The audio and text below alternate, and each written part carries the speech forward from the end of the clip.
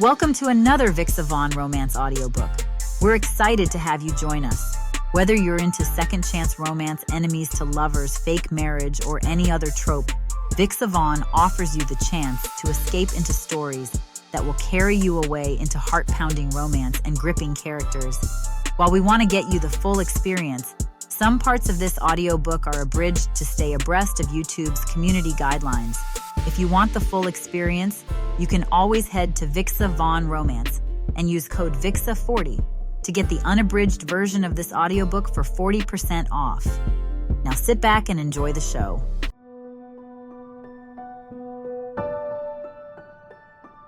Chapter 1. Elizabeth. Light streams through the dusty windows of my studio, catching the dust motes that dance in the air. I sit cross-legged on my paint-splattered floor, surrounded by a forest of canvases, some leaning against the walls, others propped on easels, all in various states of completion. My latest series explodes with cobalt blues, bleeding into fiery oranges, reflecting the tumultuous emotions I've been riding these past few months. Not quite right, I mutter, tilting my head at the canvas before me. The center lacks something. That indefinable spark that separates good art from great art. That spark that gets you noticed in this city. I reach for my palette knife, scraping away at a section that feels too controlled, too safe. The paint curls away from the canvas, like skin peeling after a sunburn. Better to start fresh than to keep something mediocre. My phone buzzes somewhere beneath a stack of art magazines. I ignore it. Probably Mom checking if I've eaten today. Or my sister reminding me about a new fashion trend. Or worse, the gallery calling to reschedule my meeting. Again. The thought sends a fresh wave of anxiety through my chest. I glance around my studio. This tiny, overpriced Brooklyn space that swallows half my income from the graphic design gig that pays my bills, while my true work sits unsold, unseen, unappreciated. Come on, Elizabeth, I tell myself, running my fingers through my curls, leaving behind a streak of ultramarine that'll take 3 washes to remove. The evidence of my obsession is everywhere. Paint under my fingernails, splattered across my overalls, even embedded in the spiral of my hair. My brushes lie scattered across every surface, like casualties on a battlefield. Some stand upright in murky jars of water, turned the color of sewage. Others lie abandoned, their bristles hardened with forgotten paint, a cardinal sin for any artist serious about their tools. But organization has always taken a back seat to creation in my world. I crawl across the floor to retrieve a specific brush, my favorite sable that cost a week's worth of lunches, from where it's fallen between canvases. My knees press against dried paint splatters from previous frenzies of inspiration. You need to get it together, I whisper to myself, surveying the chaos. My space mirrors my mind. Bursts of vibrant color interrupted by blank spaces of doubt. Half-finished ideas fighting for attention. Potential without follow-through. New York doesn't care about potential. New York only cares about what you've done, who you know, and what gallery has your name in their roster. I push myself up and walk to the window, wiping a clean streak through the dust with my thumb. 7 stories below, the city pulses with its relentless energy. People move with purpose. They have places to be, people waiting for them. Success stories in progress. What do I have? A collection of paintings no one has seen. A folder of rejection emails from galleries across Manhattan. And this gnawing, desperate hunger to make my mark before I'm forced to admit defeat and return to Massachusetts with my tail between my legs. I turn back to face my work. In the afternoon light, the colors look different, more alive than I remembered. Despite everything, pride stirs in my chest. These pieces came from me. They might not be perfect, but they're honest. They're mine. My phone buzzes again. This time I dig it out. 18 notifications, half from my family group chat, the rest from the art community forum, where I've been following a thread about an upcoming showcase for emerging artists. For a moment, hope flickers. Maybe someone mentioned my work. Maybe someone important saw my portfolio online. The hope dies as quickly as it bloomed. The notifications are just likes on a comment I left yesterday about application deadlines. I toss the phone onto my ratty couch and stretch my arms overhead, feeling the pleasant ache of muscles that have been still too long. The self-doubt creeps in, that familiar demon that whispers I'm not good enough, that I never will be, that this city chews up dreamers like me every day and spits them out without a second thought. Shut up, I say out loud to the empty room, to the demon, to myself. Just shut up and paint. I grab a fresh brush, sharpen my focus, and return to the canvas. My doubt can wait. The city can wait. Right now, there's only this moment, this color, this chance to create something that might, just might, be extraordinary enough to make New York City learn my name. As I swirl cobalt into a hint of cadmium red, creating a vibrant purple that reminds me of twilight, my mind drifts back to last spring. The memory hits me with such clarity, it might as well be happening all over again. The Kessler Gallery. The crown jewel of the art district. Walking through those gleaming glass doors felt like entering a cathedral, a sacred space where careers were made and artists transformed from nobodies into somebodies overnight. I'd worn my one good dress, black with tiny white dots, and my aunt's vintage leather jacket. Professional but still me. My portfolio trembled in my sweaty hands as I approached the front desk, where a woman with geometric glasses and razor-sharp cheekbones looked up with practiced indifference. I have an appointment with Marcus Kessler, I said, trying to keep my voice steady. 20 minutes later, I sat across from Kessler himself. Salt and pepper beard, tortoiseshell glasses, reputation for discovering the next big thing in contemporary art. The man who could change everything with a single nod. He flipped through my portfolio with clinical efficiency. No reaction, no emotion, just the methodical turning of pages containing pieces of my soul. Your technical skill is evident, Ms. Myers, he finally said, closing my portfolio with a quiet finality that made my stomach drop. But I'm not seeing anything necessary here. Necessary? The word cut through me like a knife. What do you mean? I asked, my voice smaller than I'd intended. Art should be unavoidable. It should make demands. It should force the viewer to confront something. He slid the portfolio back across his minimalist desk. These are pleasant, skilled, but they don't demand anything from me. I'd nodded, thanked him, somehow made it out of the building before the tears came. 6 blocks I walked in a daze before collapsing onto a bench in a tiny park, sobbing while business people on lunch breaks pretended not to notice. Not necessary. A year later, those words still haunt me. I jab my brush into the canvas now, channeling that rejection into a forceful stroke that cuts across my planned composition. The result is jarring, a lightning bolt of pain across an otherwise harmonious sky. Damn. I step back, assessing the damage. But it's not damage at all. It's exactly what the piece needed. That conflict, that disruption of beauty, that rawness I've been trying to hide. My gaze drifts to the largest canvas in my studio. 4 feet by 5 feet of organized chaos that I've been working on for months. I call it becoming in my head, though I haven't titled it officially. Layers upon layers of paint, some thick and textural, others thin and ghostly, parts scraped away to reveal what's underneath, like archaeological excavation of my own process. I approach it slowly, brush still in hand. This piece contains everything. My hope when I first moved to New York, my fear of failure, my stubborn refusal to give up. It's the most honest thing I've ever created, which is precisely why I can't seem to finish it.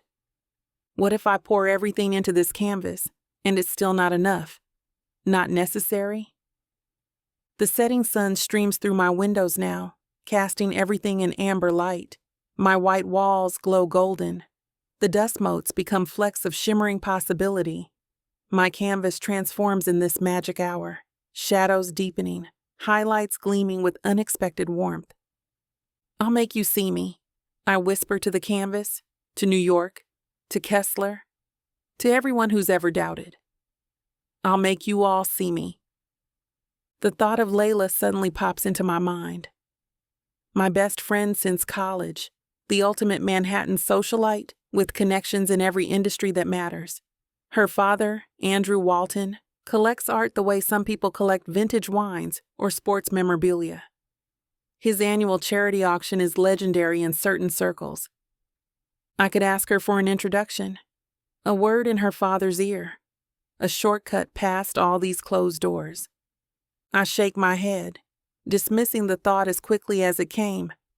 No, that's not how I want this to happen. This has to be about the work, I tell the empty studio, my voice echoing against the paint-spattered walls. About what I can create, not who I know. But still, the thought lingers in my mind like a stubborn paint stain that won't wash away. What if? What if Andrew Walton, with his impeccable taste and industry clout, notices my art and recommends me to the museum directors he knows? What if those piercing blue eyes of his see something worth championing in my canvases? What if he can help kickstart my career with just a few powerful words? It's a far-off dream, I know, the kind that feels almost ridiculous to even consider. But dreaming feels nice, especially when my life has been filled with failures, setbacks, and disappointments. One rejection letter after another.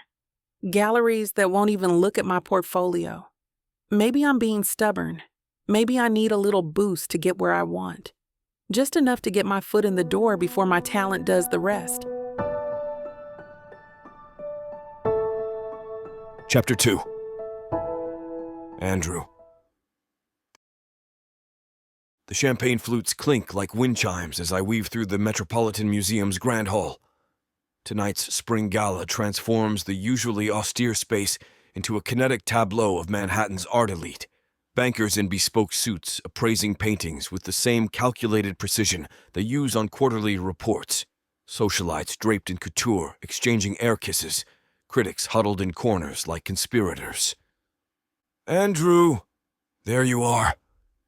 Janet Keller, the museum's director, materializes at my elbow in a midnight blue gown. The Koyama piece is generating quite the buzz. Your instincts were spot on, again. I adjust my cufflink, a subtle platinum piece that I acquired on my latest trip to Italy this past fall. The artist did the work. I just recognized what was already there. Always so modest. She squeezes my forearm. The board wants to discuss the fall exhibition. Find me before you leave? Wouldn't dream of avoiding it. I offer a diplomatic smile as she dissolves back into the crowd. The gallery space stretches before me like a chessboard, and I'm the king with unlimited moves. At 48, I've perfected the art of working a room. The key is making everyone feel like they're the most fascinating person you've met all evening, even when they're boring you to tears with theories about postmodern deconstructionism that sound suspiciously plagiarized from last month's art forum. I catch the eye of Harrison Wells across the room, the hedge fund manager whose collection rivals small museums. He's cornered some poor bastard against a sculpture installation. The trapped man's eyes plead for rescue.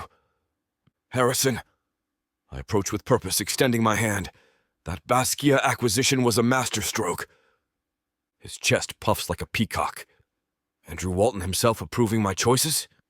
I should have it insured for double now. The market agrees with you. Phillips has 2 coming up next month. They're expecting 8 figures each. He releases his previous conversational hostage, who shoots me a grateful look before escaping. You planning to bid? I'm more interested in what's next. The past is already hanging on walls. I guide the conversation toward emerging markets while mentally mapping my next move. 3 handshakes, 2 investment discussions, and 1 debate about the relevance of NFTs later. I find myself by the Eastern Gallery where the newer artists are displayed. The crowd thins here, Fewer Instagram opportunities, fewer recognizable names for dropping at brunches tomorrow. A canvas catches my eye. Violent strokes of ultramarine cutting through fields of amber, like a storm breaking across plains. The composition is raw but disciplined, angry yet controlled. What do you think? I turn to find a woman in her late 20s watching me. She's dressed simply compared to most here. Black dress, minimal jewelry, hair pulled back. No attempt to peacock. Interesting. I think whoever painted this understands conflict. I turn back to the canvas. The tension between restraint and release. That's exactly it. Her voice quickens with excitement. I was exploring how we contain ourselves, all the boundaries we create, and then how we break through them anyway. I turn fully toward her now, reassessing. You're the artist. Maya Chen. She extends her hand without the hesitation most newcomers show when meeting collectors. Her handshake is firm, direct. Andrew Walton. I know who you are, Mr. Walton. There's no fawning in her tone, just acknowledgement. Andrew, please, tell me about your process. The question opens a floodgate. She speaks about her work with precision and passion, how she builds layers of paint only to scrape them away, the symbolism in her color choices, the 18-month journey that led to this series. I work construction during days, she explains. It actually influences my approach, understanding structural integrity, knowing when to build up and when to tear down. I find myself genuinely engaged as she describes her vision for future works. There's an authenticity in her ambition that cuts through the practiced elevator pitches I've heard all evening. You're not just painting pretty pictures for living rooms, I observe. God, I hope not. She laughs, a sharp, genuine sound. Nothing wrong with beauty, but I want people to feel something uncomfortable when they look at my work, something that makes them question what they've accepted. Her words trigger a memory, me at 25 explaining to my father why I was leaving his investment firm to start my own business. The same fire, the same conviction that art should disrupt. Your technical skill is evident, I tell her, but what's more compelling is your clarity of purpose. Too many artists your age are still finding their voice or mimicking what's selling. A pulse of excitement runs through me, the thrill of discovery. This is why I still come to these events, why I wade through endless small talk and posturing. For moments like this when potential crystallizes before me. I leave my business card in Maya's hand with instructions to contact my office next week. Keep pushing the boundaries in your work, I tell her. The art world has enough people playing it safe. What we need are more voices willing to make us uncomfortable. Her eyes light up with determination. I will. Thank you for taking the time, Mr. Walton. As I return to the main hall, I slide back into socialite mode like putting on a well-worn coat. I shake hands, make introductions, broker connections between artists and potential patrons. It's a dance I've perfected over decades, the steps so familiar I could execute them in my sleep. Andrew, darling. Evelyn Pierce waves from beside a towering floral arrangement, her diamonds catching the light with each movement. Come settle an argument. Jefferson insists that Rothko is overrated. I told him he might as well call the Sistine Chapel nice ceiling art. Jefferson Hargrove rolls his eyes good-naturedly. I simply said the market is inflated. Not every smudge of color deserves millions. I position myself between them, playing the diplomat. The market values what it values, Jefferson. Though I've always found it interesting how we assign worth to what moves us. The conversation flows around me while I maintain my place in it, offering witty observations and steering away from anything too controversial. These people are my peers, my social set, many of them friends. At least by the loose definition that passes for friendship in these circles. Yet somewhere between my third glass of champagne and a lengthy discourse from the museum's newest board member about her summer plans in the Hamptons. I feel it, a hollow sensation expanding beneath my breastbone. A quiet voice whispering beneath the symphony of clinking glasses and practiced laughter. Is this it? I excuse myself, stepping onto one of the museum's balconies for air. Manhattan sprawls before me, a constellation of lights against the night sky. From this height, the city appears both intimate and vast, millions of lives unfolding simultaneously, each with their own dramas and desires. My success affords me entry to rooms most people will never see. I've built a life many would envy. The Manhattan penthouse, the Hampton estate, the private jet membership, the respect of my peers. Yet standing here, watching the city pulse with life below, I'm struck by an acute awareness of standing outside of it all, an observer rather than a participant. How many conversations have I had tonight that I'll remember tomorrow? How many connections that extend beyond mutual benefit? I check my watch. Patek Philippe, a gift to myself when I closed my first major acquisition. 10 years ago already. Where did that decade go? Lost in board meetings and gallery openings, in first-class lounges and five-star hotels. The door opens behind me and I compose my features before turning. It's Carmen Alvarez, one of the few art dealers I genuinely respect. Hiding from your admirers? She joins me at the railing, her accent lilting with amusement. Strategic retreat. You know how it is. Indeed. She looks out at the view. I saw you talking with the Chen girl. Promising talent, no? Very. Raw but focused. She reminds me of... I pause, realizing I was about to say myself at that age. Artists who know what they're trying to say. Carmen nods. I may have a space for her in the winter showcase. Would you be interested in co-sponsoring? And just like that, I'm back in the game, discussing logistics and potential. The moment of reflection pushed aside. Yet even as we talk business, part of me remains on that balcony alone, looking down at a city full of people I'll never know. The truth I rarely admit, even to myself. For all the relationships I cultivate, the networks I've built, the lives I've influenced through patronage and philanthropy, I'm lonely. Not in the dramatic, empty apartment sense. My life is full of people, events, purpose. But in the quiet moments between obligations, I sometimes wonder what it would be like to connect with someone who sees past Andrew Walton, art collector and renowned businessman, to just, Andrew. I've built a life focused on recognizing authenticity in art while somehow losing track of it in myself. The only person who really enjoys me for me nowadays is my daughter, Layla, but she's too busy conquering Manhattan as an up-and-coming socialite to worry about what I'm doing. It's sad, but it's life. But I'm waiting for the moment where it all changes, where something gives me a newfound sense of purpose.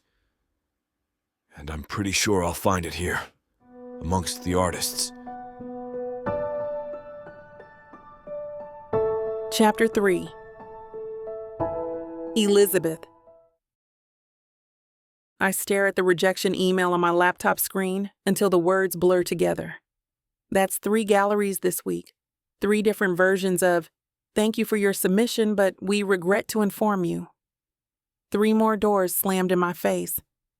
My studio apartment feels smaller than usual today. Canvases lean against every wall, some finished, others abandoned mid-inspiration. The scent of oil paint and turpentine hangs in the air despite the open window.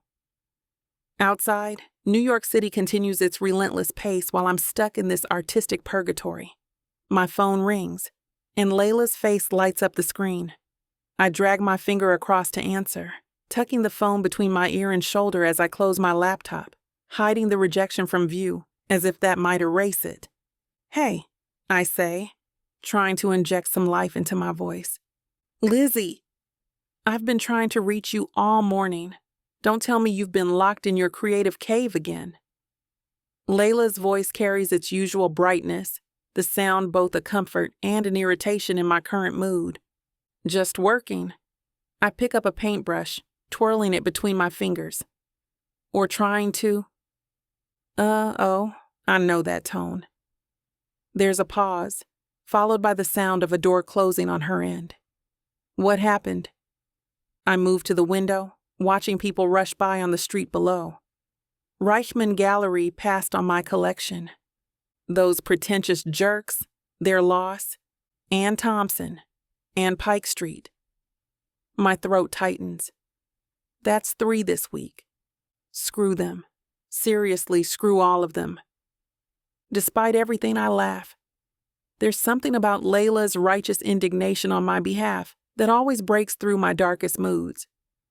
Easy for you to say. You're not the one with rent due and a dwindling bank account. Look, you're Elizabeth Myers. Your work is incredible, and eventually, someone with actual taste is going to recognize that. I sink onto my threadbare couch, pushing aside sketches to make room. I'm starting to think I should have listened to my parents and gotten that business degree. Don't you dare. Remember that show in Chicago last year? People were mesmerized by your pieces.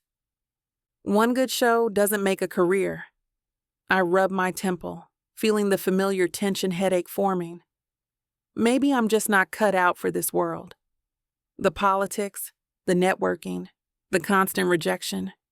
It's exhausting. Maybe I should just take my sister's offer and live with her in Connecticut. The art world is cutthroat. No one's denying that. The sound of Layla's heels clicking on hardwood comes through the line. But giving up isn't an option. Not for you. Sometimes I wonder if I'm just deluding myself. I glance at my latest painting, a study of light and shadow in the city that had felt so promising when I started. Now I can only see its flaws. What if I've peaked already? What if that Chicago show was as good as it gets? Christ, Lizzie, listen to yourself. You're 27, not 87. Artists don't peak at 26. Van Gogh died at 37 with most of his best work done in his last few years, I counter. Are you planning on cutting off your ear and dying tragically young? Because if so, give me a heads up so I can start investing in your early works. I snort. You're the worst. I'm the best and you know it. She pauses, her tone softening. Look, rejection is part of the journey.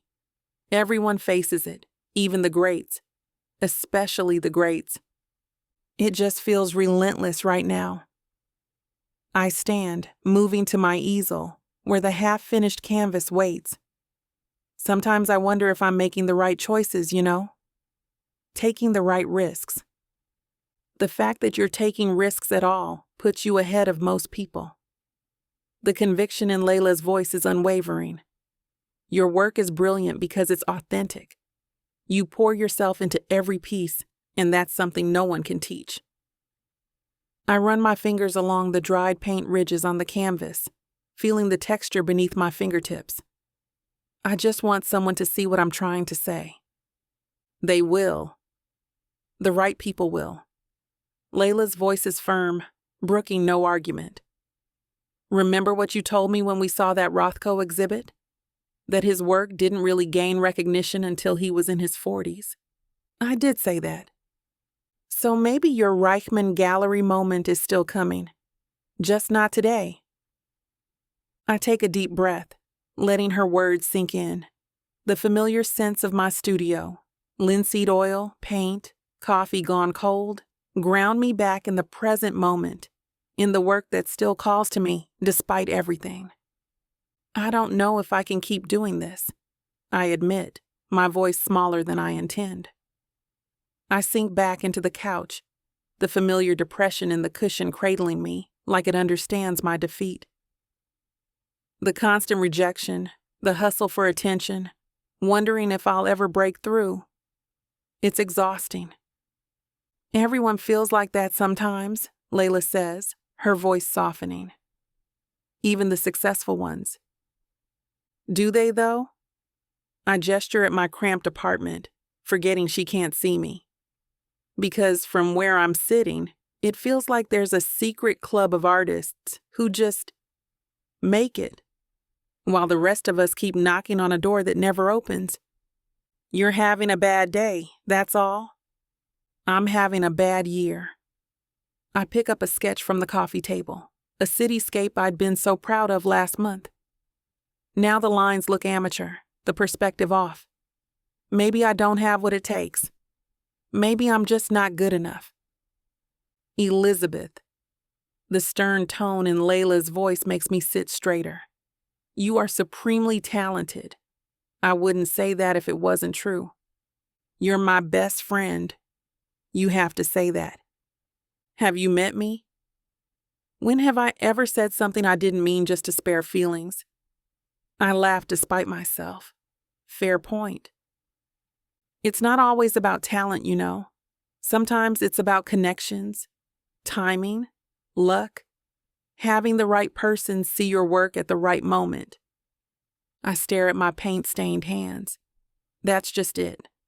I don't have connections. I don't come from money or influence. I'm just me. The silence stretches between us for a moment before Layla clears her throat. Have you ever thought about finding a mentor? A mentor? Yeah, someone established who could guide you, open doors, offer advice on navigating all this nonsense. I frown at the idea, turning it over in my mind. I wouldn't even know where to start. What about my dad? The suggestion catches me off guard. Your dad? The businessman? Yeah, and the art collector, she corrects. Elizabeth, my father owns one of the most extensive private collections in Manhattan. He sits on the board of 3 museums. He's made careers with a single purchase. I know, but he's always had an eye for talent. And he respects authenticity. Your work has both. A flicker of something, hope, maybe, sparks in my chest. Do you really think he'd be interested? Are you kidding? He's been talking about your Chicago pieces since I showed him the catalog. He said you have a unique perspective. I try not to let the compliment go to my head, but it's difficult. Andrew Walton isn't just Layla's father. He's a force in the New York art scene. His opinion carries weight that gallery owners and critics respect. I don't know, Layla. I don't want to impose or make things weird between us. It wouldn't be weird. It would be a mutually beneficial relationship. You get guidance. He gets to discover the next big thing before anyone else. I stand up, pacing the small stretch of floor between my easel and the kitchen counter. What if he doesn't like my new work? What if he was just being nice about Chicago because I'm your friend? My father doesn't say things to be nice, Layla says with a laugh. Trust me, if he didn't like your work, he'd have found some polite way to change the subject. I stop in front of my latest canvas, the one I've been struggling with for weeks. Would someone like Andrew Walton see potential in it? Would he understand what I'm trying to say? Just think about it, Layla continues, her voice gentle but insistent. He could introduce you to the right people, give you feedback on which pieces to push forward, maybe even arrange a showing. The possibility unfurls in my mind. A respected mentor, doors opening, my work being seen by people who matter. It's tempting. God, it's so tempting.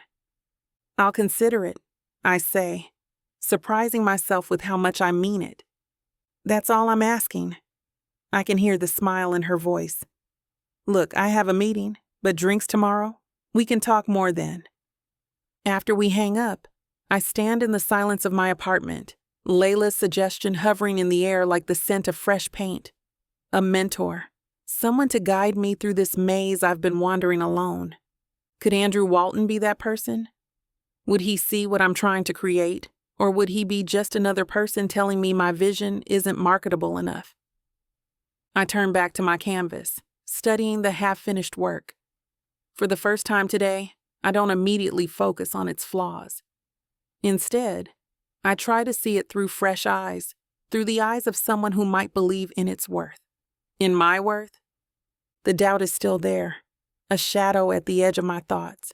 but beside it now sits something else. Something small but persistent. Possibility. Chapter 4. Andrew. The quarterly projections scatter across my desk in meticulous rows of black and white, numbers that tell stories most people can't read.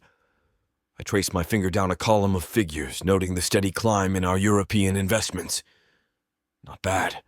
Not bad at all. After 20 years in this business, I've developed an instinct for when things are about to shift. This steady incline means we're positioned perfectly for the coming quarter. My office sits on the 52nd floor of a Manhattan skyscraper, floor-to-ceiling windows showcasing the city like my personal canvas. The morning light casts geometric patterns across the polished mahogany of my desk. I've designed this space to reflect power without shouting it. Understated luxury that speaks in whispers rather than shouts. The intercom on my desk buzzes, interrupting my analysis. "Mr. Walton?" My assistant's voice comes through crisp and professional. I press the button. "Yes, Catherine. Your daughter is here to see you." Layla says she doesn't have an appointment, but send her in. I don't hesitate. My schedule can wait. It's been weeks since I've seen my daughter outside of scheduled family dinners. I straighten my tie, navy silk against the crisp white of my shirt, and stand as the door opens. Layla sweeps in with the confidence of someone who's never been told no. Her blonde hair catches the sunlight, and her green eyes, her mother's eyes, sparkle with that familiar mischief I've both dreaded and adored since she was a child. "Daddy!" She's balancing 2 coffee cups while pushing the door closed with her heel. The scent of fresh espresso fills my office. This is a pleasant surprise. I move around my desk to kiss her cheek. "What brings you downtown on a Tuesday morning?" Can't a daughter visit her father without an agenda? She hands me one of the cups. Triple shot Americano with a splash of cream, no sugar. I take a sip. Perfect. Just how I like it. "You remembered." Of course I remembered. I'm not an amateur. She rolls her eyes but can't hide her smile. Besides, I figured if I'm going to barge into your day, the least I can do is caffeinate you properly. I gesture to the leather chairs positioned across from my desk. "Have a seat. Tell me what's on your mind." Layla settles gracefully, crossing her legs and leaning forward with the intensity she brings to everything. She takes a sip of her own drink, something frothy and likely sweet enough to make my teeth hurt, before setting it aside. "I come with a proposition." Her eyes light up. "A fabulous idea, actually." I'm listening. I lean against my desk rather than returning to my chair, curious what's got her so animated. "You know my friend Elizabeth Myers, right? The artist I've told you about." The name rings a bell. "The one from your college days?" "You've mentioned her work a few times." "That's her. She's incredible, Daddy. Like, genuinely talented. Not just my friend, so I have to say that talented. She's been grinding away in this tiny studio in Brooklyn, and her stuff it's something special." I nod, letting her continue. Layla tends to ramble when she's excited about something, and I've learned it's better to let her get to her point in her own time. She's struggling to break through. "You know how brutal the New York art scene is?" She takes another quick sip. "And I was thinking, who do I know who has connections in that world, who understands both the business and artistic sides, who could mentor someone with real promise?" She points at me with a perfectly manicured finger. "You." The suggestion catches me by surprise. "You want me to mentor your friend?" "Elizabeth Myers isn't just any friend, Dad. She's got this vision, these pieces that mix traditional techniques with something so uniquely her own. But she needs someone who can help her navigate the gallery circuit. Someone who knows the right people." Layla leans forward, her voice dropping. "Someone like you. I consider this. My involvement in the art world has always been more than a hobby. It's my passion outside these corporate walls. The idea of guiding new talent, especially someone Layla believes in so strongly, holds a certain appeal. What makes you think she'll make it in this industry? Layla scoffs, rolling her eyes. Are you serious? I've seen people with half her talent make it in those fancy art galleries you love so much. If they can make it, she certainly can.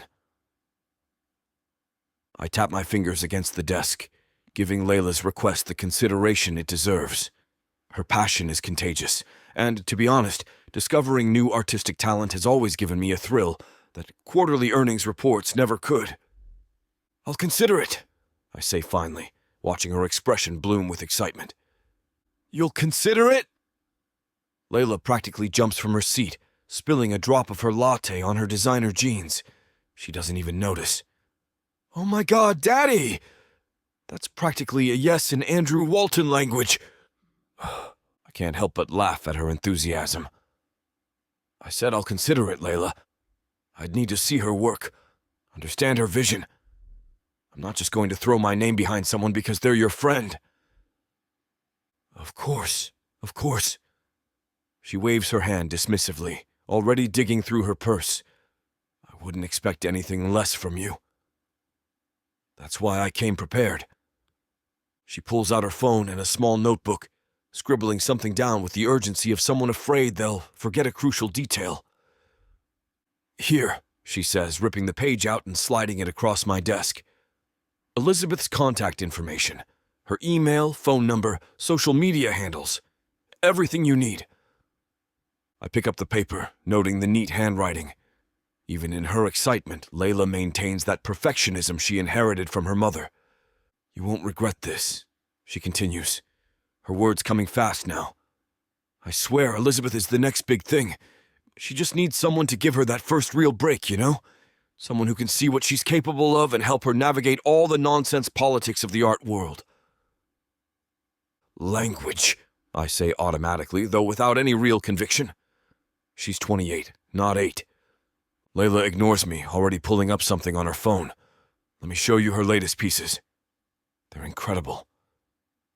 She moves around to my side of the desk, shoulder pressing against mine as she holds up her phone. I have to admire her persistence. When Layla believes in something, she commits fully. This is from her Urban Decay series, she explains, swiping through a collection of photos. The first image captures my attention immediately. A mixed media piece, blending photography and painting, depicting a crumbling brown stone overlaid with vibrant abstract elements that seem to breathe new life into the structure. It's technically impressive, but more than that, it carries an emotional weight that's difficult to achieve. Keep going, I murmur, genuinely intrigued. She swipes to the next image, a similar concept but with a different subject. This one focuses on an abandoned subway platform transformed through her artistic lens into something haunting yet hopeful. The way she juxtaposes decay with renewal speaks to a sophisticated understanding of contrast. She managed to get an exhibition coming up at this tiny gallery in Bushwick, Layla explains, continuing to scroll through Elizabeth's portfolio. It's basically a hole in the wall, nowhere near the audience she deserves. She kept getting rejected to the bigger names, which is honestly nonsense if you're asking me. Language. Yeah, whatever. The more I see, the more I understand Layla's enthusiasm. There's something fresh in Elizabeth's approach, a perspective that feels both contemporary and timeless. She's clearly influenced by the neo-expressionist movement, but her voice is distinctly her own. This one's my favorite, Layla says, stopping on an image that shows a large-scale canvas dominated by bold strokes of indigo and crimson, intersected by delicate lines of gold leaf. It's striking in its complexity, chaotic at first glance, but revealing intricate patterns upon closer inspection. For the first time in months, I feel that familiar spark, the one that comes when discovering something truly exceptional in the art world. It's been too long since I felt this kind of excitement about emerging talent. She's good, I admit, taking the phone from Layla to examine the details more closely. Very good, actually. I told you! Layla claps her hands together, victory written across her face. So you'll help her? I return her phone, straightening my cuffs as I consider my answer. I'll reach out to her. Have a conversation. See her work in person. Then we'll decide what happens next. That's all I'm asking for, Layla says, though her triumphant smile suggests she already considers this a done deal. Chapter 5. Elizabeth. The thunderous knock on my studio door makes me jump, my paintbrush creating an unintended streak of crimson across the canvas. I swear under my breath, wiping my hands on my already paint-splattered jeans. "Coming!" I yell, glancing at the wall clock. Almost 9 on a Tuesday night. Who the hell? I shuffle through the narrow path between canvases and drop cloths that make up the obstacle course of my tiny studio apartment. When I swing open the door, Layla stands there grinning like she's won the lottery, holding a bottle of what looks suspiciously like expensive champagne. About time. She pushes past me, her blonde hair bouncing, designer boots clicking against my hardwood floor. Do you know how many flights of stairs I just climbed? Your building needs to fix that elevator, like yesterday. Hello to you too. I close the door, eyeing her outfit, cream cashmere sweater and skinny jeans, an outfit that looks straight out of a fashion magazine. What's with the surprise visit? And the champagne? Layla spins around, her face lit with excitement. She clutches the bottle to her chest like it's a newborn. You might want to sit down for this. I cross my arms. I'm good standing, thanks. Suit yourself. She shrugs, placing the champagne on my cluttered coffee table, carefully pushing aside sketches and half-empty coffee mugs. Remember how we were talking about your career? How you need just one break, one person to notice your work. My stomach tightens. Yeah? And I solved your problem. Her hands do a little ta-da motion. I talked to my dad. Your dad? My brow furrows. I shift my weight, suddenly feeling the exhaustion of a 12-hour painting session. Layla, that's nice, but I don't need charity. Shut up. It's not charity. She starts pacing my small space, narrowly avoiding a pallet on the floor. My dad has agreed to mentor you, like, personally. Look at your work, introduce you to people, maybe even sponsor an exhibition. The room seems to tilt sideways. What? My dad is going to help jumpstart your career. She claps her hands together. Isn't that amazing? I sink onto my paint-stained couch, the information not quite computing. Andrew Walton, the Andrew Walton, finance mogul turned premier art collector and patron, wants to mentor me? The man whose collection includes original Basquiat's and Kahlo's? This is a joke, right? My voice comes out thin, disbelieving. Why would I joke about this? Layla rummages through my kitchen cabinets. Do you have champagne flutes? No, of course you don't. Regular glasses will have to do. She returns with 2 mismatched mugs, one featuring Van Gogh's Starry Night, the other advertising a local coffee shop. Layla, I don't understand. Why would your father even consider? Because I showed him your portfolio. That digital one you made last year? She gestures to my laptop. I may have borrowed it when you were in the bathroom at brunch. You did what? Oh, stop looking so scandalized. It worked, didn't it? She starts unwrapping the foil from the champagne bottle. He was impressed, Lizzie. Actually impressed. Said your technique shows remarkable maturity and your perspective is refreshingly authentic.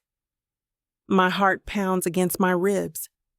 Those words, in Andrew Walton's voice, are more valuable than gold in the art world. But the champagne cork explodes with a pop that echoes through my tiny apartment, foam cascading over Layla's hands. She squeals, laughing as she quickly pours the bubbling liquid into our mugs. To the beginning of Elizabeth Meyer's spectacular career, She thrusts the Starry Night mug into my hands. I stare at the bubbles rising in the cheap ceramic mug, my mind racing. This opportunity, it's the kind artists dream about, the kind I've been working toward since college, but something doesn't sit right. Did he really agree to this? Or did you just convince him? Layla rolls her eyes, taking a swig from her mug. Does it matter? He's in. He wants to meet next week to see your studio work in person. Next week? My voice rises to a squeak. Layla, I can't. This place is. I'm not ready. That's why I'm here. We have a week to get you ready. She gestures around my cluttered space. We'll clean up, select your best pieces, practice your artist statement. The champagne in my hand remains untouched as I struggle to process. Andrew Walton in my studio, in my home, looking at my work, judging if I'm worth his time and connections. I don't know if I can do this, I whisper, more to myself than to Layla. Of course you can. She plops down beside me, the couch sagging under our combined weight. Lizzie, this is it. The break you've been waiting for.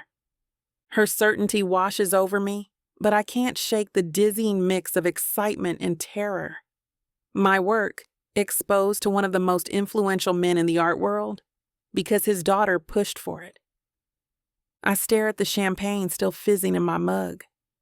The moment stretches like taffy between us. My best friend looking at me with expectation, this impossible opportunity dangling before me.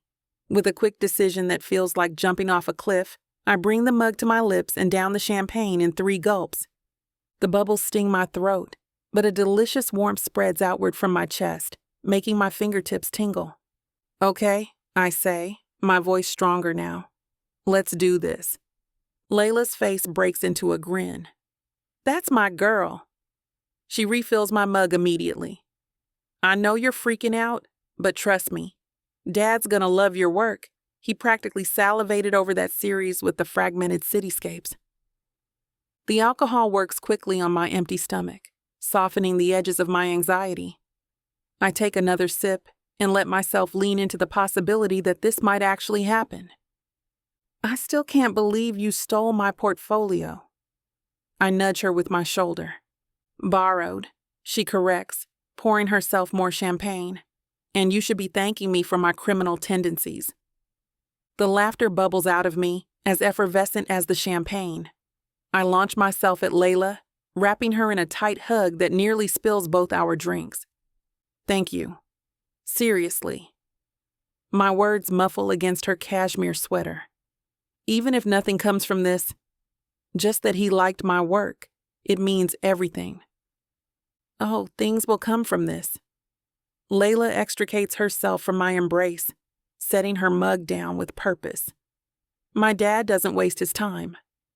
When he's interested in an artist, he goes all in. 2 glasses in, a pleasant fog settles over me.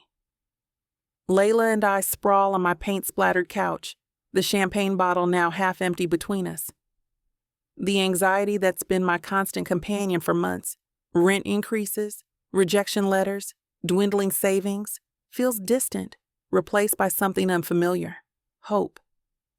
I've been stuck for so long, I confess, staring at the ceiling, working that graphic design job, painting whenever I can steal a few hours, wondering if I should just give up and get a real degree. Good thing you didn't. Layla sits up suddenly, champagne sloshing. Let's pick out which pieces to showcase. We need to knock Dad's socks off. She's up and moving before I can respond, prowling my studio space with newfound focus despite her tipsy state. I watch as she examines canvases leaning against the walls, peering at the ones stacked in corners. This one for sure.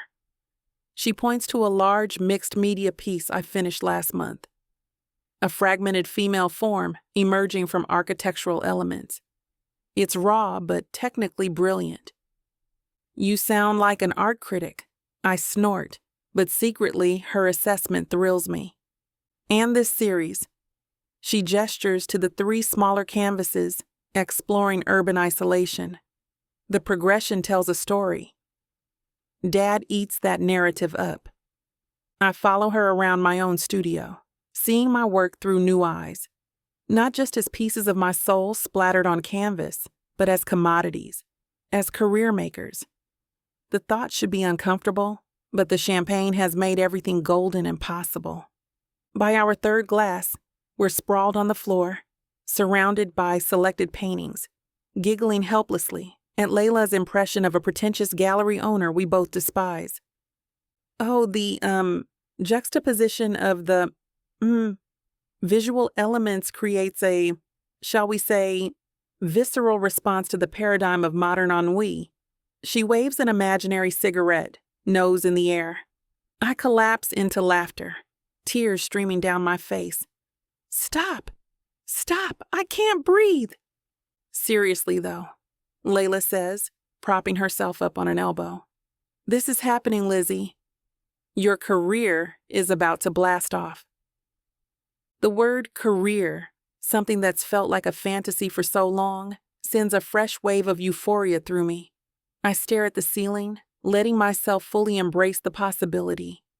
Maybe I won't have to choose between eating and buying paint next month. Maybe my parents will stop asking when I'm getting a real job. Maybe, just maybe, I can be the artist I've always believed I could be. How can I ever repay you for this? I ask, turning to face her. It's everything. Layla shrugs, a mischievous smile playing on her lips. You could hook me up with one of your hipster artist friends. The last one ate me well. Layla, I gasp, scandalized but laughing uncontrollably. You can't just say that? Well, it's the truth, isn't it? The 2 of us laugh on my floor as we finish the last drops of champagne. For so long, I felt as if everything was going badly in my life. But right now, for the first time in a long time, I feel alive again. Danger, desire, secrets that could kill. Ooh, baby, you already know I'm staying for this ride. 8 full-length audiobooks.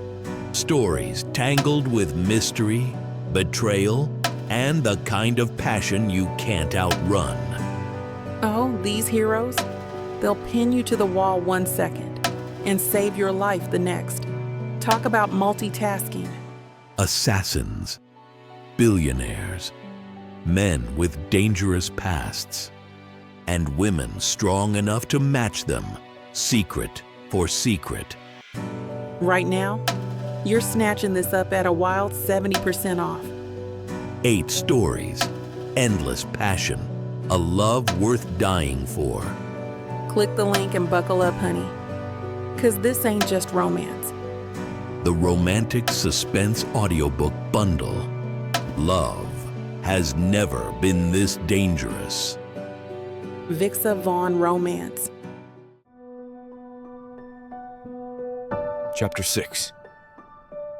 Andrew. My driver pulls up to the brownstone, its weathered brick facade standing proud against the bustling backdrop of Manhattan. I check my watch, 3:55 p.m. I'm early, as usual. Punctuality is non-negotiable in my world. Wait here, James. This shouldn't take more than 30 minutes or so. Yes, Mr. Walton. I step onto the sidewalk, taking a moment to straighten my navy suit jacket. The air carries just enough chill to make me grateful for the cashmere blend. Walking up the worn stone steps, I find myself oddly anticipating this meeting. The buzzer for apartment 3B feels gritty beneath my finger. A crackling voice answers. Hello? Elizabeth? It's Andrew Walton. Oh, yes. Come up, please. The door buzzes open, and I make my way up 2 flights of narrow stairs, their wooden boards creaking with history. The hallway is dimly lit but clean. Apartment 3B's door stands ajar, and I knock lightly before pushing it open. Hello? I call out. The studio apartment unfolds before me, a quintessential New York artist's space. High ceilings, exposed brick, large windows filtering in afternoon light. Every surface seems to hold either art supplies or finished pieces. It's organized chaos. The mark of a working artist rather than someone playing at the craft. Elizabeth emerges from behind a large canvas, wiping her hands on a paint-stained cloth. She's younger than I expected, mid-20s perhaps, with natural curly hair pulled back in a colorful scarf. Her dark skin really brings out the yellow of her outfit. Her brown eyes widen slightly when they meet mine. "Mr. Walton, thank you for coming." She extends her hand, then glances down at the paint smudges. "Sorry, I was just finishing something up and lost track of time." I take her hand anyway. "Please, call me Andrew. And a little paint never killed anyone." Her shoulders relax slightly as she smiles. "Can I get you something to drink? I have water, coffee, or wine if you're feeling adventurous at 4 in the afternoon." "Water is fine, thank you." I move further into the space, drawn to a large canvas near the window. "Is this one of your pieces?" She hands me a glass of water, keeping a careful distance. "Yes, that's part of my urban isolation series." The painting captures a crowded subway platform with figures rendered in bold strokes, yet each person stands in their own bubble of solitude. The technique is impressive, but it's the emotional resonance that catches me off guard. There's something Hopper-esque here, but filtered through a distinctly modern lens. I lean closer to examine the brushwork. The alienation feels almost palpable. Elizabeth's eyes light up. "That's exactly what I was aiming for!" Most people just see the technical aspects, but you... She trails off, suddenly self-conscious. "I've been collecting art for over 20 years, I say, moving to another canvas. You develop an eye for intention, not just execution." For the next 30 minutes, Elizabeth guides me through her collection, growing more animated with each piece. Her initial reserve melts away as she explains her process, her influences, her vision. I find myself genuinely impressed, not just being polite for Layla's sake. "Your daughter has been so supportive," Elizabeth says, carefully moving a smaller canvas to reveal a larger installation piece behind it. "She's been supportive of my art career ever since college.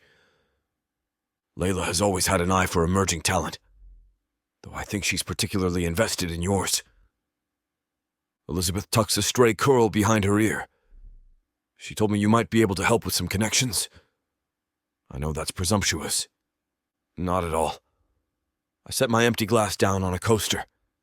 Art isn't just about talent. It's about who sees that talent. The right eyes on your work can change everything. "And you have the right eyes." A hint of challenge in her voice surprises me, and I like it. "I have connections with several galleries that focus on contemporary artists. More importantly, I know collectors who are always looking for fresh perspectives." I gesture to the room. "What you have here deserves to be seen." She crosses her arms, studying me. "You know, you don't have to go all in on me. Is it just because of Layla?" "Initially? Yes. I appreciate her directness. But having seen your work up close, I'd be doing the art world a disservice if I didn't." Her face breaks into a genuine smile. "That's probably the nicest thing anyone said about my work." "I don't offer empty compliments, Elizabeth. When I see potential, I invest in it." I pull out my phone. "I'm hosting a small gathering next Friday. Several gallery owners will be there, including Nathan from Vertex Contemporary. You could show him some of your pieces. I'm sure it would resonate with him." I pull my attention away from my phone and back to Elizabeth. "So, what do you think? Would next Friday work for you?" Her eyes grow wide, excitement visibly bubbling beneath her composed exterior. Yes. That would be amazing. Are you sure it wouldn't be an imposition?" "Not at all." I slip my phone back into my jacket pocket. I've been hosting these gatherings for years. It's how the art world functions, through connections and introductions. "Then I'd be honored to attend." She fidgets with her paint rag, twisting it between her fingers. Should I bring some of my work, or just yourself? I'll have my assistant collect 3 pieces tomorrow. Whichever ones you feel best represent your vision. We'll have them properly displayed. Elizabeth nods, her movements deliberate and measured. There's something refreshing about her restrained reactions, no squealing, no excessive gratitude, just quiet appreciation and professionalism. In an industry where everyone seems to be performing all the time, her authenticity stands out. Would you like to see one more piece before you go? She asks, gesturing toward a canvas turned against the wall. It's my most recent work, still in progress. I'd love to. She carefully turns the canvas, revealing a half-finished cityscape at dawn. The brushwork is more experimental here, the boundaries between structures and sky intentionally blurred. I've been playing with the concept of liminality, she explains, her voice soft but assured. Those moments of transition where everything is possible. I step closer to examine the details. As I reach to point out a particularly effective section, our hands brush accidentally. The contact is brief, but I notice the smoothness of her skin against mine, a stark contrast to the calloused painter's hands one might expect. The sensation lingers pleasantly.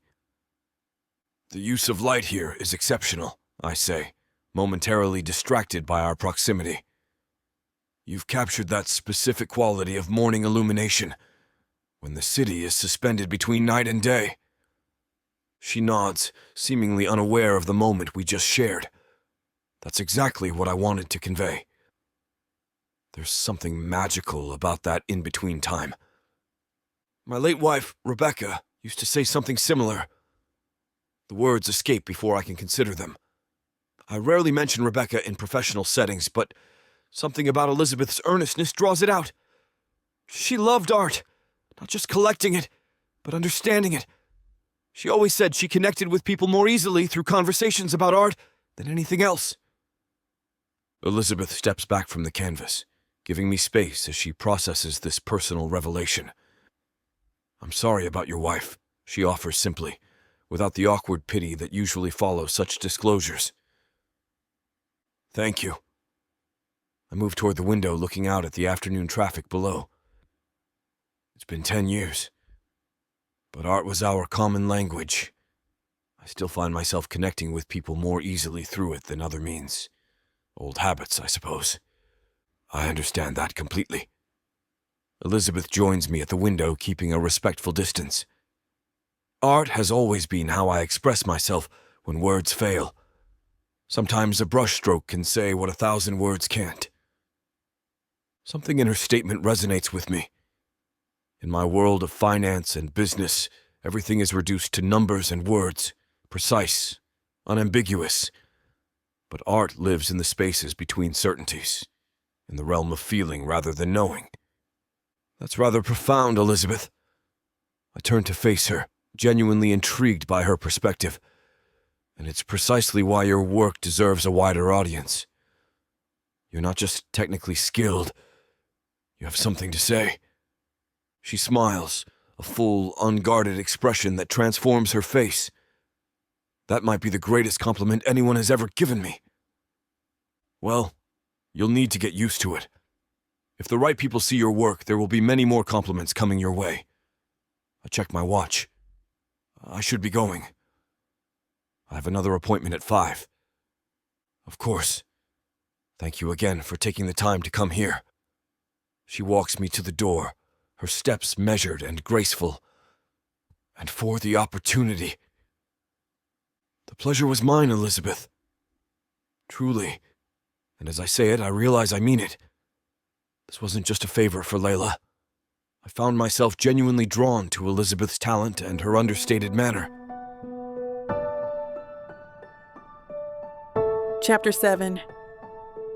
Elizabeth. I stare at my reflection in the floor-length mirror, turning from side to side. The midnight blue dress hugs my curves in all the right places, the fabric shimmering subtly under my bedroom light.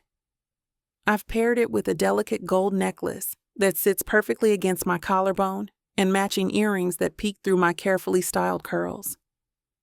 "You can do this," I whisper to myself, smoothing down the front of my dress for the 5th time. Just a small gathering, with the most influential people in New York's art scene. No pressure. My phone buzzes on the dresser, and I pick it up to see Andrew's name on the screen. "Car will be there in 10. I feel the flutter of butterflies in my stomach, part excitement, part pure terror. Now that Friday night is actually here, I'm questioning everything from my choice of dress to whether I even belong in the same room as these people. I grab my small clutch, double-checking that I have my business cards, the ones I splurged on, with the textured finish and embossed lettering. Professional, clean. Nothing like the chaos of my actual studio apartment, where canvases and paint supplies cover nearly every surface. 10 minutes pass, and I take one final, steadying breath before heading downstairs. The drive to Andrew's place passes by in a blur. I have to focus on my breathing to keep calm. The driver, professional as ever, slows the car to a stop in front of a high-rise building that pierces the clouds above with its height. "We've arrived, ma'am." Thank you so much, sir. Do I tip you?" He smiles. "I'm employed by Mr. Walton, ma'am. I don't need tips." Right. I'll offer a sheepish smile before hurrying out of the car. I walk through the lobby, reaching the receptionist's desk and telling the woman that I'm a guest of Andrew's. She gives me a once-over before allowing me access to the elevator. The ride up is nerve-wracking, and I find myself wiping my clammy hands on my dress more times than I can admit. When the doors open, Andrew's penthouse takes my breath away. Tall windows showcase the Manhattan skyline, and the space is adorned with art pieces that would make any museum curator envious. Elizabeth. Andrew crosses the marble floor toward me, his tall frame commanding attention in a perfectly tailored navy suit. His blue eyes light up when they meet mine. "You look absolutely stunning." "Thanks." I squeeze his arm, grateful for his steadying presence. "Who's here?" I whisper, scanning the room where about 20 people mingle, champagne flutes in hand. "Everyone who matters," he says with a wink, taking my hand. "Come, let me introduce you." Andrew guides me through the room with the confidence of someone who's completely in their element. His hand rests lightly on the small of my back, reassuring and warm. "Lola," he calls to a striking woman with silver hair cut in a sharp bob. "I want you to meet Elizabeth Myers. Her latest collection is extraordinary. Reminds me of early Basquiat, but with a distinctly feminine perspective." The woman's critical eyes sweep over me. Andrew doesn't give praise lightly. I'll have to see this work for myself. "I'd be honored," I manage, offering my hand. "Your gallery's focus on emerging artists has been inspirational to me." Something shifts in her expression. Approval, perhaps. "Well, at least you know your industry. That's more than I can say for most newcomers." Andrew smoothly moves us to the next group, a circle of influential donors and museum board members. With each introduction, he highlights different aspects of my work, positioning me not as his date, but as an artist worthy of their attention. "The way she uses texture is revolutionary," he tells one collector. "Her commentary on urban isolation speaks to a universal experience, something any New Yorker would be able to resonate with," he explains to another. "I feel like I'm floating through a dream. These are people whose names I've only seen in art magazines and gallery openings, and here's Andrew, presenting me as their peer." Then I spot him across the room. Nathan Wild from Vertex Contemporary, one of the most cutting-edge galleries in Manhattan. He's younger than most of the other guests, maybe mid-30s, with dark-rimmed glasses and an intensity that makes even the most established artists nervous. "Is that Nathan Wild?" I whisper to Andrew. "Yes, and he's next on our list." Andrew guides me toward him. "Nathan's always looking for fresh perspectives, and your work is exactly what his clientele craves." My palms begin to sweat. Vertex is the gallery I've dreamed of showing at since college, when becoming an established artist was still a far-off dream. Nathan, Andrew extends his hand. I'm glad you could make it. Nathan shakes Andrew's hand firmly. Wouldn't miss it. Your taste remains impeccable. His eyes shift to me, curious.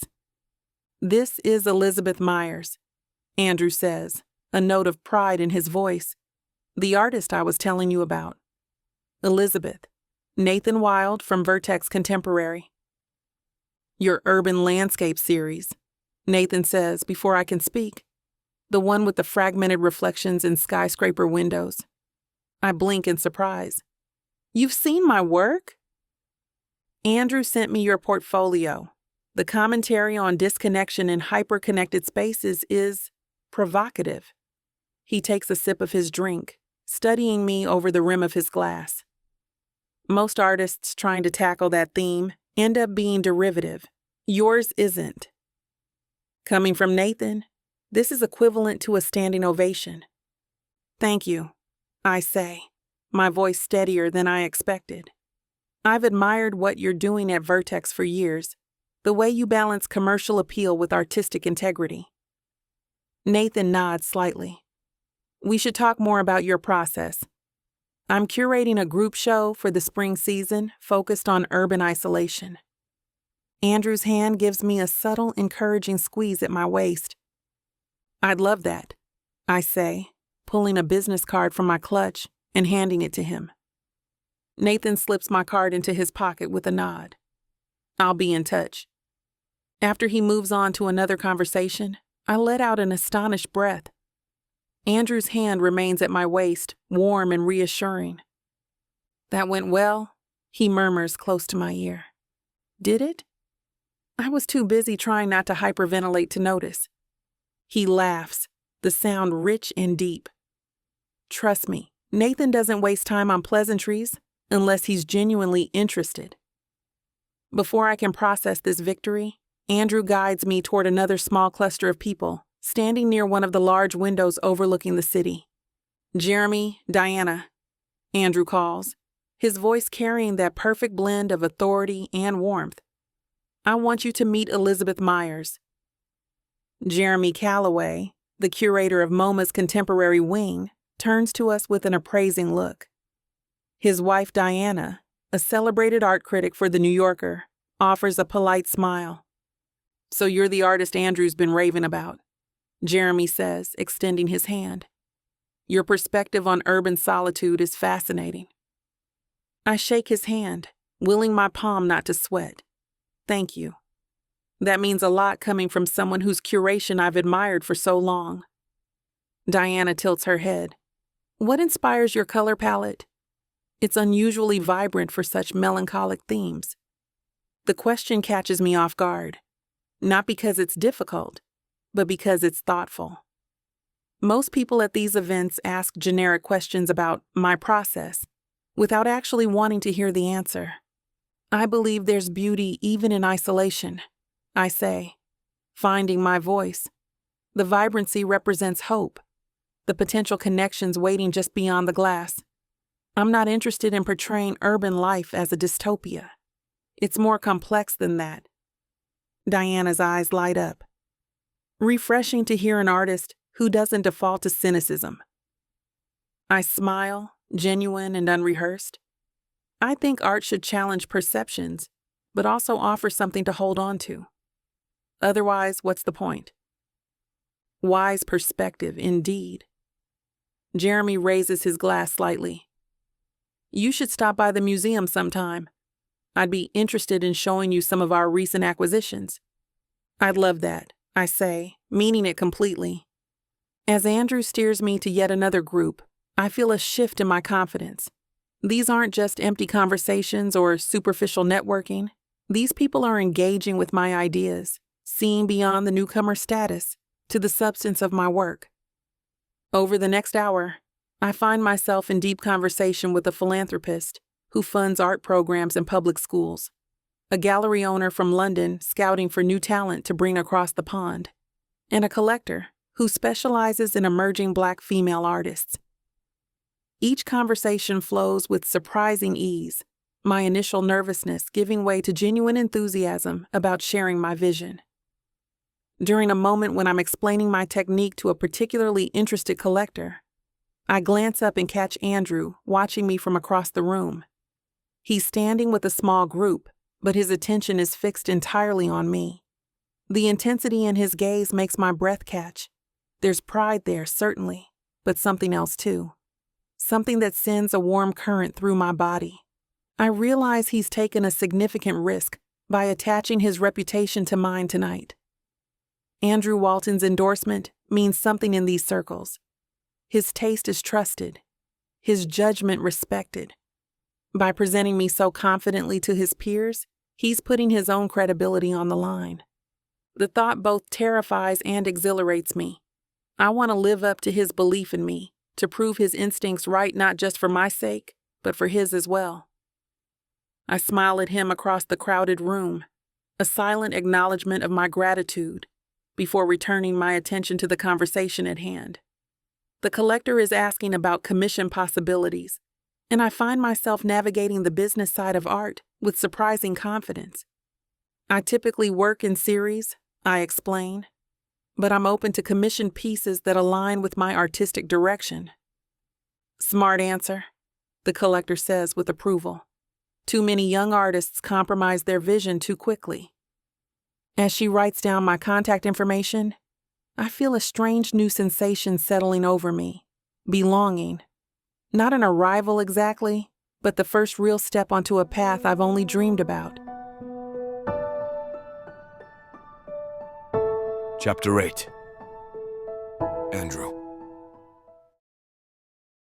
The door closes behind Victoria Jenkins, the curator from the Guggenheim, her laughter lingering in the air as she disappears into the elevator. I lean against the doorframe, loosening my tie with one hand while holding an empty champagne flute in the other. The penthouse falls into a comfortable quiet, the kind that follows successful networking events. And then there were two, I say, turning to find Elizabeth gathering empty glasses from the coffee table. She looks up, her brown eyes catching the light from the Manhattan skyline visible through my floor-to-ceiling windows. The golden hour bathes her medium brown skin in warm hues that complement the bold blue she chose for tonight. "Leave those!" I wave my hand dismissively at the glasses. "The cleaning service will handle it tomorrow."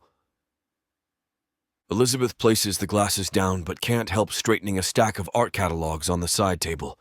Force of habit. My mom would kill me if she saw me leaving a mess in someone else's home.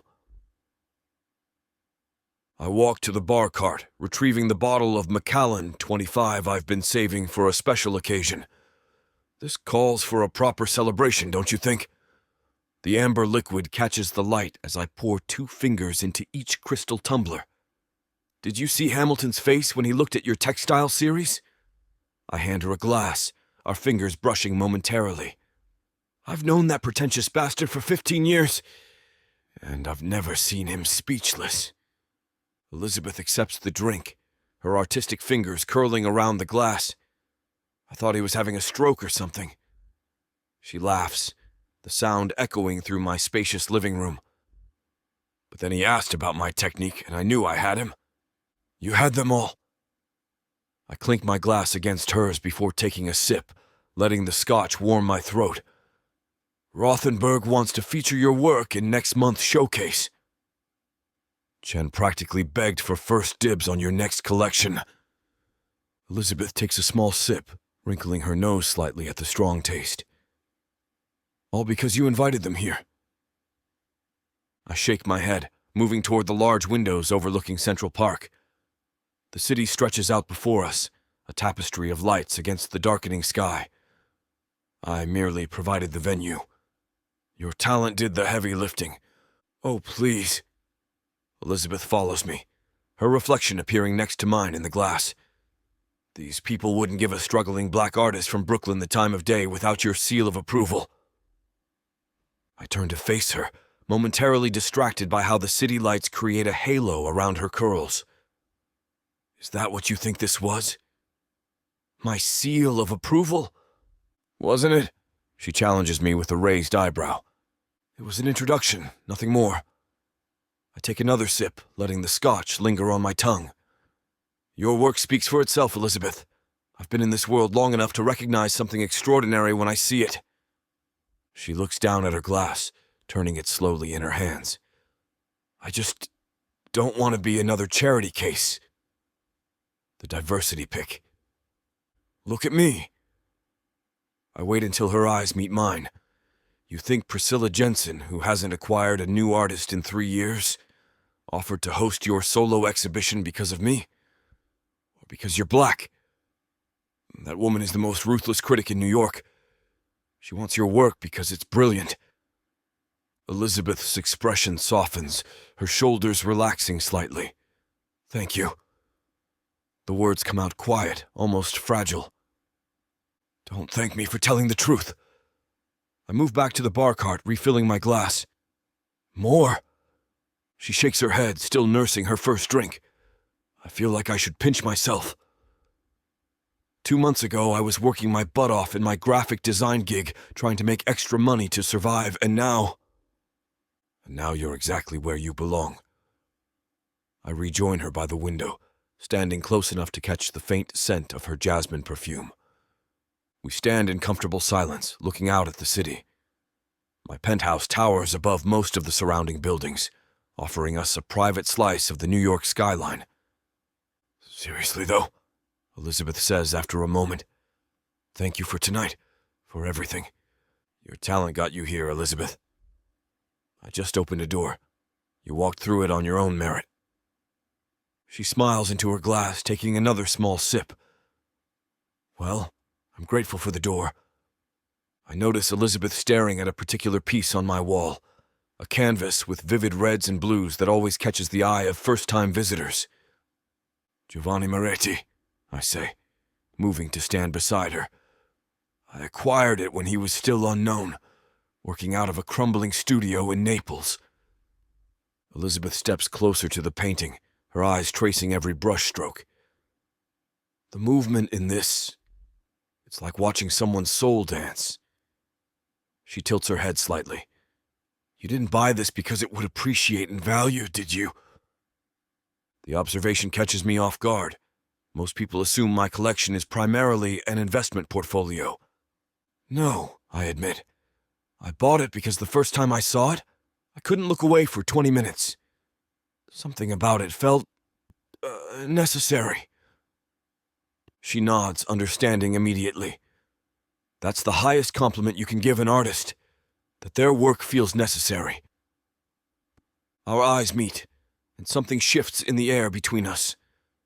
I realize with startling clarity that Elizabeth sees through the collector to the person beneath, someone who genuinely loves art, not just its market value. How did you know you wanted to be an artist? I lean against the wall, genuinely curious. Elizabeth smiles, her fingers absent-mindedly tracing the rim of her glass. I never decided to be an artist. I just always was one. Even when I was working jobs in college to pay the bills, I'd come home and create until 3 a.m. The compulsion to create. I nod. I understand that. Do you? Her gaze is direct, challenging. Most patrons appreciate art, but they don't understand the desperation of needing to make it. I wanted to be a sculptor, I confess, surprising myself. It's not something I share often. Before my father made it clear that Walton men went into finance. Her eyebrows rise. You never pursued it? I chuckle, moving toward my study. Come with me.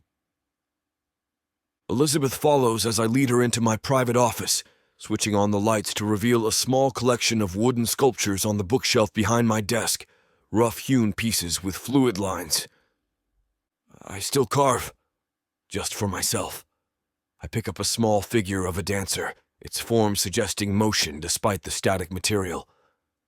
Never had the courage to abandon the family legacy. Elizabeth takes the sculpture from me, her fingers running over its curves with a sculptor's appreciation. These are good, Andrew. Really good. I'm a Sunday artist at best, I say, but her compliment warms me more than I expected. She hands back the sculpture. Kindred spirits, then. You understand the need to create, even when no one's watching. The phrase, kindred spirits, perfectly captures what I've been feeling all evening. This unexpected resonance with someone 20 years my junior, from a completely different background. You know, I say, returning to the living room. The art world pretends to be about talent, but it's really about relationships. Who you know, who advocates for you. Elizabeth follows, sitting on the edge of the leather sofa. Tell me something I don't know. That's why tonight means so much. I take a seat across from her, leaning forward. I want to help you navigate it, not just tonight, but going forward. And not because I'm looking to add another artist to my philanthropy checklist. Then why? Her directness is refreshing. Because you have something to say, and your voice should be heard. I pause, choosing my words carefully, and selfishly because I want to see what you create next. She studies me as if weighing my sincerity. I don't need a savior, Andrew. Good, because I'm not offering to be one. I meet her gaze steadily. I'm offering to be an ally, someone who knows which doors to knock on and when to kick them down instead. This pulls a laugh from her, bright and genuine. I might take you up on that door kicking. As the night stretches on, our conversation flows effortlessly from artistic philosophy to childhood memories to favorite films. I can't remember the last time hours passed this easily with anyone. With each story she shares, each passionate opinion, I feel more alive, more present than I have in years. When she finally glances at her watch and mentions the late hour, I experience a sharp pang of disappointment. I'd like to see you again, I say as we stand at my door. Perhaps I can visit you in your studio? I'd love to see where the magic happens in real time. Elizabeth hesitates for just a moment before nodding. I'd like that. Wednesday afternoon? I should be finishing a new piece by then. Wednesday it is. I feel an unexpected lightness in my chest.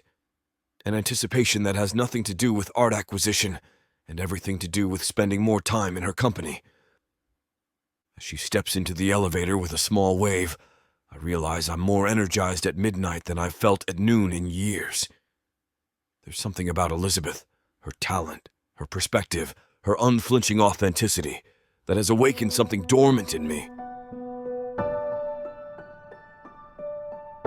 Chapter 9. Elizabeth. I adjust my phone against my ear while adding the finishing touches to my latest piece, a bold abstract that plays with light and shadow, creating a visual dance across the canvas. The afternoon sun filters through my studio windows, casting a golden glow that makes the vibrant blues and deep purples pop even more dramatically. I'm telling you, Layla, this might be my best work yet, I say, dabbing a tiny spot of cerulean blue in the corner. The composition finally clicked last night around 2 a.m.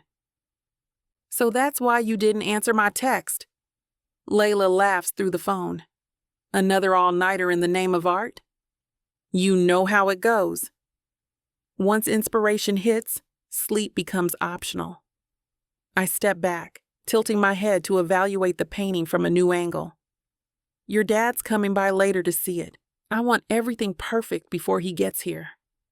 Ooh, showing the big boss your new masterpiece? I bet he'll love it. The excitement in Layla's voice is contagious. His taste is impeccable. If he likes it, you know you've created something special. I set my brush down and wipe my paint-stained fingers on a nearby cloth. That's what I'm hoping for. His opinion matters to me, professionally speaking, of course. Of course, Layla echoes, and I can practically hear her knowing smile through the phone. So how was Dad's little soiree the other night? Sorry I couldn't make it.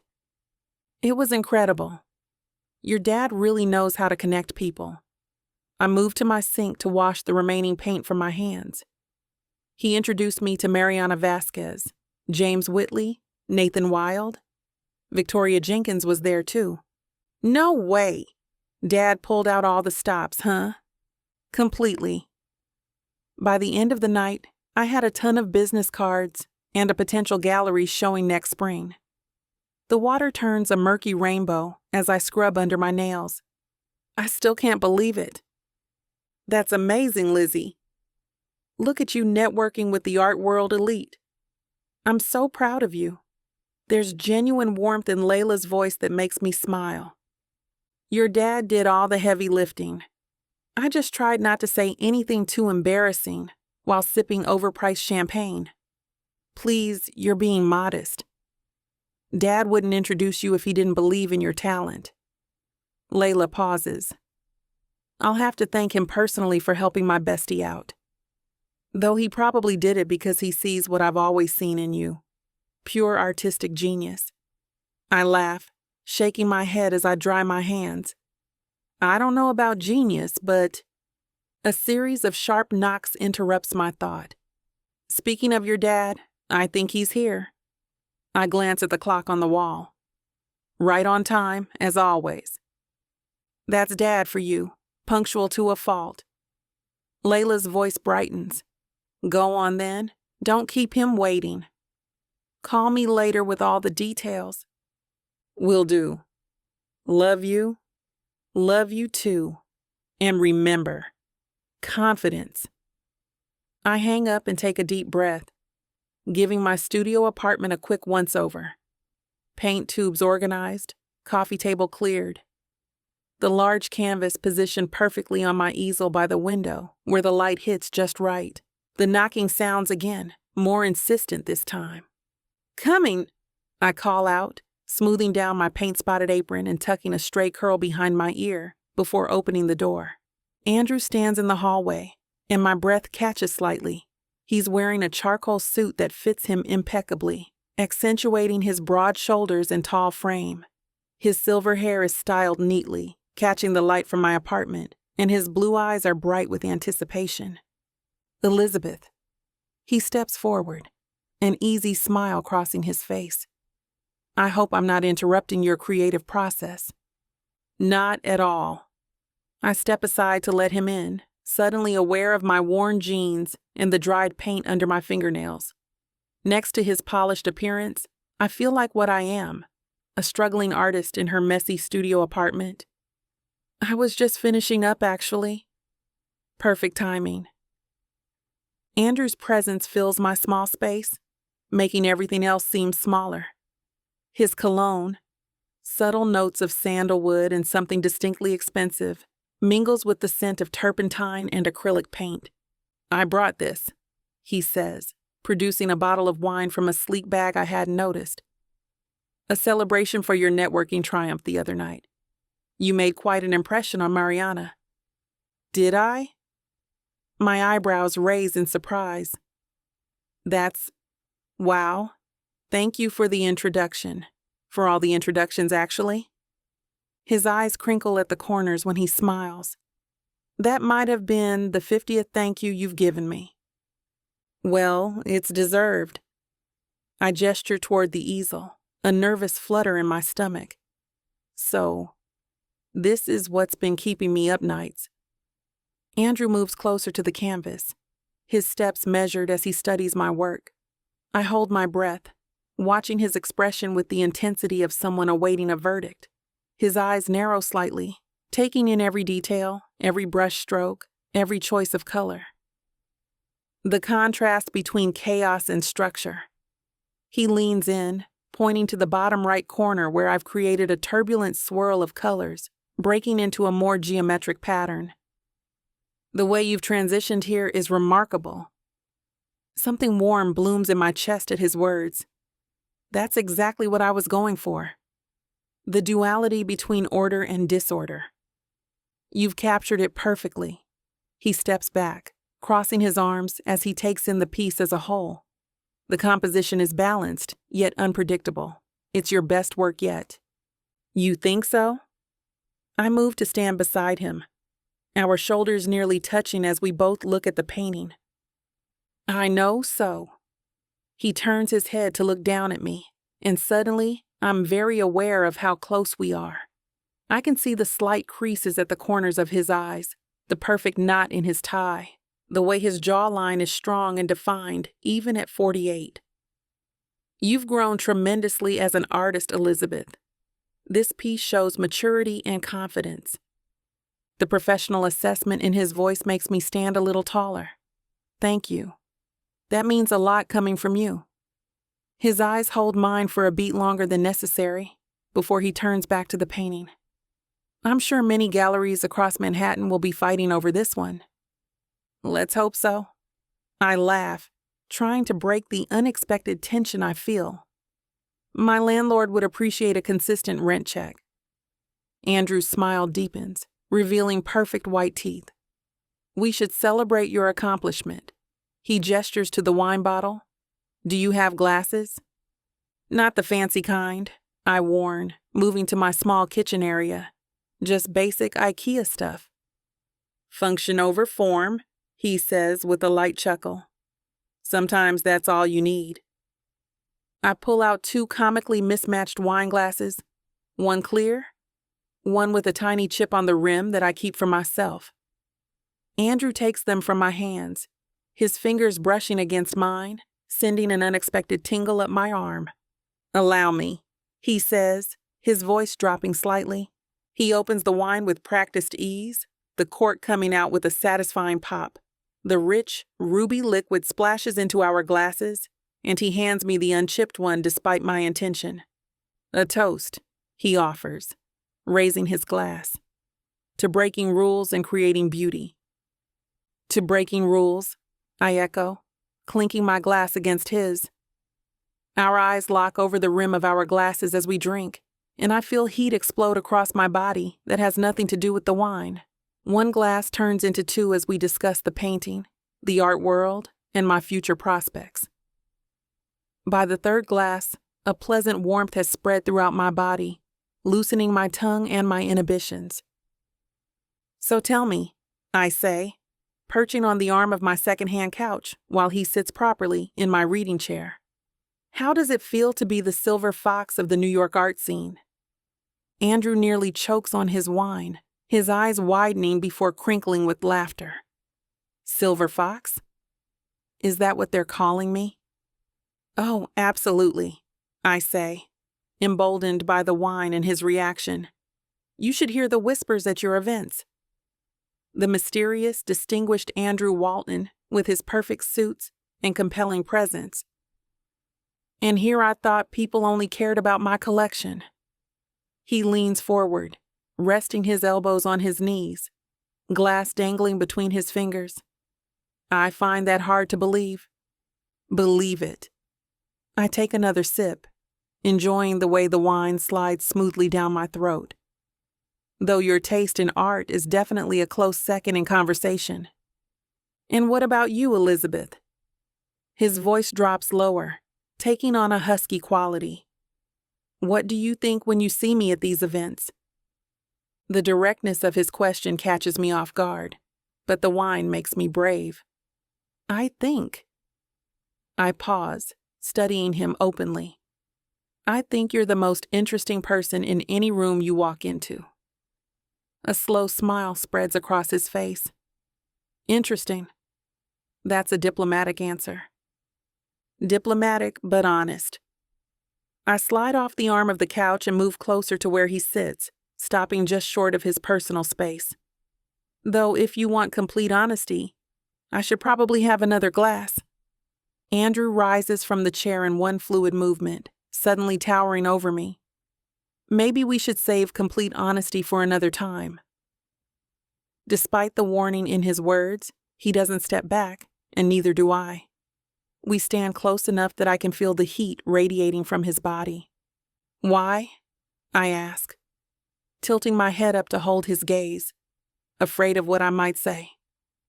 More concerned about what I might do, he counters, his voice barely above a whisper. My heart pounds against my ribs. Some rational part of my brain screams that this is Layla's father, my mentor, my potential business connection. But the wine, the dim evening light, and the electricity between us drown out that voice completely. I'm not afraid, I say, matching his tone. Chapter 10. Andrew. I stand looming over Elizabeth in her studio apartment, taking in every detail of her face. The empty wine bottle nearby tells the story of our evening, talking about her art, her ambitions, her future as an artist. But somewhere between the second and third drinks, the conversation shifted. The professional distance collapsed. "Elizabeth," I whisper, cupping her face in my hands. Her skin feels impossibly soft against my palms. Her brown eyes lock with mine, slightly unfocused from the wine, but burning with something I've been ignoring for weeks. When her tongue darts out to wet her lips, my resolve crumbles entirely.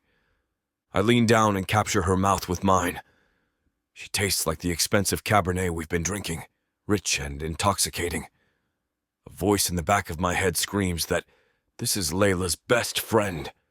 My daughter would never forgive this transgression. 20 years between us. Every logical reason this shouldn't happen parades through my mind. I hate to burst your bubble when things are just getting started, but this platform won't allow us to air the steamy content coming up in this chapter. If you want us to keep bringing you free audiobooks, we have to abide by their rules. Luckily for you, the unabridged version of every Vixa Vaughn audiobook is available at VixaVaughnRomance.com. And with promo code VIXA40, you can get 40% off any digital product. Eventually, I shift to her side, staying on the narrow couch by keeping her half draped across my chest. Her head finds the spot above my heart, and my arms encircle her automatically. The protectiveness I feel surprises me with its intensity. My fingers trace lazy patterns on her back as reality begins to seep back in. What we've just done crosses every line I should respect. She's my daughter's best friend. She's 20 years younger. She's an artist I'm supposed to be mentoring professionally. Yet with her warm weight against me, her breath tickling my skin, I can't manufacture regret. Whatever consequences await us, Layla's fury, society's judgment, professional complications, seem distant and unimportant. Elizabeth looks up at me, a flicker of uncertainty crossing her features. "What are you thinking?" I brush a curl from her forehead, letting my fingers linger against her cheek. That I should care more about what we just did. And you? I shake my head, pulling her closer. Not enough to wish it hadn't happened. Chapter 11. Elizabeth. Andrew guides me through the dimly lit back entrance of Delmonico's, his hand resting on the small of my back. His touch is confident, proprietary even, but careful not to draw attention. The maitre d' greets him with familiar deference, not even checking for a reservation. "Mr. Walton, your usual private room is ready." "Thank you, Devin." Andrew's voice carries that easy authority that parts crowds and opens doors. I smooth down my black dress, the nicest one I own, suddenly aware of how my heart hammers against my ribs. 3 days ago, I was having sex with Andrew Walton on my couch in my tiny studio apartment.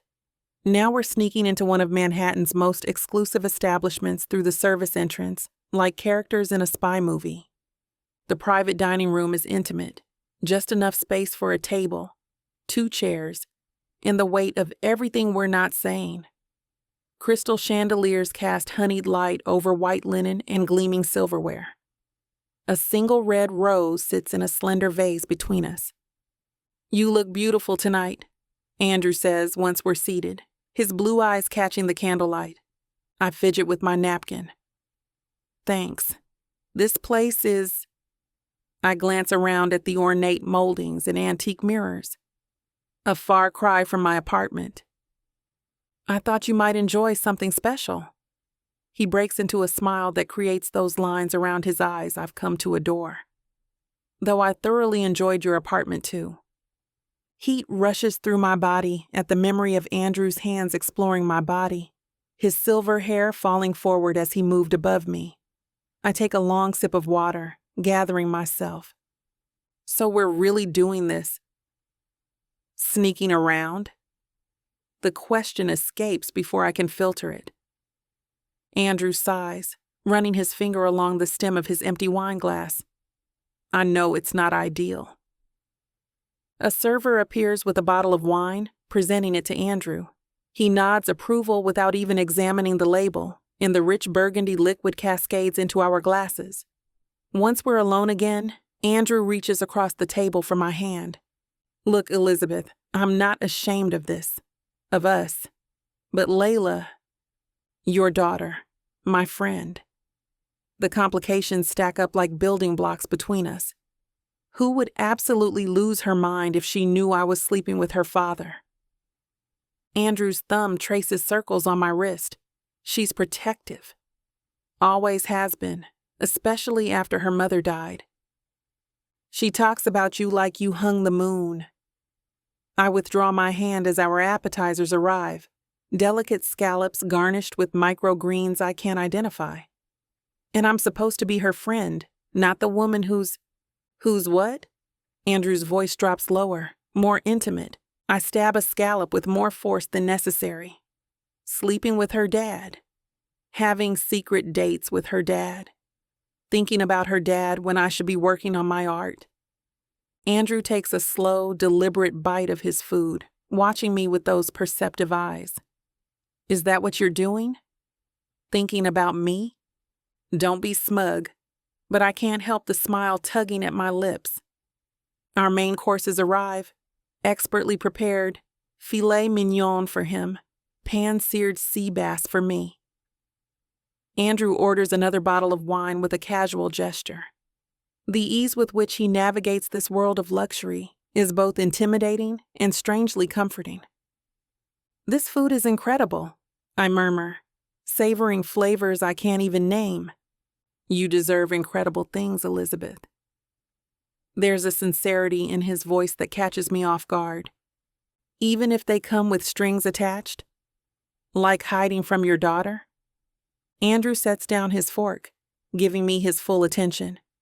I understand your concerns. I do. But this, he gestures between us, isn't something I take lightly, and yes, we need to be discreet for now, but that doesn't mean forever. And what happens when Layla finds out? Because she will. The weight of my question settles between us. I imagine Layla's face, her betrayal, her anger, the friendship we've built crumbling like sandcastles at high tide. Andrew reaches for my hand again. When the time is right, I'll talk to her. We'll talk to her. She might be upset initially, but she's an adult. She'll understand eventually. You don't know that? No, I don't. But I'm not willing to give this up before it even has a chance. His fingers interlace with mine. Are you?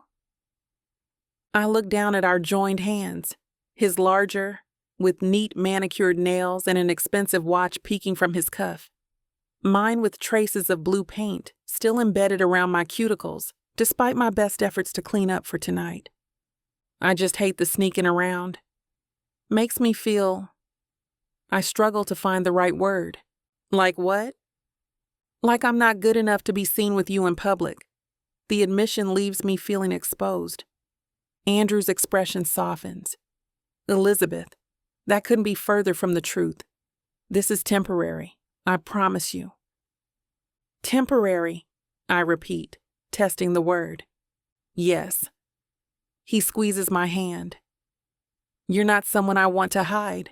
You're someone I want to show off. I reach for my wine, letting the rich flavors wash away my doubts. Maybe I'm overthinking everything.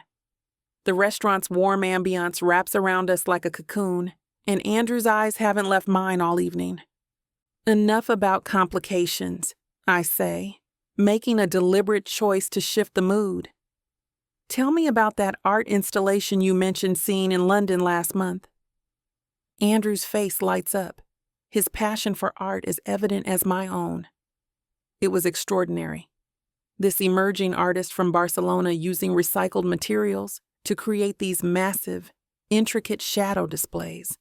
The way she manipulated light. He gestures with his hands, painting invisible art in the air between us. That sounds incredible.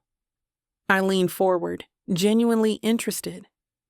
I've been experimenting with shadow work myself, though on a much smaller scale. I'd love to see it sometime. Andrew signals for the server to refill our glasses. What are you working on now? For your upcoming exhibition. Mixed media pieces exploring urban life. I surprise myself with how easily I share this. Using found objects from around my neighborhood. It's still evolving. That's the beauty of the creative process. Andrew nods, understanding in a way few non-artists do. The constant evolution.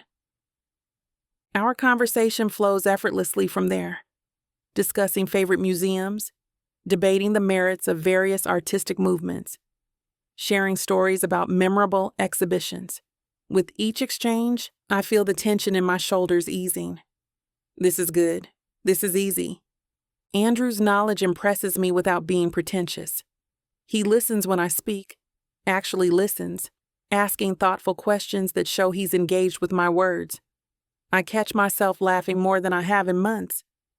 When our dessert arrives, a decadent chocolate souffle with 2 spoons, the server places it precisely between us, as if acknowledging our connection.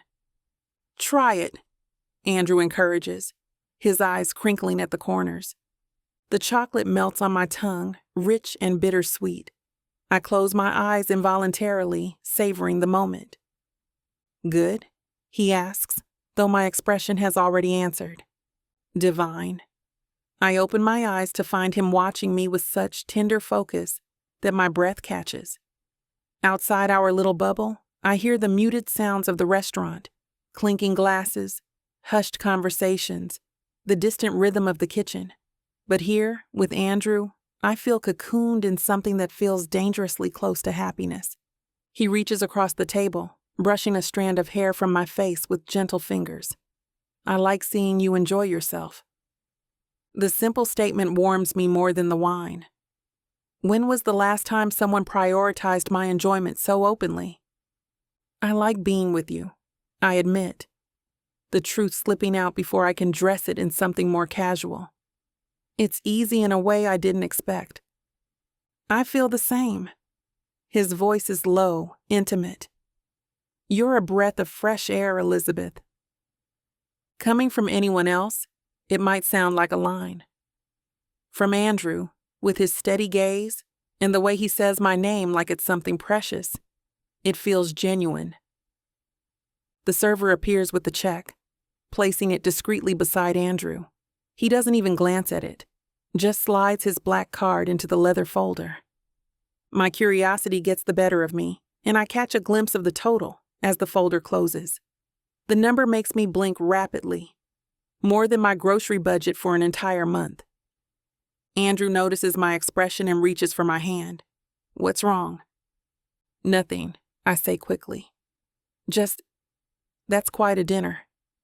He lifts my hand to his lips, pressing a kiss to my knuckles with a casual confidence that makes my stomach flutter. "You're worth that and more," he says simply, as if stating an obvious fact. "Much more." The sincerity in his voice disarms me completely. I've been independent for so long, taking care of myself, watching every dime. Having someone pamper me like this, treat me as precious, is foreign territory. And despite my earlier worries about secrecy and Layla's reaction, I can't deny how protected I feel in Andrew's presence. It's not just the expensive dinner or the private room. It's the way his eyes follow me, the attentiveness in his questions, the genuine interest in my work and thoughts. For tonight at least, I decide to let myself just be happy with him.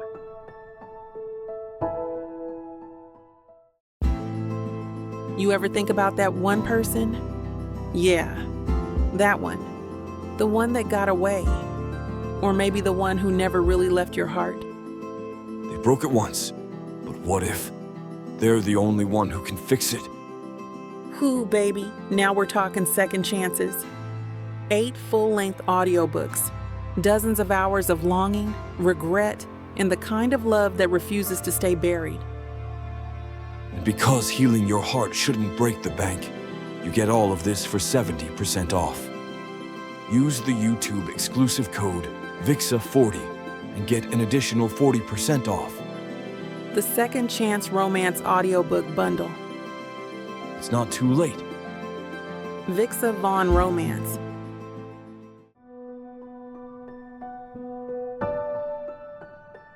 Chapter 12. Andrew. I lean back slightly, taking in the breathtaking view before me. Elizabeth's magnificent body is stretched across my king-sized bed, her rich brown skin contrasting beautifully against my platinum-gray sheets.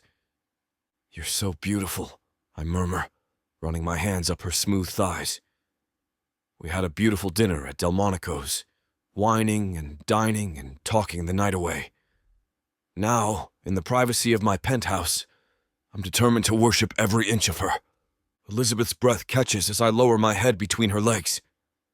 "Andrew, please." Her plea sends a surge of masculine satisfaction through me. I've always known exactly how to please a woman, but with Elizabeth, it's different.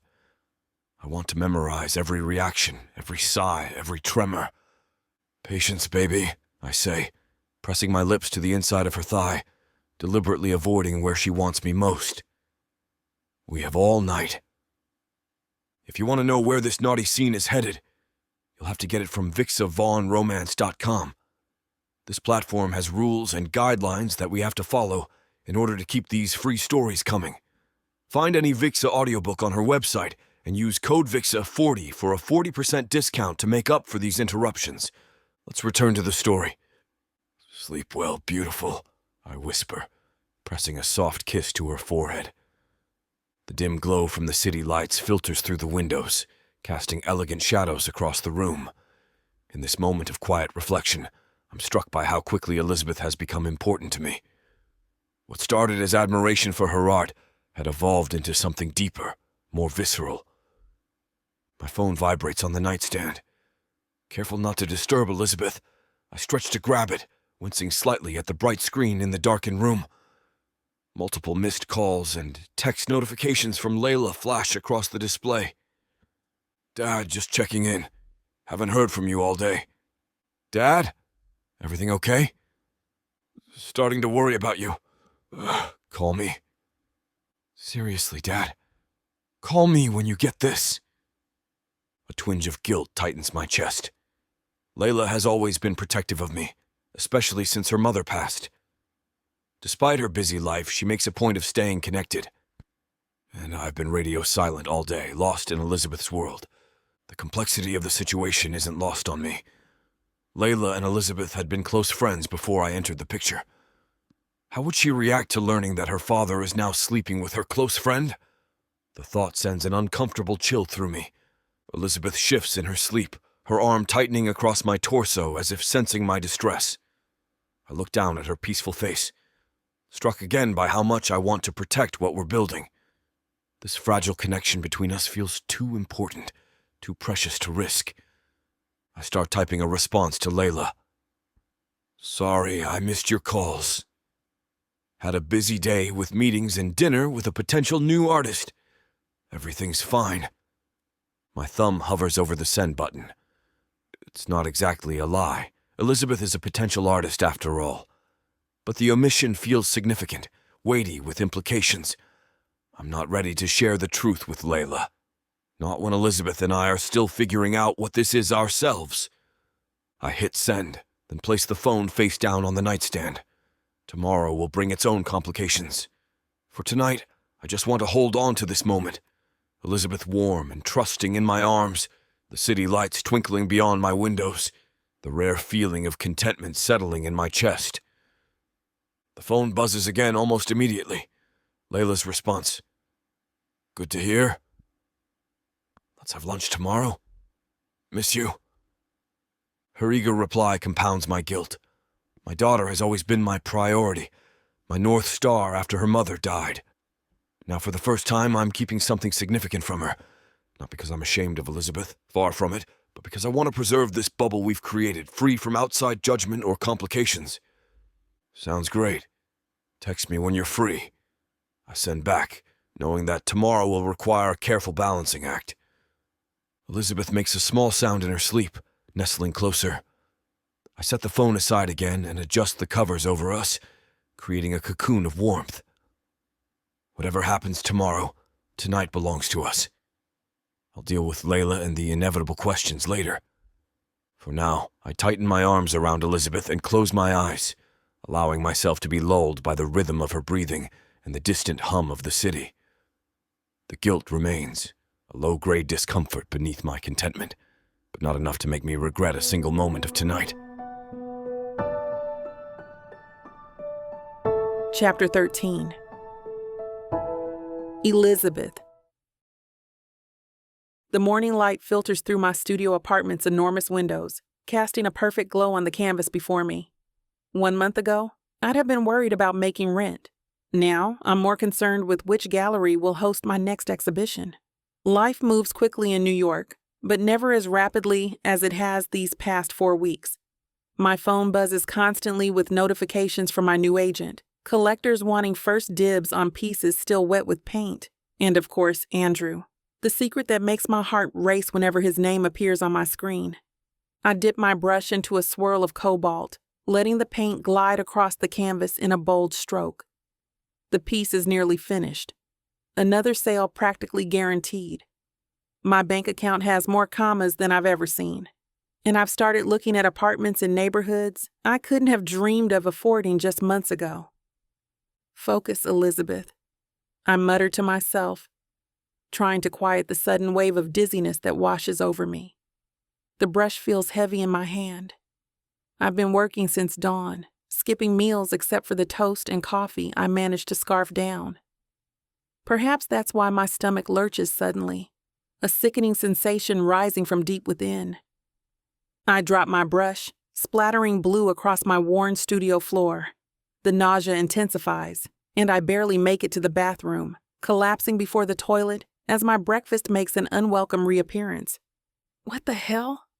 I groan, resting my forehead against the cool porcelain. My phone buzzes from the other room. Probably Andrew, checking in before his afternoon meeting. He's been doing that lately, finding excuses to message me throughout the day. Our relationship remains hidden from the art world and from Layla, though several times I've caught his hungry gaze lingering across crowded galleries when he thinks no one is watching. The nausea subsides momentarily, allowing me to rinse my mouth and splash cold water on my face. My reflection shows eyes still bright with ambition, but shadowed with exhaustion. The past month has been a whirlwind, late nights with Andrew in his penthouse, early mornings rushing back to my studio to paint before anyone notices I'm gone. Just tired, I tell my reflection. That's all this is. I return to my canvas, but the smell of the oils, usually a comfort, sends another wave of nausea crashing through me. I barely make it back to the bathroom, heaving until nothing remains. Sitting on the bathroom floor, I draw my knees to my chest. This isn't normal. I never get sick. Not even when that stomach bug took out half the artists at the Bowery exhibition last month. My eyes drift to the small shelf above my sink, where a box of tampons sits, untouched for how long? A cold realization washes over me as I mentally count back the days. My period, always punctual to a fault, is nowhere to be found. Not just a few days late, weeks late. No. The word escapes as barely a whisper.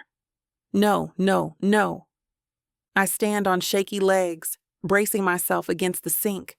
The bathroom suddenly feels too small, the walls pressing in around me. I stumble back to my workspace, collapsing onto my paint-splattered stool. My phone buzzes again and I see Andrew's name lighting up the screen. Below it, a simple message. Dinner tonight?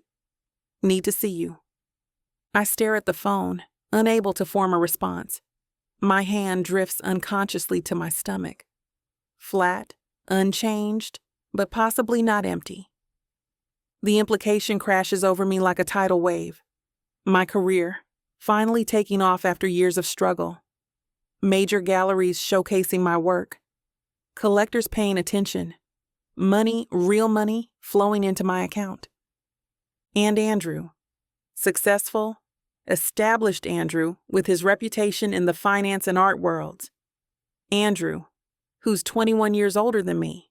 Andrew, whose daughter is one of my closest friends, and who has no idea I've been sleeping with her father behind her back. My gaze drifts to the calendar hanging beside my latest commission. The dates stare back at me, confirming what my body already knows. I'm late. Very late. Damn, I whisper, the word hanging in the suddenly quiet studio. I might be pregnant. I ordered 3 different brands of pregnancy tests from a nearby pharmacy that promises delivery within the hour. While waiting, I paced the length of my studio, a battlefield of doubt and fear raging in my mind. The walls seem to cave in with each step. It's fine, I tell myself, glancing at the clock for the 100th time. False alarms happen all the time. My phone buzzes again, Andrew's name illuminating the screen. I can't bring myself to pick it up. Can't even look at his messages without my stomach twisting into knots that have nothing to do with potential morning sickness. When the doorbell finally rings, I practically leap to the door. Just leave it at the door, please, I say to the delivery man, voice cracking. The thought of facing another human being right now is unbearable.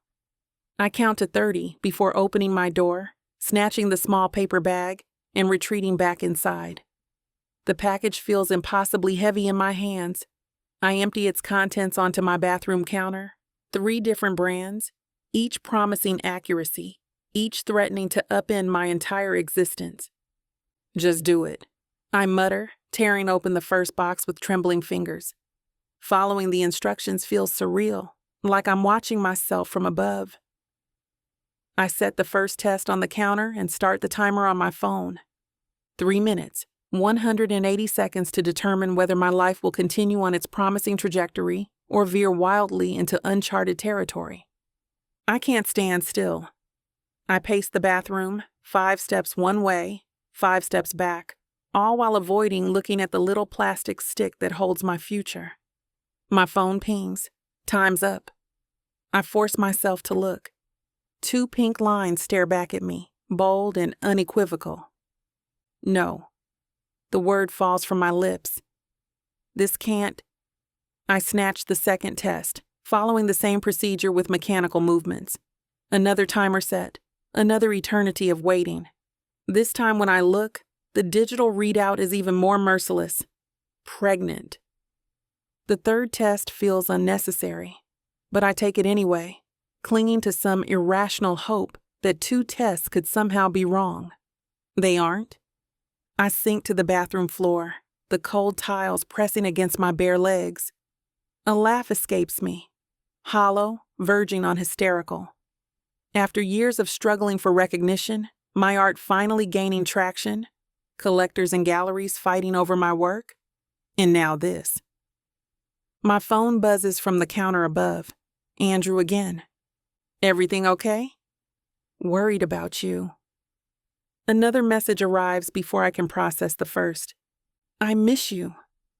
Can't wait to see you tonight. I stare at his words, tears blurring my vision. How can I tell him? What would he even say? He's never mentioned wanting more children. He's already raised Layla, already done the family thing. And I'm just starting to build something of my own. Layla? God, Layla.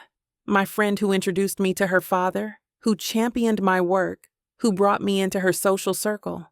Her face swims before my eyes. How betrayed she'd be to learn I've been sleeping with her father. And now, carrying his child. I shut my eyes, leaning my head against the wall. The secret relationship was complicated enough. This pregnancy makes it impossible. My career is finally taking off. Critics are noticing my work.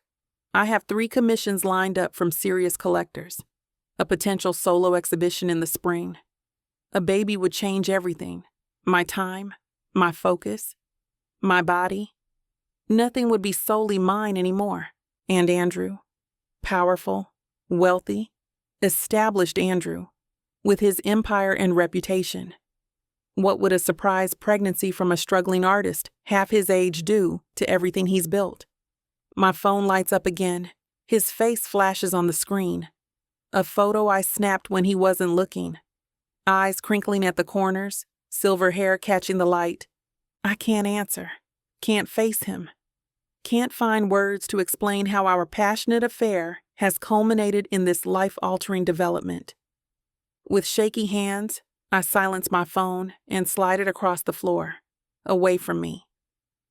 The 3 positive pregnancy tests line the counter above like sentinels, bearing witness to the unraveling of everything I've worked for.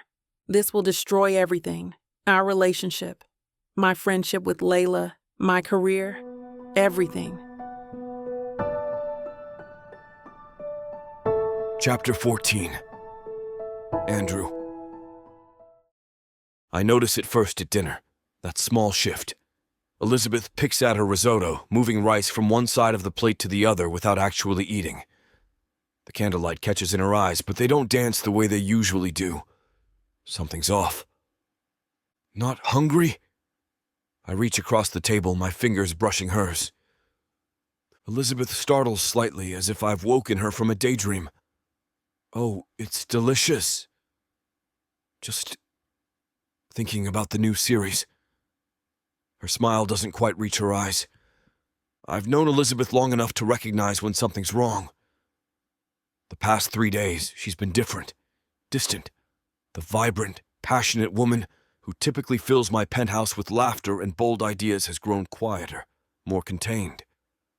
The gallery opening for Vertex Contemporary is still weeks away, I say, taking a sip of my Cabernet. Your work is extraordinary, Lizzie. It always is. Thanks. Her response comes too quickly, too dismissively. After dinner, I watch her move to the windows overlooking the buildings around us. She wraps her arms around herself, a protective gesture I haven't seen since we first met. Back then, she'd been an undiscovered talent with raw potential and uncertainty. Now she's established, confident in her artistic voice. Or she was until recently. I approach slowly, not wanting to intrude on whatever private thoughts occupy her mind. Beautiful tonight. Elizabeth nods without turning. Sometimes I still can't believe this is my life. There's something in her voice, a fragility that concerns me. I stand beside her, close enough to provide comfort but giving her space. Want to talk about what's really on your mind? I ask, keeping my tone casual. Her shoulders tense slightly. What do you mean? Come on, Lizzie. I turn to face her profile, studying the way she deliberately avoids my gaze. You've barely touched your food for days. You're up before dawn, and last night you were sketching at 3 a.m. Something is going on. Elizabeth finally turns toward me, her expression carefully neutral. Just artist stuff. You know how I get before a big show. Nonsense. The word comes out sharper than intended. I soften my approach, taking her hands in mine. You know you can tell me anything, right? Whatever it is. Something flickers across her face. Fear? Uncertainty, before she masks it with a small smile. I know. I just need to work through some things on my own. The next morning, I wake to an empty bed. The shower isn't running. The kitchen is silent. I find her in my home studio, the space I designed specifically for her after she began spending most nights here. She's standing before a canvas, but her brush is motionless, suspended in midair. Lizzie? She doesn't jump this time, just slowly lowers her arm. Morning. I cross to her, noting the untouched paints, the clean palette. How long have you been standing here? Not sure. She sets down the brush, wiping her hands on a cloth, though they're perfectly clean. Lost track of time. Something inside me tightens with concern. I've seen Elizabeth in every mood, ecstatic after selling her first major piece, furious when a critic misunderstood her work, anxious before presentations. But this quiet withdrawal is new and deeply troubling. Let's get away this weekend, I suggest, resting my hands on her shoulders. The house in the Hamptons. No gallery pressure, no phone calls. Just us. Elizabeth tenses under my touch. I can't. I need to finish. You're not working right now. You're staring at blank canvas. I turn her gently to face me. What's going on with you? And don't tell me it's the show. We both know that's not it. Her eyes fill suddenly with tears, alarming me. Elizabeth rarely cries. Hey! I cup her face. Whatever it is, we'll figure it out together. She shakes her head, stepping back. I just need space to think. Think about what? Talk to me, Lizzie, please. I struggle to keep the frustration from my voice. The past few days, it's like you're slipping away. If I've done something... It's not you. She cuts me off quickly. Then what is it? Because I can't help if I don't know what's wrong. Elizabeth walks to the window, creating distance between us. The morning light catches on her profile, illuminating the subtle signs of exhaustion. How had I not noticed the shadows under her eyes before now? Do you want to talk about it? I ask, softer this time. Whatever's bothering you, I'm here. She turns slightly, not quite facing me. I need to figure some things out first. On my own. I consider pushing further, demanding answers. It would be easy, too easy, to use my position in her life, my influence, to extract the truth. But something in her posture, the vulnerability beneath her defenses, stops me. When you're ready, then. I move toward the door, giving her the space she seems to need. But Lizzie, don't shut me out completely. Please. Her eyes meet mine briefly. I catch a glimpse of something. Fear, apprehension, uncertainty, before she nods and turns back to the canvas. Whatever storm is brewing inside her, I can only hope she'll let me in before it breaks. I head to the kitchen, determined to create some sense of normalcy. Maybe food will help ground whatever's happening between us. The marble countertops gleam under the morning light as I pull ingredients from the refrigerator. Eggs, spinach, goat cheese for the omelets Elizabeth usually loves. The familiar routine soothes my unease. I've built empires, negotiated billion-dollar deals, yet this woman's withdrawal has me completely off balance. I whisk the eggs with more force than necessary, my mind racing through possibilities. Is it another man? Financial trouble she's too proud to mention? Health concerns? The coffee machine hums to life, filling the kitchen with the rich aroma of the Ethiopian blend Elizabeth introduced me to. Life's too short for mediocre coffee, she declared, reorganizing my kitchen cabinets with the confidence of someone who belonged there. The memory tightens something in my chest. I arrange everything perfectly. The linen napkins, fresh squeezed orange juice, the small vase with a single lily I'd instructed my assistant to deliver daily. The table looks like a damn magazine spread, which would normally make Elizabeth laugh and tease me about my perfectionist tendencies. Lizzie! I call down the hallway. Breakfast.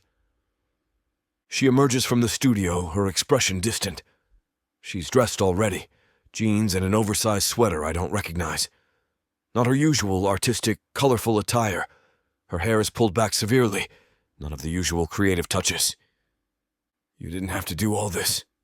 Her voice is soft, almost apologetic. Wanted to. I pull out her chair, a gesture she usually meets with a playful curtsy. Today she just sits down, her movements careful, measured.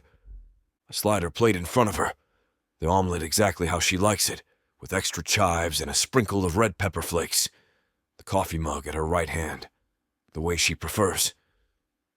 Everything in its place, the way I like to arrange my world.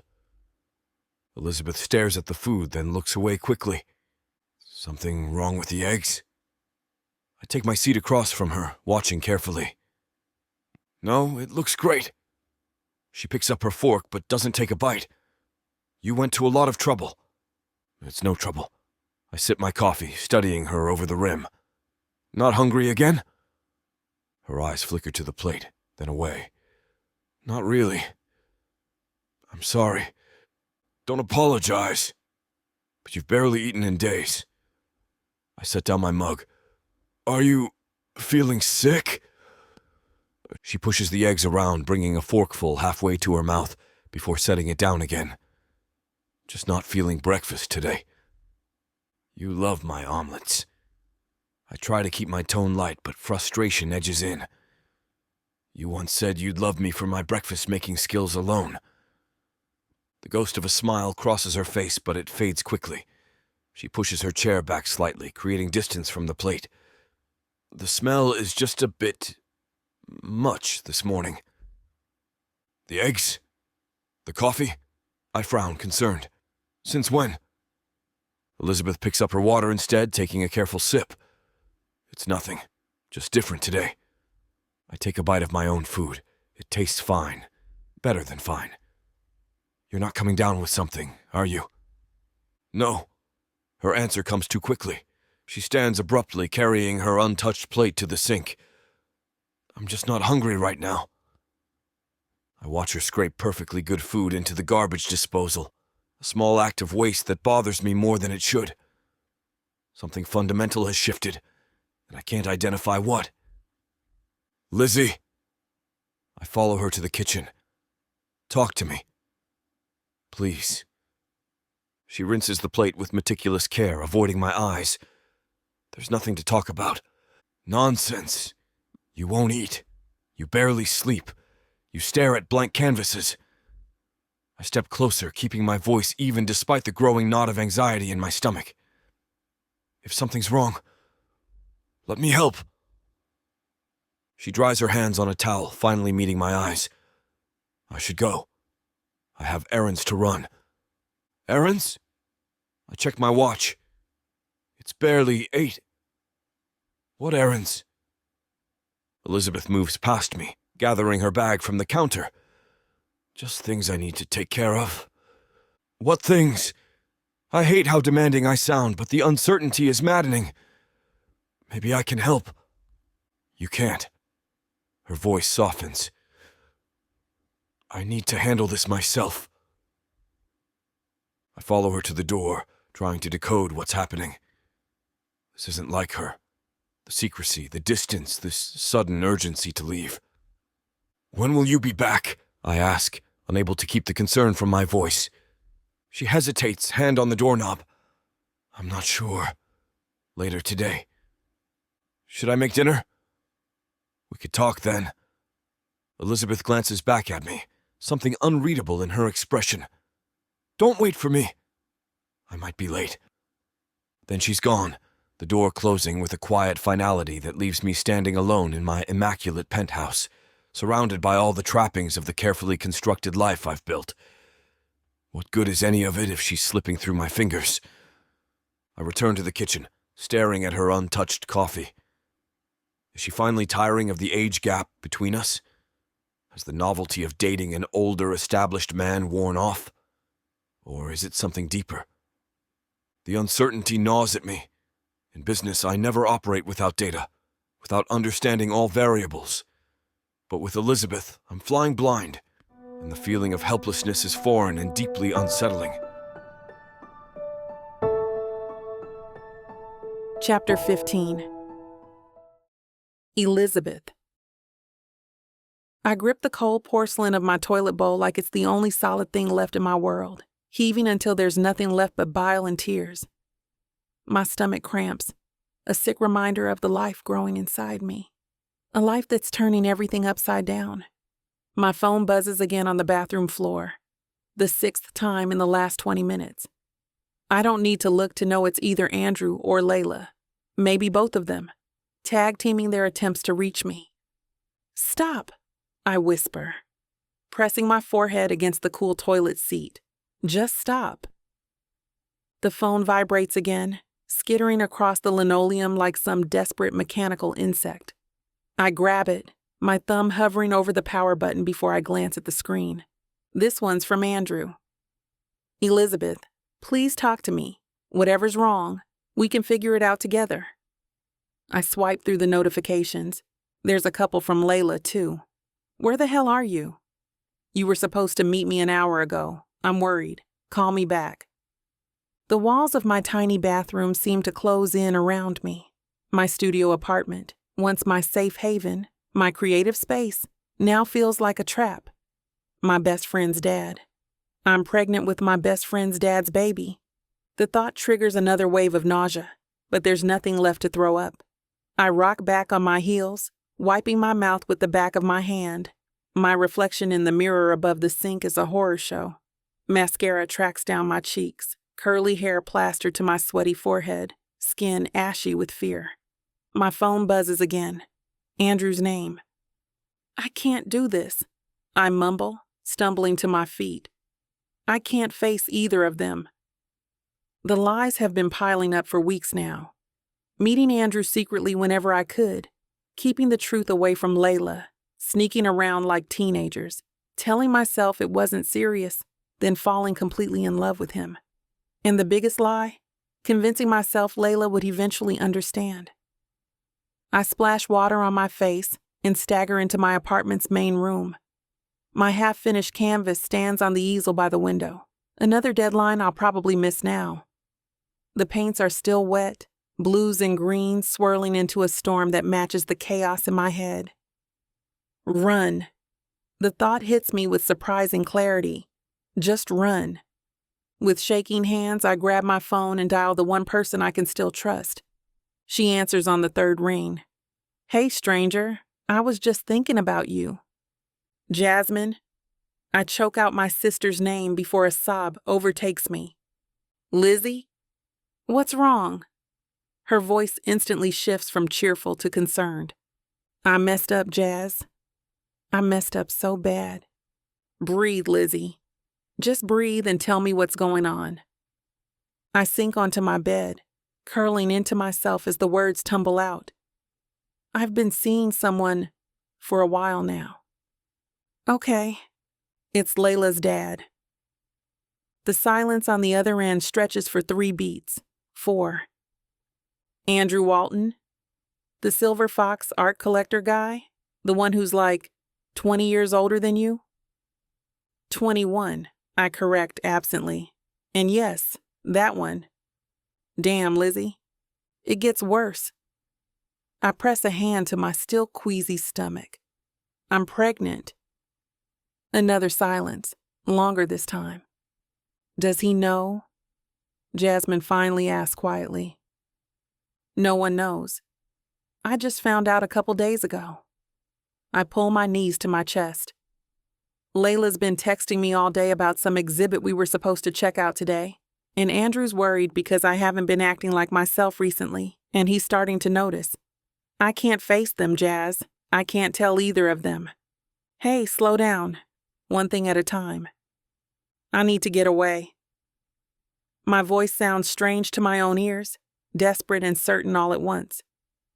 I can't be here when they find out. I need time to figure out what to do. What are you saying? Can I come stay with you? In Connecticut? Just until I sort this out? The words rush out before I can rethink them. I know it's asking a lot, but I don't know where else to go. Jasmine has a little house in New Haven, near the university where she teaches. It's small but peaceful, far from the New York art scene, far from Andrew and Layla. Of course you can stay with me, she says without hesitation. For as long as you need. When do you want to come? Tonight? I wipe away fresh tears. Is that too soon? I'll make up the guest room. Just text me when you're on the train. Jasmine, you're a lifesaver, I say, already pulling my duffel bag from under the bed. Thank you. I don't know what I'd do without you.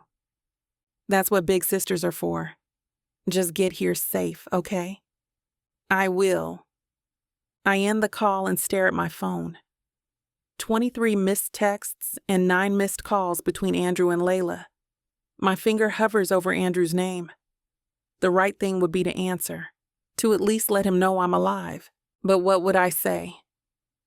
Hey, I'm pregnant with your baby and running away to my sister's house because I can't face you or your daughter, who happens to be my best friend? No, I can't do it.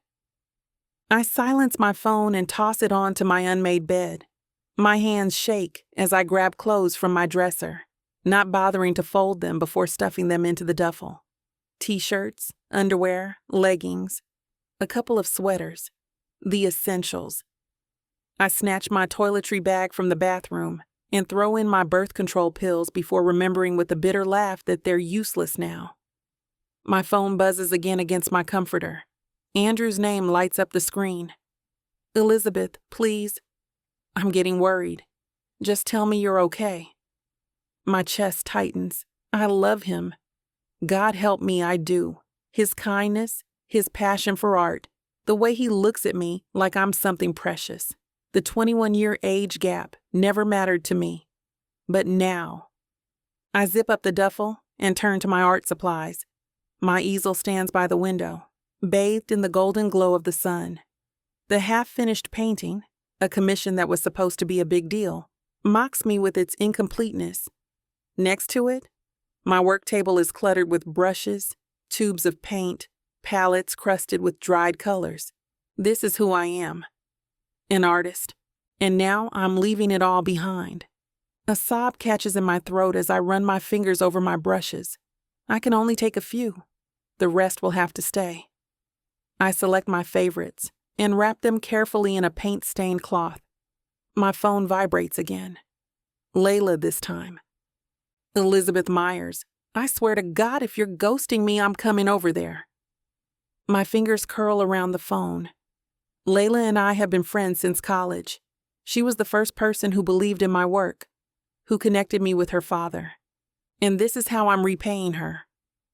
I look around at my tiny studio apartment, at the paintings stacked against the walls, the sketches pinned above my bed, the dried flowers Andrew brought me last week still sitting in a chipped mug on the counter. I'm leaving behind more than just art supplies. I'm abandoning my life, my career, the people I love. But I've also got someone else to think about now. My hand drifts to my stomach. There's no bump yet, no physical sign of the life growing inside me. Just the knowledge, heavy and terrifying and somehow miraculous. I'm sorry, I whisper, though I'm not sure if I'm talking to the baby, to Andrew, to Layla, or to myself. I grab my jacket and shove my wallet and keys into the pocket. As an afterthought, I take the small sketchbook from my nightstand and tuck it into my duffel, along with a few pencils. At least I can still draw, even if I have to leave my paints behind. On my way out, I pause at my easel one last time. The unfinished commission stares back at me, a cityscape that's supposed to capture the energy of New York, my New York, the city I'm running from. With a deep breath, I turn away and pull the door closed behind me, not bothering to look back. The door clicks with a finality that makes my eyes sting with fresh tears. Every step down the stairs of my building feels like betrayal. Every block I walk, putting distance between myself and the life I've built, tears another piece from my heart. At the corner, I raise my hand for a cab. A yellow taxi pulls up, and I slide into the back seat, my duffel clutched to my chest like a shield. "Grand Central, please," I tell the driver, my voice surprisingly steady. As the cab pulls away from the curb, my phone buzzes one more time. Andrew again. "Elizabeth, I love you. Whatever it is, we can work through it. Please don't shut me out." The tears I've been holding back finally spill over, but I don't reply. Instead, I watch the city blur past the window, wondering if I'll ever find my way back.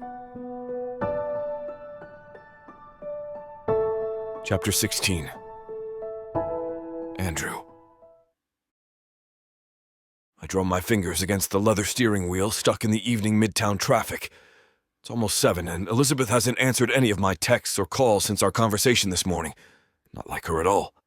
"Come on, move," I mutter at the taxi blocking the intersection. My mind races through our last conversation.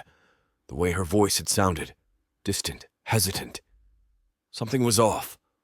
We were supposed to discuss her art over dinner tonight, finalize which pieces she'd feature at her upcoming shows. But now... Radio silence. The traffic finally breaks, and I gun the Aston Martin down 5th Avenue, cutting over to her building, perhaps faster than I should.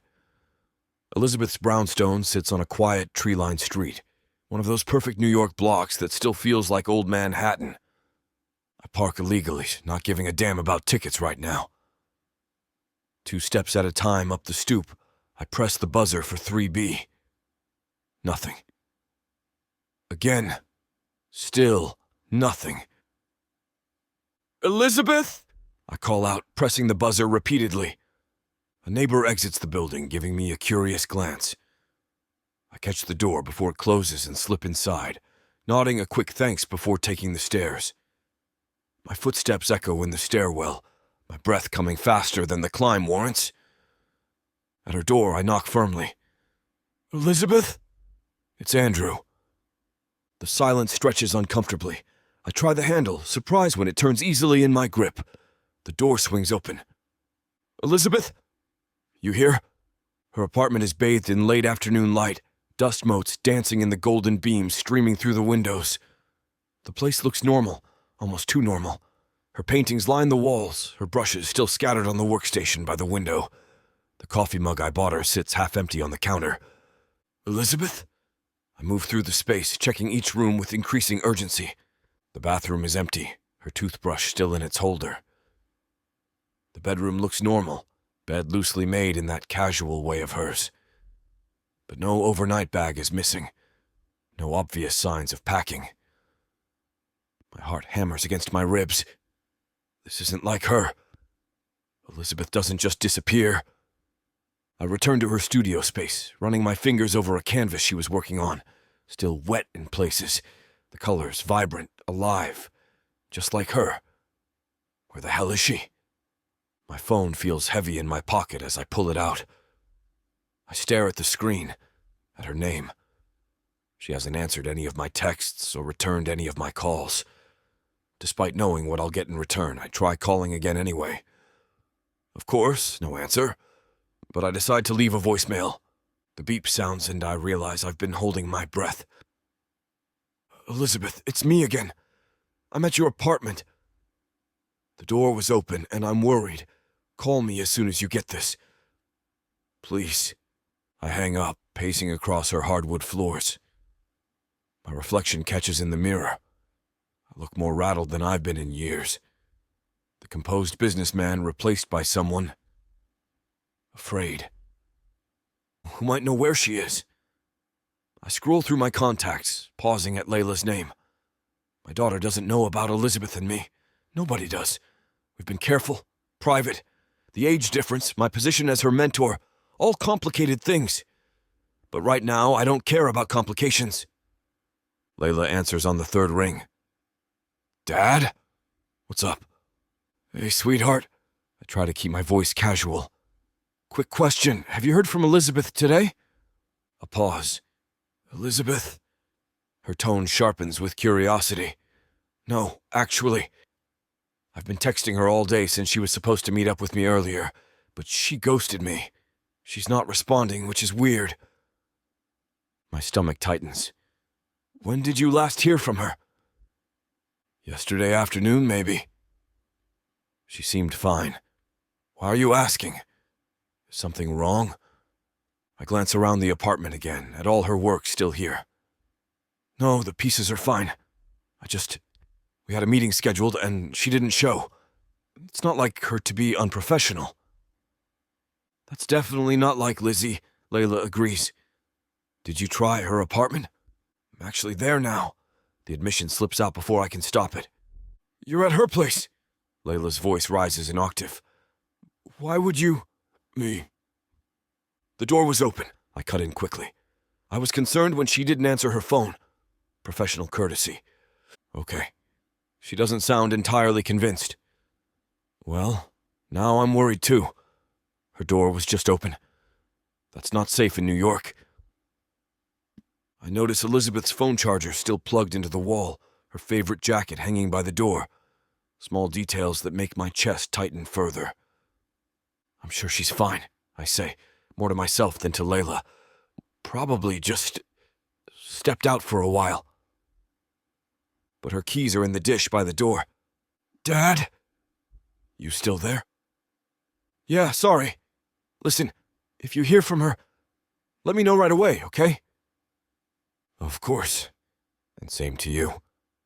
I end the call and stand in the middle of Elizabeth's empty apartment, surrounded by her art, her presence, Everything except her. I sit heavily on Elizabeth's couch, the cushion still indented from where she must have been sitting earlier. My hands clutch at my knees as the truth finally breaks through my denial. She's gone. Left. Vanished. The evidence surrounds me. Her keys in the dish, phone charger still plugged in. But she'd taken nothing but herself. A voluntary disappearance. The realization carves something hollow inside my chest. Damn, I whisper, the word hanging in the air. I scroll through our text messages from yesterday, trying to pinpoint anything that might have warned me. Her last message seemed normal, nothing suggesting she was planning to walk away. What changed between then and now? I run my hand over my face, feeling the stubble that's grown since this morning. My mind races through our last in-person conversation this morning. She'd seemed different, more reserved, less of that bubbling creativity that usually spilled over in her words. I'd asked if everything was all right, and she'd smiled, but it hadn't quite reached her eyes. Why would you leave like this? I asked the empty apartment. Why wouldn't you say goodbye? The thought brings a sharpness to my throat that I haven't felt in decades. I'm Andrew Walton. CEOs and board members schedule meetings months in advance just to speak with me. I don't get abandoned without explanation. Yet here I am sitting in an empty apartment completely powerless. I stand and walk to her workspace by the window. I gaze down at her latest piece. Unlike her typically vibrant style, this one is darker, more subdued. The central figure appears alone, surrounded by shadows that almost look like hands reaching for her. Had I missed something? Was this her way of communicating what words couldn't? My phone buzzes with an incoming text. For a moment, hope surges through me, but it's just my assistant confirming tomorrow's schedule. I almost throw the damn thing across the room. Instead, I take one more look around. My eyes fall on a small sketch pinned to her corkboard, a quick drawing she'd done of me one morning as I'd slept. She'd captured something vulnerable in my expression, something I'd never seen in myself. Next to it, a photo of us at the MoMA benefit, careful inches between us as we posed professionally, the electricity between us invisible to anyone who didn't know to look for it. I touch the photo, my finger tracing her smile. I love you, I whisper, the first time I've said those words aloud to her, and she isn't even here to hear them. The irony isn't lost on me. I'd been so careful, so measured, keeping our relationship private, moving at a deliberate pace. Was that it? Had my caution pushed her away? Or was it something else entirely? As I force myself to leave her apartment, locking the door behind me, the world outside feels different, colder. The New York streets that usually energize me now seem hollow, a stage set missing its star. In my car, I sit motionless, key in the ignition. My reflection in the rearview mirror shows a man I barely recognize, eyes haunted, jaw tight with tension. When did I start looking so old, so lost? 24 hours ago, I had everything mapped out. The gallery showing for Elizabeth, a collaboration with Nathan Wilde. The summer home in the Hamptons I'd been planning to surprise her with. Even the ring I'd started to consider, tucked away in my private safe. All part of a future that seemed so certain. Now I'm adrift, the carefully constructed architecture of my life suddenly unstable. How does a man like me, who plans acquisitions years in advance, who never enters a negotiation without multiple exit strategies, recover from this kind of blindside? Elizabeth wasn't just my lover. She was my muse, my conscience, the person who made me question and grow and see the world differently. I finally start the car, the engine purring to life. For the first time in my adult life, I have no plan, no direction. The penthouse feels unbearable. Too many memories of Elizabeth there, laughing in my kitchen, her paintings hanging on my walls, her scent still on my sheets.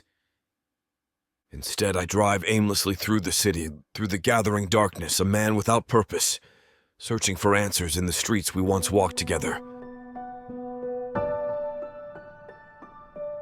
Chapter 17. Elizabeth. I press my brush against the canvas, creating a streak of deep blue that mirrors the view outside Jasmine's bay window. The Connecticut horizon stretches before me, nothing like the jagged skyline of Manhattan I left behind. My back aches as I shift on the stool, trying to find comfort despite the two little humans who have taken over my body. "You've been working on that for hours," Jasmine says, entering the makeshift studio she's created for me in her spare bedroom. "Maybe take a break?" I dip my brush in water, watching the blue cloud disperse. Can't stop now. The light's perfect. The light will be perfect tomorrow, too. She places a mug of herbal tea beside my palette. "You need to rest." My hand moves to my swollen belly as one of the twins delivers a swift kick. They don't seem interested in letting me rest. "Active today, huh?"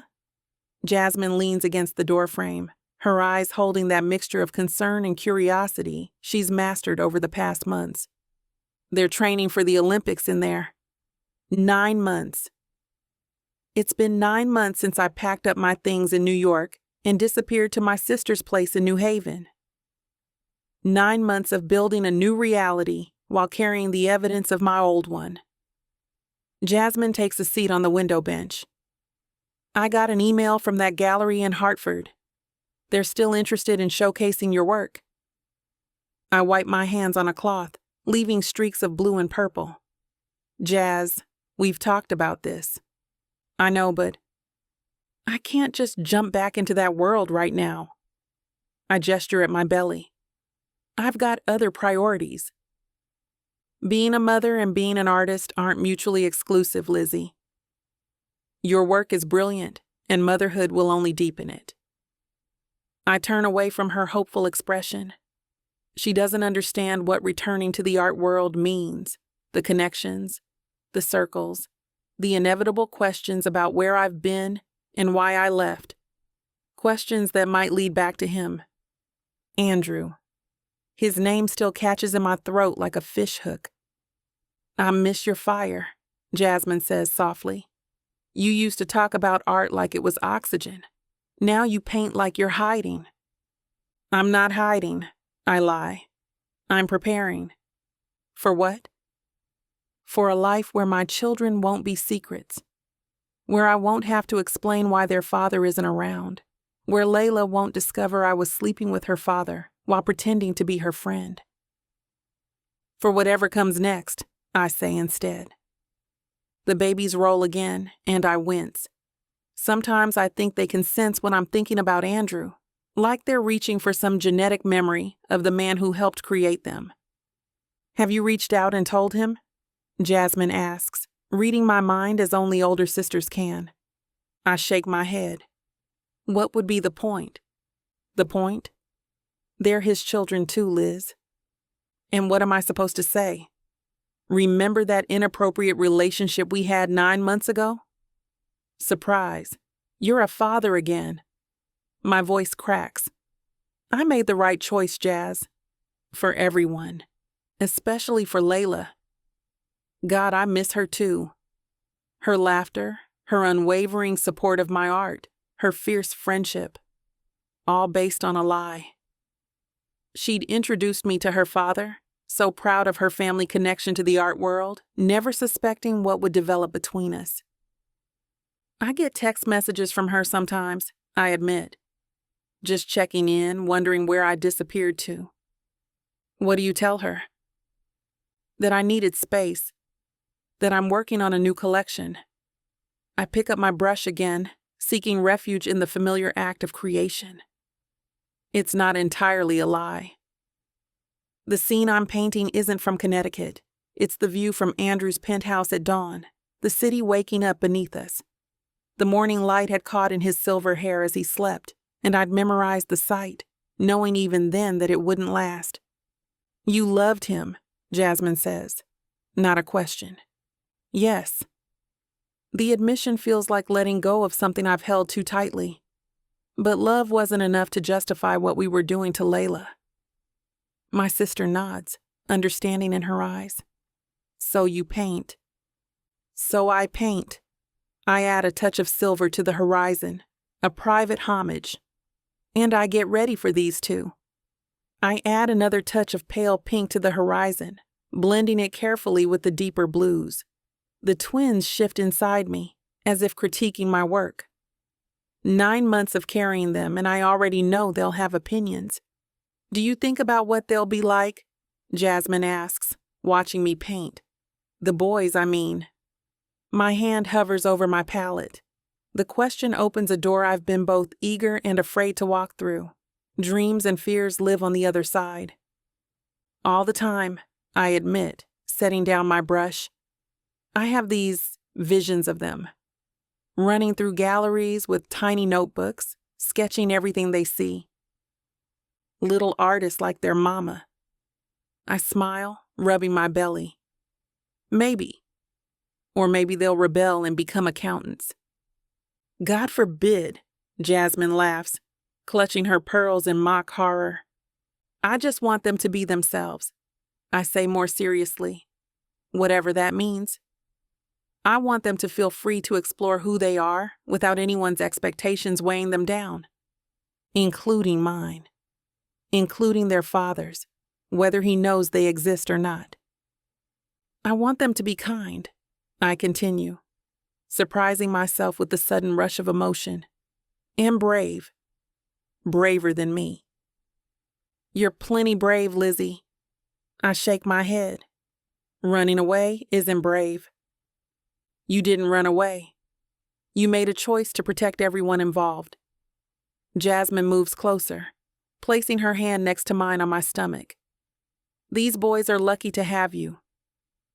One of the twins kicks against her palm, making us both laugh. Do you think they'll look like him? She asks softly. The question I've been asking myself every night as I lie awake. Will I see Andrew's face looking back at me from their cribs? His blue eyes? His determined jawline? I don't know. I whisper. Part of me hopes they don't. It would be easier. And the other part? I close my eyes, remembering. The other part treasures every piece of him I might get to keep. The contradiction lives in me like another heartbeat. I left Andrew because our relationship was built on deception. My friendship with Layla, his daughter, a casualty I couldn't bear. Yet I want to see him in my sons. Want them to carry some echo of the man who, despite everything I fell in love with. I dream they'll be tall, I say, changing direction. Like basketball players, growing up with 2 boys who tower over me by the time they're 14. Lord help us all. I want them to love books and music and museums, I continue, warming to the subject. But I also want them to play sports and climb trees and get dirty. And you'll be right there with them, Jasmine says. Getting just as muddy? Absolutely. I imagine taking them to Central Park, watching them feed the ducks, teaching them to see the city through an artist's eyes. Then I catch myself. I've been picturing New York. As if reading my thoughts, Jasmine says, Have you given any thought to returning? To New York, I mean. I sigh, looking at my half-finished painting. Jazz. I know. But hear me out. The opportunities for you there, for them too, are incomparable. Better schools, better art programs, connections you've spent years building. And Layla, I add quietly, and Andrew, they're there too. New York is a big city. Not big enough. I turn back to my easel, feeling the familiar weight of indecision. The art world is small, Jazz. Everyone knows everyone. You can't hide forever. I'm not hiding, I insist, though we both know it's not entirely true. I'm just figuring things out. Right now, my entire focus is on these two, getting them here safely, being the mother they need. Jasmine nods, understanding but not conceding. And after? After. I trail off, looking at the cityscape on my canvas, my secret view of New York at dawn. We'll see.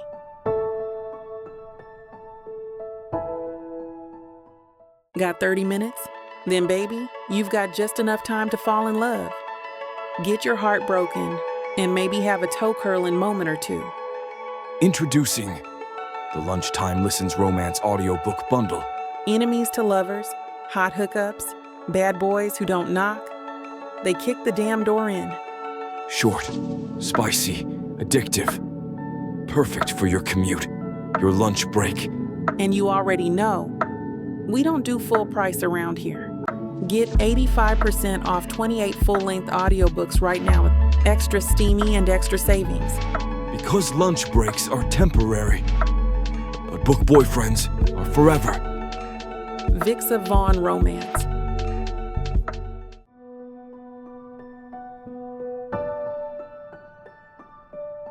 Chapter 18. Andrew. The amber liquid swirls in my glass as I twist my wrist, watching the expensive scotch catch the dim light of Vantage Point, Manhattan's most exclusive, members-only bar. 52 floors up, the city sprawls beneath us like a circuit board of light and motion. But tonight it feels distant, unreachable. You gonna stare at that drink all night or actually drink it? Garrett Reynolds leans back in his leather chair, loosening his Hermes tie with practiced nonchalance. I knock back the remainder of my scotch, feeling it burn a familiar path down my throat. Happy now? No. Garrett signals the waiter for another round. And neither are you. Haven't been for a long time. I adjust my cuffs, a nervous habit I've never managed to shake. The waiter arrives with swift, silent efficiency. One of the reasons I pay the exorbitant membership fees for this place. No fuss, no small talk. Just impeccable service and privacy. I'm fine. Nonsense. Garrett's gaze hardens. We've known each other 20 years, since our early days at Goldman. He can read me like a quarterly report. It's been a year, Andrew. My jaw tightens. I don't need the reminder. 372 days since Elizabeth vanished. Not that I'm counting. Work's good. The Harcourt acquisition is finally closing next week. I'm not talking about work. Garrett leans forward, lowering his voice. When's the last time you did anything besides work and brood in that museum you call a penthouse? I run my finger along the rim of my fresh glass. I don't brood. You brood as often as you collect art. And speaking of art, he pauses, watching me carefully. Have you been to any galleries lately? The question hits like a sucker punch. Elizabeth's face flashes through my mind, her eyes lit up with passion as she explained the deeper meaning behind some abstract piece I couldn't begin to understand.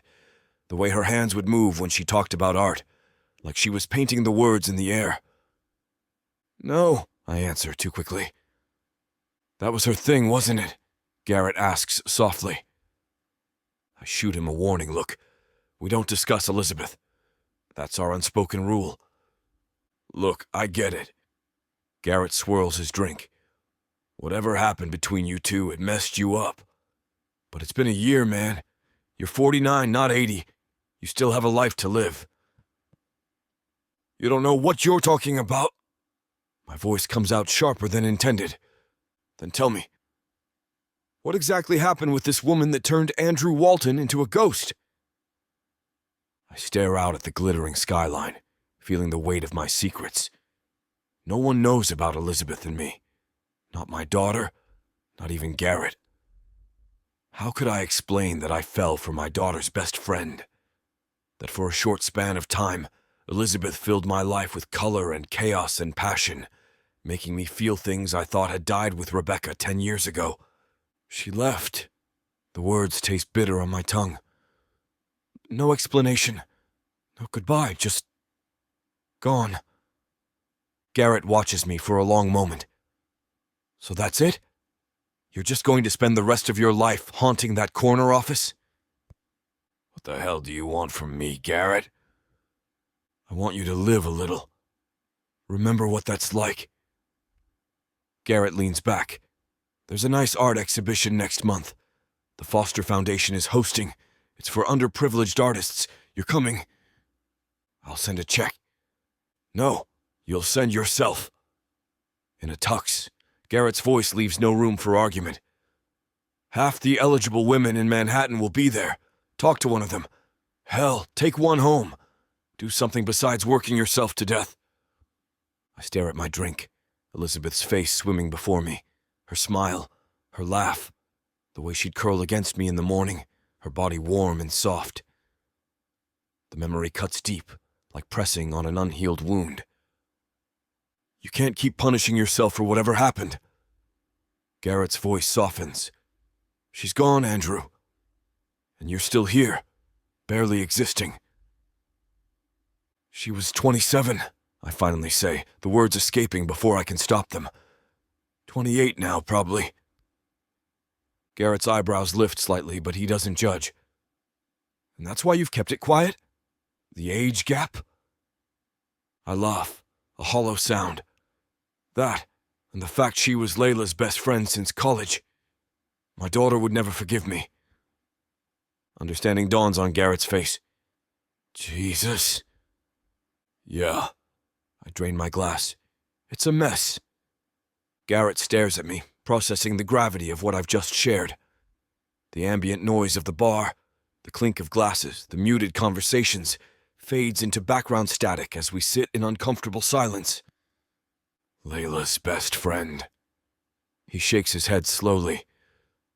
Damn, man. Yeah. I trace the rim of my empty glass. Damn, indeed. Is that why you never talked about her like this before tonight? Because of Layla? I lean back in my chair, the leather creaking beneath my weight. What was I supposed to say? Hey, by the way, I was sleeping with my daughter's college roommate. Fair point. Garrett signals for another round. But I'm your friend, not your judge. How did it even start? The memory washes over me uninvited. Elizabeth standing in her studio apartment, her wide smile as she showed me her pieces, the way she spoke about each piece with such passion. She needed a mentor, someone to guide her through the New York art scene. A bitter laugh escapes me. Layla introduced us, thought I could help launch her career. And instead you launched into her pants. I shoot him a sharp look. It wasn't like that. Sorry. Garrett raises his hands in surrender. Poor taste. The waiter delivers our drinks with silent efficiency. I take a deep pull from mine, welcoming the burn. It started professionally enough. Gallery visits, introductions to industry leaders, discussions about her work. The words come easier now, like a dam breaking. She has this way of seeing the world. It's electric. Being around her felt like waking up after a decade of sleepwalking. Garrett's expression softens. So what happened? When did it cross the line? A few weeks in, she just got distant all of a sudden, and I didn't know why. I still don't. Then all of a sudden, she's vanished out of my life, leaving everything behind, and I still don't have a clue where she went. If I had an idea, I would have already been out looking for her. You were that whipped for her, huh? Yeah, something like that. I swirled the amber liquid in my glass. It was good, Garrett. Better than good. For weeks, it was transcendent. Then she vanished. I nod, the familiar ache spreading through my chest. No warning. One day, everything's perfect. The next, she's distant, making excuses not to see me. Then nothing. Texts and calls never answered. Moved out of her apartment. Gone. Did Layla find out? About you two, I mean. No. I rub my temple where a headache is forming. If she had, I'd know. She'd have torn me a new one. You think she left because she felt guilty about Layla? I don't know what to think. My voice hardens with frustration. That's the hell of it. Did she get a better offer somewhere else? Did the age gap finally hit her? Was she using me for connections all along? I've played every possibility in my head until I'm sick of my own thoughts. Garrett watches me with concern that borders on pity. I hate it. And now it's been a year, he says quietly. 372 days of not knowing why. I down half my scotch in one go. Every morning feels like stepping on broken glass. I go through the motions, meetings, deals, dinners, but it's all just noise. Andrew dash dash. You know what the worst part is? I interrupt. The art. My whole collection, pieces I've spent decades acquiring, they all remind me of her now. The way she'd analyze them, challenge my interpretations, make me see them differently. Garrett leans forward, compassion written across his features. I get it now. Why you've been a ghost. But the world keeps spinning, man. You have to keep pushing forward. I scoff, the sound harsh even to my own ears. I am pushing forward. What the hell do you think I've been doing? Working 18-hour days, closing deals worth more than some countries' GDPs. That's not living. That's hiding. What's your prescription, Doc? Find someone new? Pretend she never existed? Garrett shakes his head. No, but you can't keep living half a life either. I sleep. My voice drops low, almost a whisper. And there she is, in my dreams, smiling, talking about some obscure artist, or arguing about brushstrokes. For a few hours, she's back. Then I wake up, and the glass is under my feet again. Chapter 19. Elizabeth. I stand in the center of the living room, surrounded by half-unpacked boxes and the steady New York City traffic hum filtering through the windows. The apartment isn't huge, but it's ours. Mine and the boys'. And that's all that matters. Alexander gurgles from his bouncer seat, while Aston naps in the portable crib we hastily set up when we arrived this morning. Don't even think about unpacking that box yet, Jasmine says, swooping in to grab a heavy container from my hands. You need to finish setting up your studio space first. That exhibition is in 2 weeks. But the kitchen can wait. She sets the box down with a decisive thud. Art first, dishes later. That was our deal, remember? I bite my lip, surveying the chaos around us. The apartment still feels foreign. Bare walls, unfamiliar corners, the peculiar scent of new paint in someone else's lingering existence. Fine. But if you organize my paintbrushes alphabetically again, I'm disowning you. Jasmine grins, the smile that's genetically identical to mine, but somehow always carried more confidence. That was one time, in college. I couldn't find anything for weeks. A high-pitched whine erupts from Alexander, his little face scrunching with impending tears. I move toward him, but Jasmine beats me there. I got him. Go set up your workspace. She scoops him up with practiced ease that still surprises me, considering she'd rarely held a baby before my two came along. Auntie Jazz has you, little man. You know they can't actually understand you yet, right? She bounces Alexander on her hip, his cries already subsiding. Never too early for them to know I'm the cool one. I duck behind the folding screen into what will be my workspace. It's small, barely 9 by 7 feet, but the north-facing window provides consistent light throughout the day. Before I'd even signed the lease, I'd mapped out exactly how I'd arrange everything. Easel by the window, supply cart against the wall, desk tucked in the corner. The boys' cribs and changing table occupy the other side of the room, a precarious balance of motherhood and artistic ambition divided by nothing but a decorative screen. It feels symbolic in ways I'm too tired to fully analyze. 5 months ago, I didn't think I'd ever paint again, I admit. My voice low as I unpack tubes of acrylic paint, lining them up by color family rather than alphabetically. The familiar weight of them in my hands triggers muscle memories I feared I'd lost permanently. Jasmine appears in the doorway, Alexander now calm against her shoulder. I never believed that for a second. Yeah? You practically pushed me to paint to get me out of that slump. Of course I did. It's your passion after all. I roll my eyes but can't suppress my smile. Alexander makes a gurgling sound, his tiny hand grabbing at Jasmine's earring. Careful little art critic, she tells him, gently disentangling his fingers. Those are vintage. Aston stirs in the portable crib, his eyes fluttering open, tiny fists stretching above his head. The synchronized timing of the twins' wake and sleep cycles continues to amaze me. Some biological connection I can observe but never fully understand. There's my other little man, Jasmine coos. I move to pick Aston up, inhaling his warm, sweet scent as I cradle him. Thanks for being here, Jazz. I couldn't do this alone. You absolutely could, she counters. But you don't have to. That's the difference.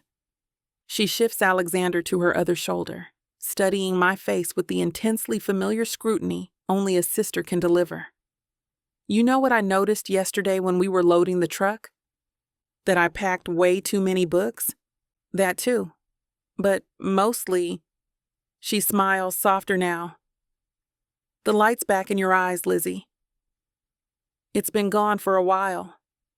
I settle Aston more comfortably against my chest, feeling the steady rhythm of his tiny heartbeat. Jasmine's words echo in my mind, the light's back in my eyes. Maybe she's right. Maybe I am finding my way back to myself after everything that happened. You're thinking about him again, Jazz says. Not a question, but a statement of fact. She's always been able to read my thoughts with unnerving accuracy. I don't bother denying it.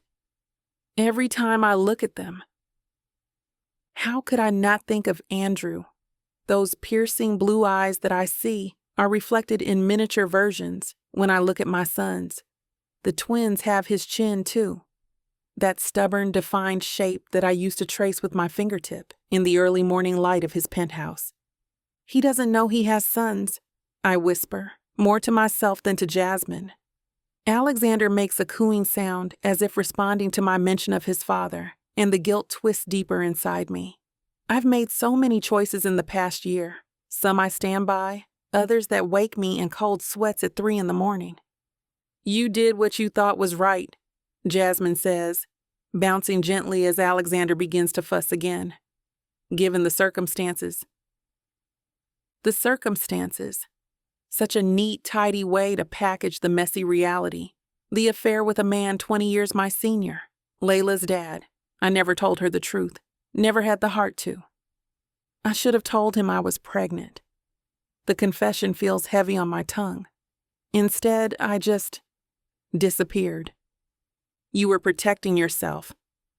I shake my head. I was running away. There's a difference. I ghosted my best friend and the father of my children. Jasmine gives me a look that's both sympathetic and challenging. And now you're back in the city where they both live. What's your plan? Avoid them at all costs? I attempt a weak smile. Brilliant strategy, flawless execution.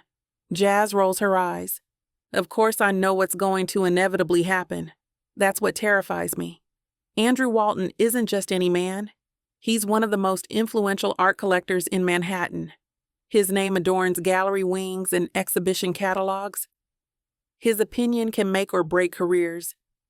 And his daughter travels in the same social circles I'll need to re-enter if I want any chance at rebuilding my career. What if I run into him at the exhibition? The thought makes my stomach clench. Or worse, what if Layla comes? She'll take one look at the twins and know exactly who their father is. Jasmine carefully places Alexander in his bouncer seat and comes to stand beside me, wrapping an arm around my shoulders. Listen to me, Lizzie.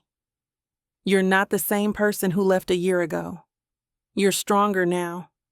Plus, she gestures toward my half-unpacked art supplies.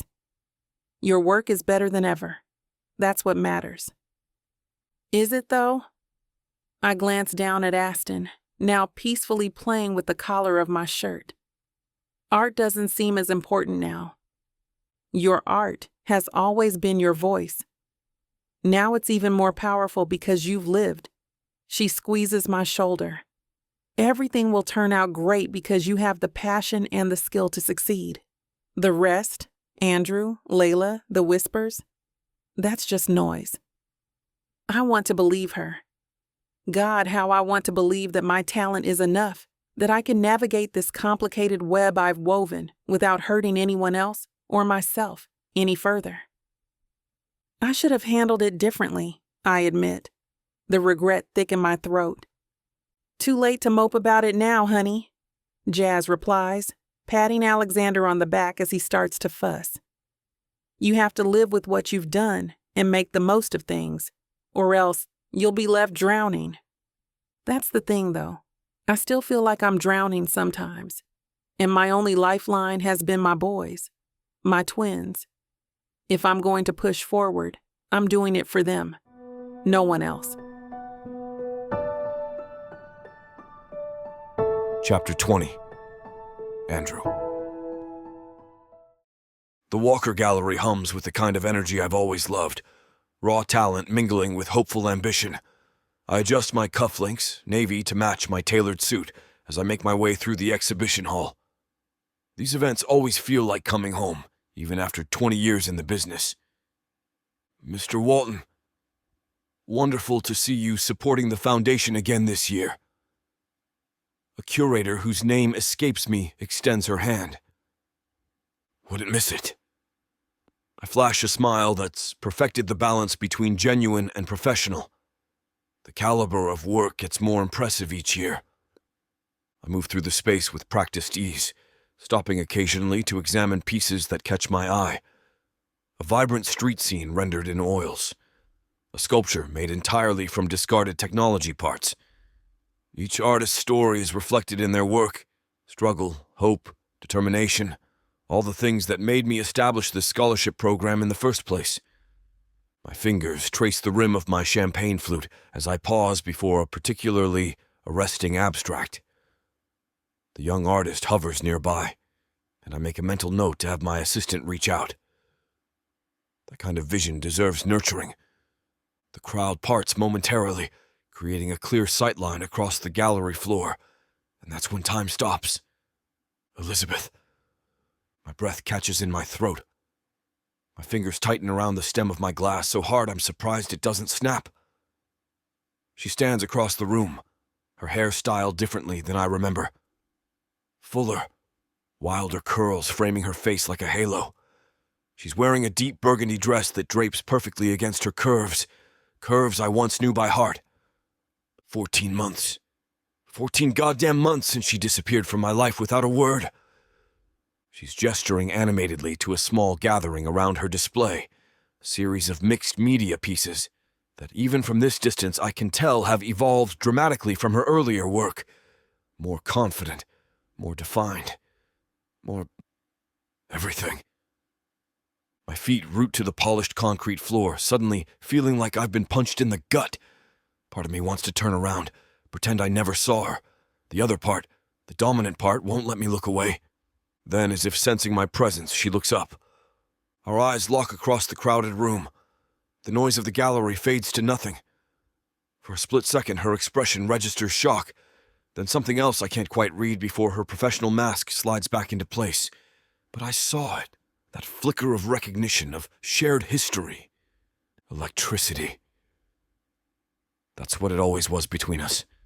That's what it still is, apparently, despite her walking out of my life without so much as a text message goodbye. Before I realize what I'm doing, I hand my glass to a passing waiter and begin cutting through the crowd toward her. People try to stop me, benefactors wanting to chat, artists eager to introduce themselves. But I barely acknowledge them. My focus narrows to that single point across the room, to those brown eyes that once looked at me with such warmth. God damn it. A year of radio silence. A year of wondering what the hell happened. Did she think I wouldn't notice her absence? Did she think I wouldn't goddamn care? I move forward, propelled by something stronger than anger or confusion. Whatever her reasons, I need answers. The space between us shrinks with each step. Her small audience begins to disperse, perhaps sensing the tension crackling in the air. She straightens her spine as I approach, chin lifting slightly in that defiant gesture I once found so endearing.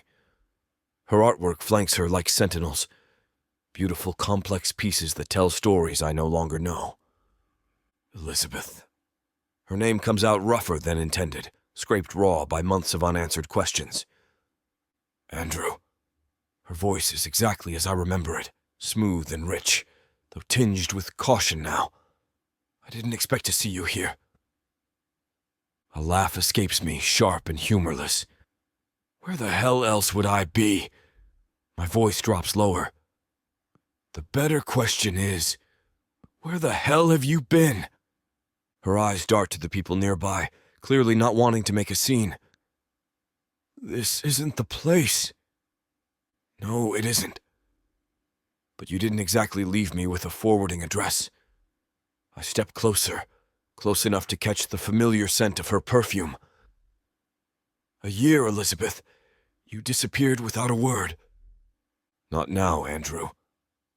Elizabeth's voice tightens as she glances around at the gathering crowd. We can talk later. Later? I almost choke on the word. That's what you said when you walked out of my penthouse. And then you vanished. Her eyes dart nervously to a couple lingering near her display. Please, this is important for my career. The muscle in my jaw ticks. She's right, of course. I'm not about to sabotage her professional moment, no matter how badly I need answers. I step back and gesture with a stiff arm toward a less populated area of the gallery. 5 minutes. That's all I'm asking for. Elizabeth hesitates, then gives a slight nod. I place my hand at the small of her back, a familiar gesture that makes her stiffen, and guide her toward a secluded alcove, partially hidden by a large installation piece. The contact sends electricity up my arm, unwelcome, but undeniable. Once we're safely tucked away, I drop my hand and face her directly. In this light, I can see the subtle changes. Tiny lines at the corners of her eyes that weren't there before. A new confidence in her posture. Beautiful in ways that punch right through my carefully constructed defenses. Talk, I demand, the single word carrying 14 months of sleepless nights. Elizabeth takes a deep breath, her fingers twisting together. A nervous habit I remember all too well. I left because of Layla. Layla! Of all the explanations I'd imagined, my daughter's name never factored in. What does she have to do with this? Everything. She sighs, shoulders dropping slightly. Andrew, she's my best friend, and you're her father. What we were doing, it felt wrong. I was betraying her trust every time I was with you. I stare at her, processing this explanation that feels too simple, too convenient. And you couldn't tell me this to my face? You had to just disappear? I knew if I tried to explain in person, I'd never be able to walk away. Her voice catches. You have this effect on me. Always have. I couldn't risk it. Nonsense. The word comes out sharper than intended. We were adults in a consensual relationship. You owed me a conversation, not a disappearing act. I'm sorry. Her eyes shine with unshed tears. I never meant for things to go so far between us. It started as just attraction. But then it became more, I finish for her, stepping closer. For both of us, her perfume envelops me. The scent hits me like a physical blow, unleashing memories of mornings in tangled sheets, her laughter against my chest, those quiet moments when the world narrowed to just us. I never stopped loving you. The confession breaks free before I can stop it.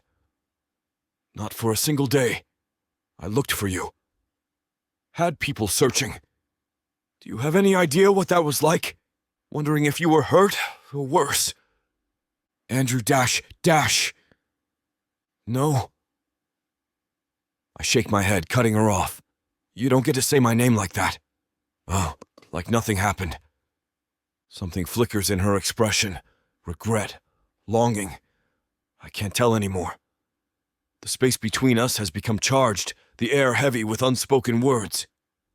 I thought I was doing the right thing, she whispers. For who? I don't wait for her answer. Can't wait anymore. 14 months of wondering, of imagining this moment, and now she's here, real and solid before me. I close the distance between us, my hand coming up to cradle her jaw, thumb brushing across her cheekbone. Her breath catches, that familiar little hitch that tells me everything her words won't. I kiss her. Hard, desperate, pouring 14 months of longing into a single point of contact. For one terrible second, she's frozen, and I think I've misread everything. Then her hands are in my hair, pulling me closer, her body arching into mine like she's been starving for this too. The feeling of her lips moving against mine sends a rush of satisfaction through my veins. She still wants this. Still wants me. When we finally break apart, we're both breathing hard. I keep my forehead pressed against hers, unwilling to create even an inch of space between us.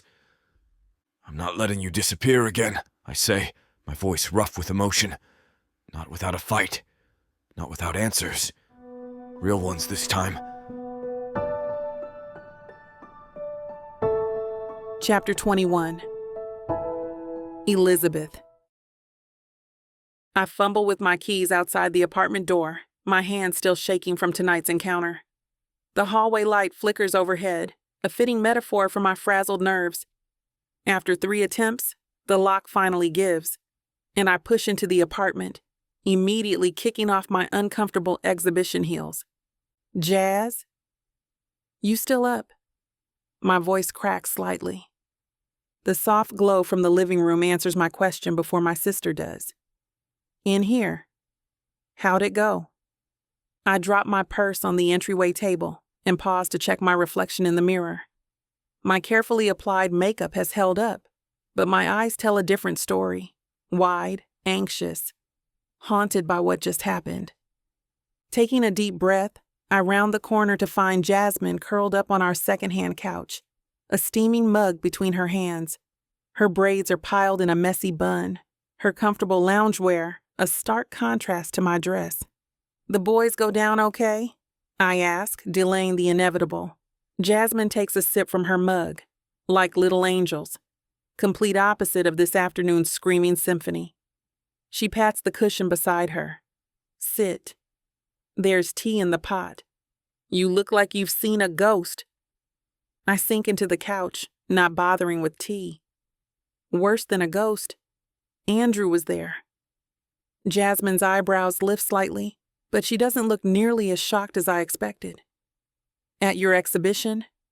Well, he is still big in the art world. He kissed me, Jazz. This gets a reaction. Jasmine nearly spills her tea. He what now? Cornered me. Asked why I disappeared for a year. Then just kissed me. Like no time had passed. I close my eyes, the sensation still burning on my lips, familiar yet forbidden. Andrew's cologne, that expensive one I could never pronounce, had filled my senses right before his mouth claimed mine. For one traitorous second, I'd kissed him back. What did you do? Jasmine leans forward. Pushed him away. I tug at a loose thread on the couch. Then practically ran to the other side of the gallery. Jasmine places her mug on the coffee table. I hate to say I told you so, but returning to the New York art scene, it was inevitable you'd cross paths. I didn't think he'd be so bold. There were people everywhere. That man never cared what others thought. Jasmine reaches over to squeeze my hand. What's really bothering you, Lizzie? The image of the nursery just down the hall flashes in my mind. 2 identical cribs, 2 sleeping babies with Andrew's blue eyes. How long before he finds out about them? My voice drops to a whisper, even though the twins are sound asleep. I managed to keep my pregnancy quiet. Disappearing to Connecticut with you was the perfect cover, but now I'm back, making waves again. People talk. Did he ask where you've been? Of course. I gave some vague answer about needing space to rethink my life. I stand up, too anxious to sit still, and begin pacing our small living room. But if he finds out, Jazz, he has resources. Lawyers? Money? What if he tries to take them from me? Slow down. He doesn't even know they exist yet. But he will. My voice rises before I catch myself, glancing nervously toward the hallway. Sorry, it's just, he looked at me the same way he used to, like I was the only person in the room, and for a second, it felt like before everything got complicated. Jasmine's expression softens. You still have feelings for him. It's not a question. I don't answer. What are you going to do? She asks. I cross to the window, looking out at the New York skyline that had once represented all my dreams. Now it feels like a minefield, with Andrew Walton somewhere out there, potentially upending the careful life I've built for my sons. I don't know. Avoid him? Impossible in this industry. Tell him? Terrifying. I press my forehead against the cool glass. The twins are just starting to sleep through the night. We're finally finding a rhythm, and my career is getting back on track. Everything feels so fragile. Would it be the worst thing? Him knowing? Jasmine asks gently. The baby monitor on the coffee table emits a soft coo, followed by silence. My heart clenches at the sound. I just need more time, I whisper, to figure this out, to establish myself again, to be ready for whatever happens when he finds out. Jasmine sighs. Time might be the one luxury you don't have anymore, sis. You're right. I clutch the edge of the windowsill. Time is the one thing I need and the one thing I don't have. Jasmine rises from the couch and comes to stand beside me, her shoulder brushing against mine as we both stare out at the city lights. The soft hum of distant traffic floats up from the streets below, a constant reminder of the world continuing to spin while mine feels suspended in uncertainty. Jazz, my voice catches. I need you to promise me something. She turns to face me, concern etching lines around her eyes that weren't there a year ago. I feel a pang of guilt. She's put her own life on pause to help me through mine. Anything, she says simply. Promise you'll help me protect the boys, no matter what happens. If Andrew finds out, if he tries to, I can't even finish the sentence. The thought of Andrew using his wealth and influence to claim his son sends a cold shiver down my spine. Jasmine takes my hands in hers, her grip firm and grounding. Elizabeth, look at me. I meet her gaze, finding unwavering determination there. I would die for those babies. You know that. She squeezes my hands. Those boys are my blood. Your fight is my fight. Always has been since we were kids. Always will be. The knot in my chest loosens just slightly. Whatever storm is coming, at least I'm not facing it alone. Thank you. I pull her into a tight hug, breathing in the familiar scent of coconut oil and shea butter from her hair products. I don't know what I would have done this past year without you. Probably would have collapsed from exhaustion around month 3, she jokes, patting my back before pulling away. Come on, that tea's getting cold, and you need something to calm your nerves. I follow her back to the couch, accepting the mug she pours for me from the small teapot on the coffee table.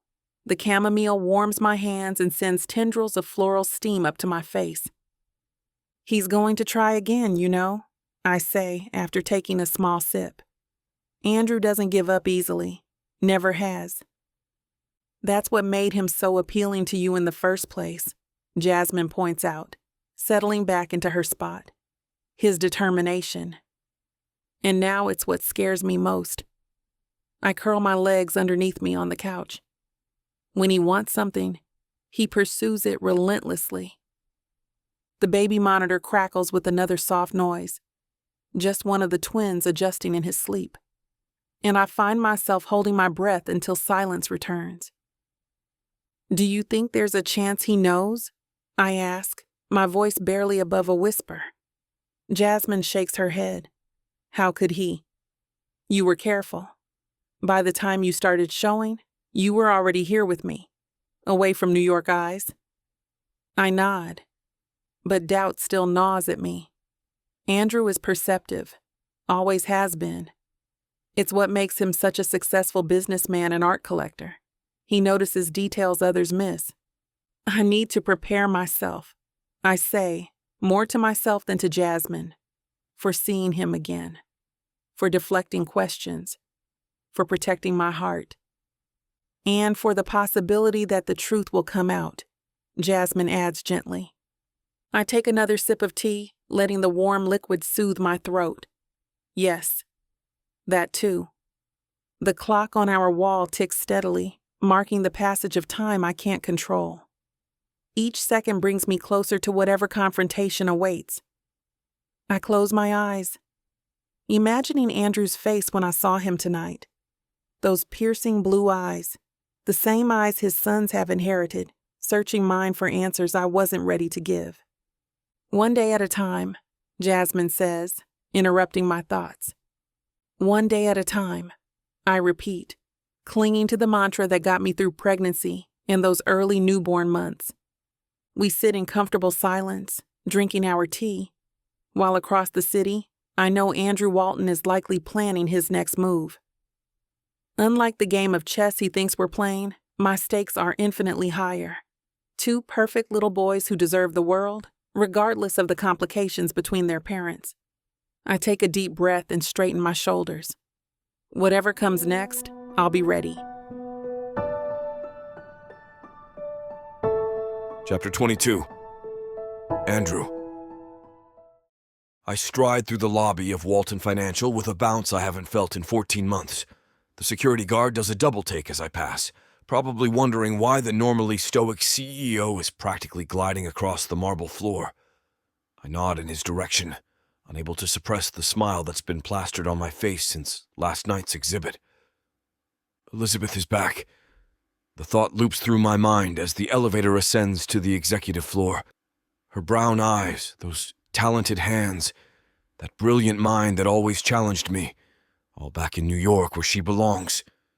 My executive assistant Miranda jumps as I burst through the door to the outer office. "Good morning, Miranda." "Beautiful day, isn't it?" Her eyebrows shoot up. It's raining, Mr. Walton." "Is it?" Hadn't noticed. I wink and continue into my office before she can recover from the shock of seeing me in such high spirits. The floor-to-ceiling windows of my corner office reveal a gray Manhattan skyline, raindrops streaming down the glass, but I might as well be looking at sunshine. I toss my briefcase onto the couch rather than placing it carefully by my desk as usual and loosen my tie. The quarterly reports waiting for my review might as well be written in hieroglyphics. After staring at the same page for 20 minutes, I give up the pretense of focusing on work. I drum my fingers on the polished mahogany desk. Should I call her? Text her? Too eager? Too desperate? I need to play this cool, despite the teenage butterflies wreaking havoc in my stomach. My phone rings, startling me from my thoughts. The caller ID shows it's my 10 a.m. meeting requesting to reschedule. "That's fine, push it to Thursday," I tell Miranda when she comes to inform me of the change. Perfect. Now I have time to call Layla. My daughter deserves to know her friend is back in town. I pick up my phone, hesitating for a moment. Layla doesn't know, can never know, that Elizabeth and I were more than mentor and protege. That line between us blurred long ago, developing into something neither of us had anticipated, but couldn't deny. I take a deep breath and dial her number. "Dad? Everything okay?" Layla answers, her voice tinged with surprise. I don't usually call her during work hours. "Everything's great, sweetheart. Have some news I thought you'd like to hear." I lean back in my chair, swiveling to face the rain-streaked window. Guess who I ran into at the Walker Gallery last night? No idea. One of your boring finance buddies? I laugh. Not quite. Elizabeth Myers. The silence that follows is brief but profound. Then Layla's voice explodes through the phone. Elizabeth? Are you serious? Oh my God! Where has she been? Is she okay? Why did she just disappear like that? Her rapid-fire questions mirror my own from last night, though I know more answers than I let on. She's back in New York. I keep my tone casual, professional, mentor-like. She has a piece in the Urban Reflections exhibit. That's amazing. I need to see her. Did you get her number? I glance at the business card tucked in my wallet, the one with her personal number scribbled on the back. She seemed hesitant to give it to me after I kissed her, but she made my night when she did. I did. She asked about you. What did she say? I was so hurt when she just vanished. No calls, no texts. My chest tightens. I was the reason for that abrupt departure, though Layla doesn't know it. Our relationship had become complicated, intense. Elizabeth needed space, and the distance offered that along with artistic opportunity. She said she missed you. Seemed genuinely sorry about how things ended. I traced the edge of my desk with my finger. I think she'd love to hear from you. I'm calling her immediately. Send me her number. The excitement in Layla's voice is palpable. I can't believe she's back. We have so much to catch up on. If only she knew exactly what there was to catch up on.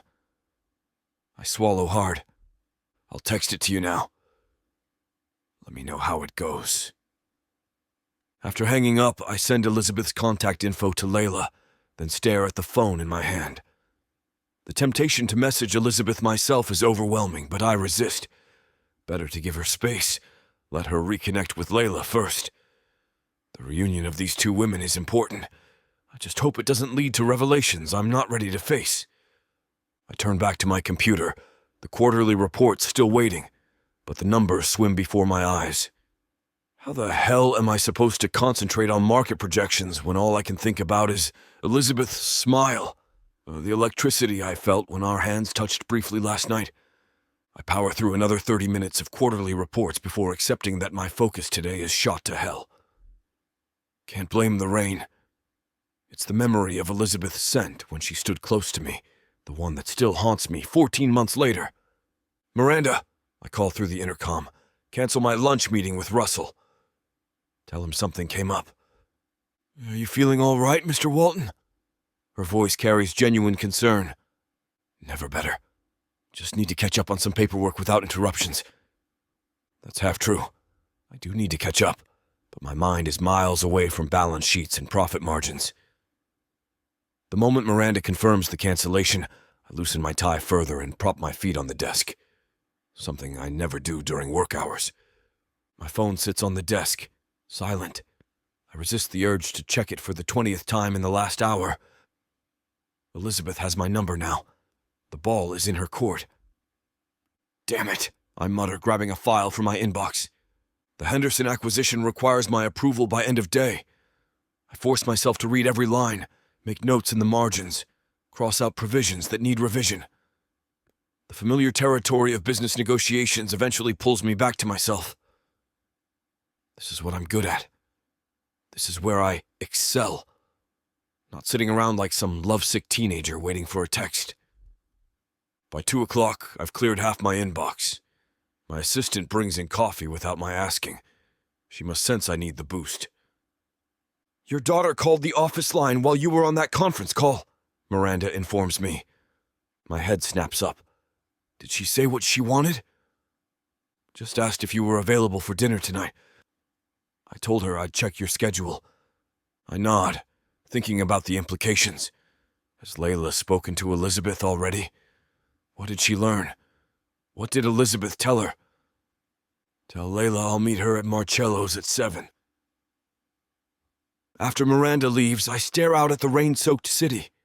The weather matches my mood now. The initial elation of seeing Elizabeth again tempered by uncertainty. Does she want to reconnect, or was last night simply an awkward reunion she felt obligated to endure? That kiss seemed to suggest more, but then again, 14 months is a long time. People change. Priorities shift. I rotate my chair back to face my desk, reaching for the next file. My watch shows it's nearly 3. No text from Elizabeth yet. I won't chase her. I can't. The 21-year age gap between us means I have to tread carefully. My position in her career means I have to be even more cautious. But goddamn, I miss her. Miss her laugh, her body pressed against mine, those moments when she'd challenge my opinions on art with that fire in her eyes. Elizabeth never backed down, never simpered or agreed just to please me. That fierce independence is what drew me to her in the first place. The Henderson acquisition blurs before my eyes again. I toss the pen onto my desk and stand up, pacing the length of my office. 4 steps to the window, 4 steps back to the desk. I never should have kissed her last night. It was presumptuous, pushing boundaries before establishing where we stand. But when she looked up at me with those eyes, speaking passionately about her new artistic direction, I couldn't help myself. My phone buzzes. I nearly lunge for it, composing myself at the last second. It's just an email notification. Get a grip, Walton, I muttered to myself.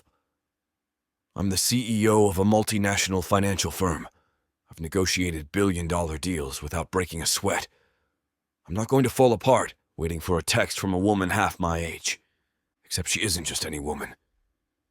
She's Elizabeth, the only person who's made me feel truly alive in years. The rest of the afternoon crawls by in a haze of meetings and phone calls. I maintain my professional facade, but inside I'm checking the clock every few minutes, willing the workday to end. By 5:30, most of the staff has cleared out, and I'm left alone with my thoughts and a still silent phone. Perhaps I should be the one to reach out. Number. I respect her too much for that. If she wants space or time, I need to give it to her. The last thing I want is to corner her, make her feel pressured. Elizabeth deserves to set the pace here to decide if whatever was between us is worth revisiting. I pack up my briefcase for dinner with Layla, stealing one last glance at my phone before slipping it into my pocket. Tonight, I'll focus on my daughter. Tomorrow, well, tomorrow is another day to hope that Elizabeth might want what I want. Another chance. Chapter 23. Elizabeth. The morning light spills through the windows of my apartment, casting a golden glow across my canvas. I dab my brush into a smudge of cobalt blue, adding depth to the skyline taking shape on the canvas. The scent of paint mingles with whatever Jazz is cooking up in the kitchen. Something with cinnamon and apples, I think. "You want coffee?"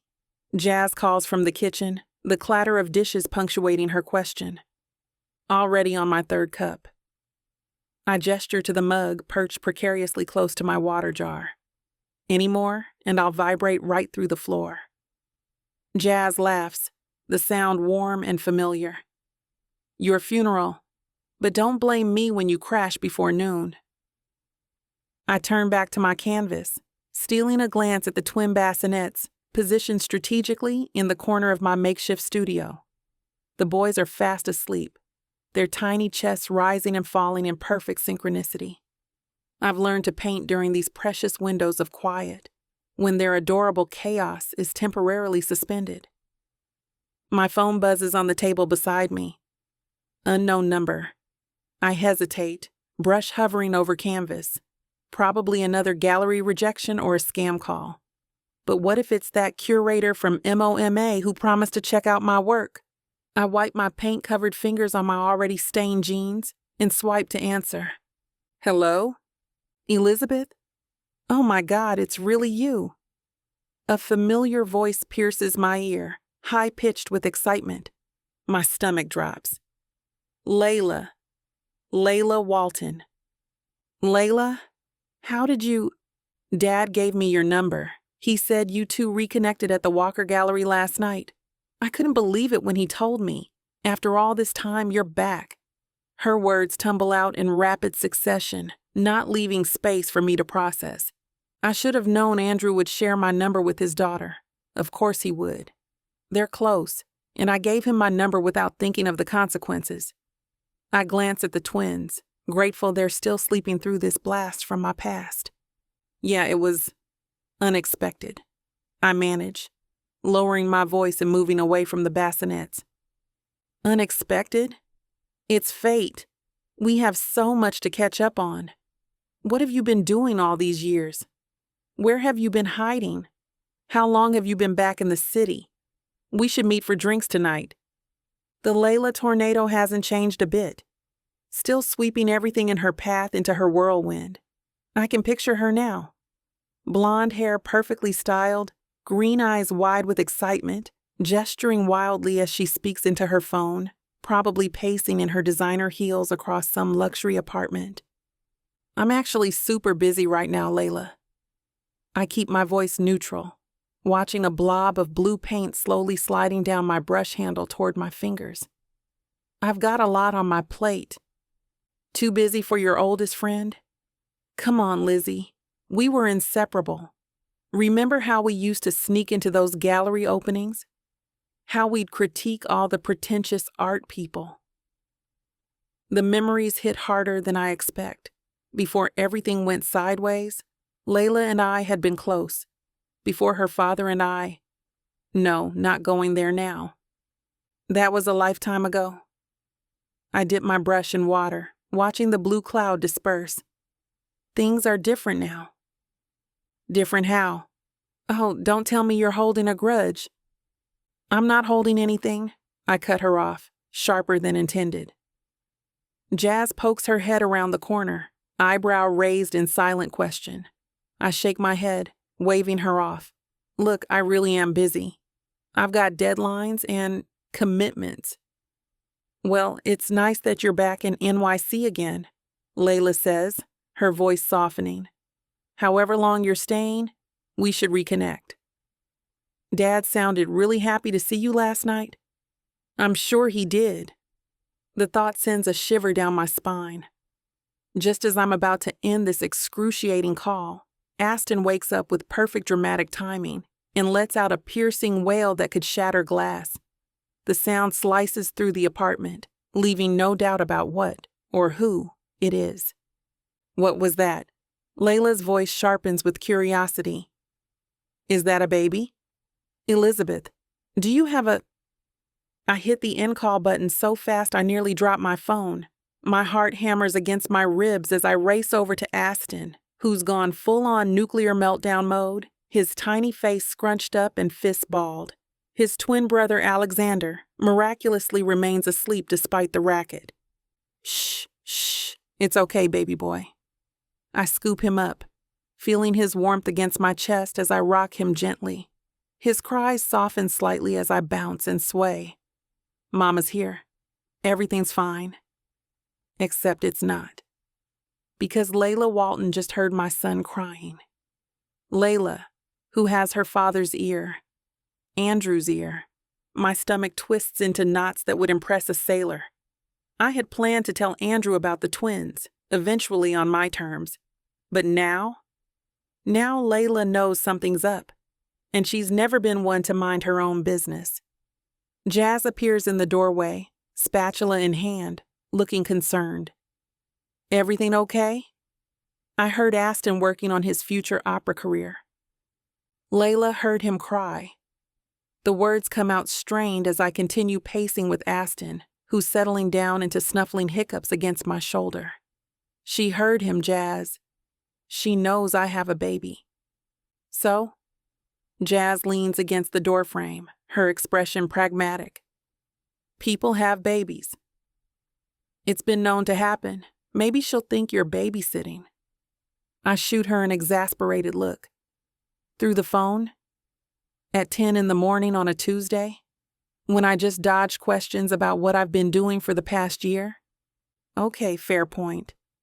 Jazz sets her spatula down on a nearby table and crosses her arms. But honestly, Lizzie, what's the worst that could happen? So she knows you have a kid, or kids. It's not like she can immediately make the connection to... Her voice trails off, not needing to say his name. I adjust Aston on my shoulder, inhaling his sweet baby scent to calm myself. You don't know Layla. She's like a bloodhound when she gets curious, and she'll tell Andrew everything, because that's what they do. They tell each other everything. The irony isn't lost on me. Andrew clearly told her about our encounter last night immediately. "You're going to have to tell him eventually," Jazz says gently. "They're his sons, too." "I know that." Aston nuzzles into my neck, his little body growing heavier as he drifts back towards sleep. But this isn't how I wanted it to happen. I needed more time to figure out the right way, the right moment. Jazz takes a step forward and rubs Aston's back with one hand. "Listen to me. You're overthinking this." Layla heard a baby cry. That's it. She doesn't know they're twins. She doesn't know they're connected to her family. Even if she suspects something, what's she gonna do? Show up at your door demanding a DNA test? The image is so absurd that a choked laugh escapes me. God, I hope not. Exactly. Jazz smiles, relieved to see me calming down. For all she knows, you could have had a whirlwind romance with some hot European artist during your time abroad. You could be married for all she knows. I snort. Now you're just being ridiculous. My point is, Jazz tucks a strand of hair behind my ear in a motherly gesture. One cry from one baby doesn't give away your whole situation. Take a breath. This doesn't change your timeline. I sink into the rocking chair near the bassinets, Aston now fully asleep again on my chest. The weight of him grounds me, reminds me what's really important. You're probably right, I concede, though the knot of anxiety hasn't fully dissolved. I'm just not ready for that conversation with Andrew. Not yet. And you don't have to be. Not today. Jazz retrieves her abandoned spatula. Now, I've got apple pancakes that need flipping, and you've got paint drying on your hands. Let's focus on that instead of worst-case scenarios, okay? I nod, gently laying Aston back in his bassinet. He settles with a soft sigh that melts my heart all over again. I hope you're right, I whisper, more to myself than to Jazz. I really hope you're right. Chapter 24. Andrew. Marcello's gleams with old-world elegance, white tablecloths, crystal glasses catching the light from vintage chandeliers, and the soft murmur of Manhattan's elite mixing with classical Italian opera. I adjust the sleeve of my navy suit as the sommelier pours a Barolo into our glasses. "Dad, you're not listening." Layla taps her manicured fingernail against the stem of her wineglass. "Sorry, sweetheart. Something about your apartment." I take a sip, letting the rich red coat my tongue. The corners of Layla's mouth turn down. "No, I was talking about Elizabeth. I called her today." I straighten in my chair. "Oh? How did that go?" "Good, I guess. It was nice catching up after all this time." Layla's bright green eyes narrow slightly as she studies my reaction. "Thanks for giving me her number. It was weird how she just disappeared." "She needed time to focus on her art," I offer, the practiced explanation sliding out before I can consider it. The waiter arrives with our appetizers. Thinly sliced prosciutto with figs for Layla, carpaccio for me. The restaurant hums around us, silverware clinking against fine china, discreet laughter from neighboring tables.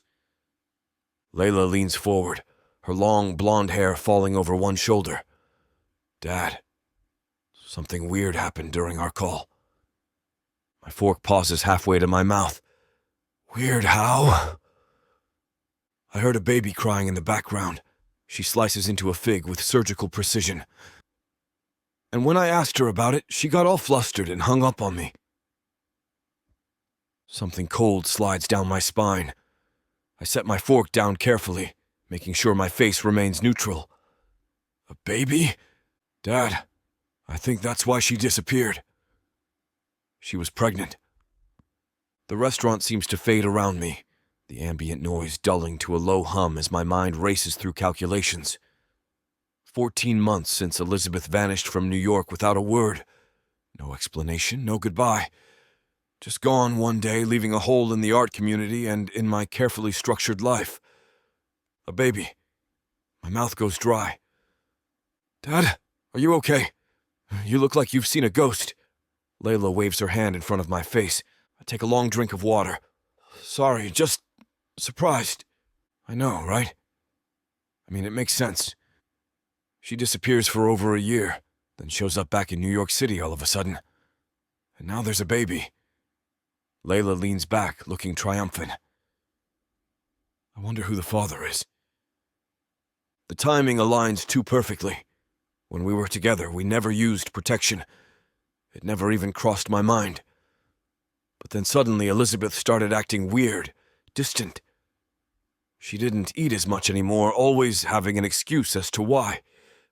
If the child is mine, do you think she'll tell me who it is? Layla continues, oblivious to my internal earthquake. I mean, we were best friends before she pulled her disappearing act. I deserve to know, right? I force myself to respond. Maybe it's not our business, Layla. People are entitled to their privacy.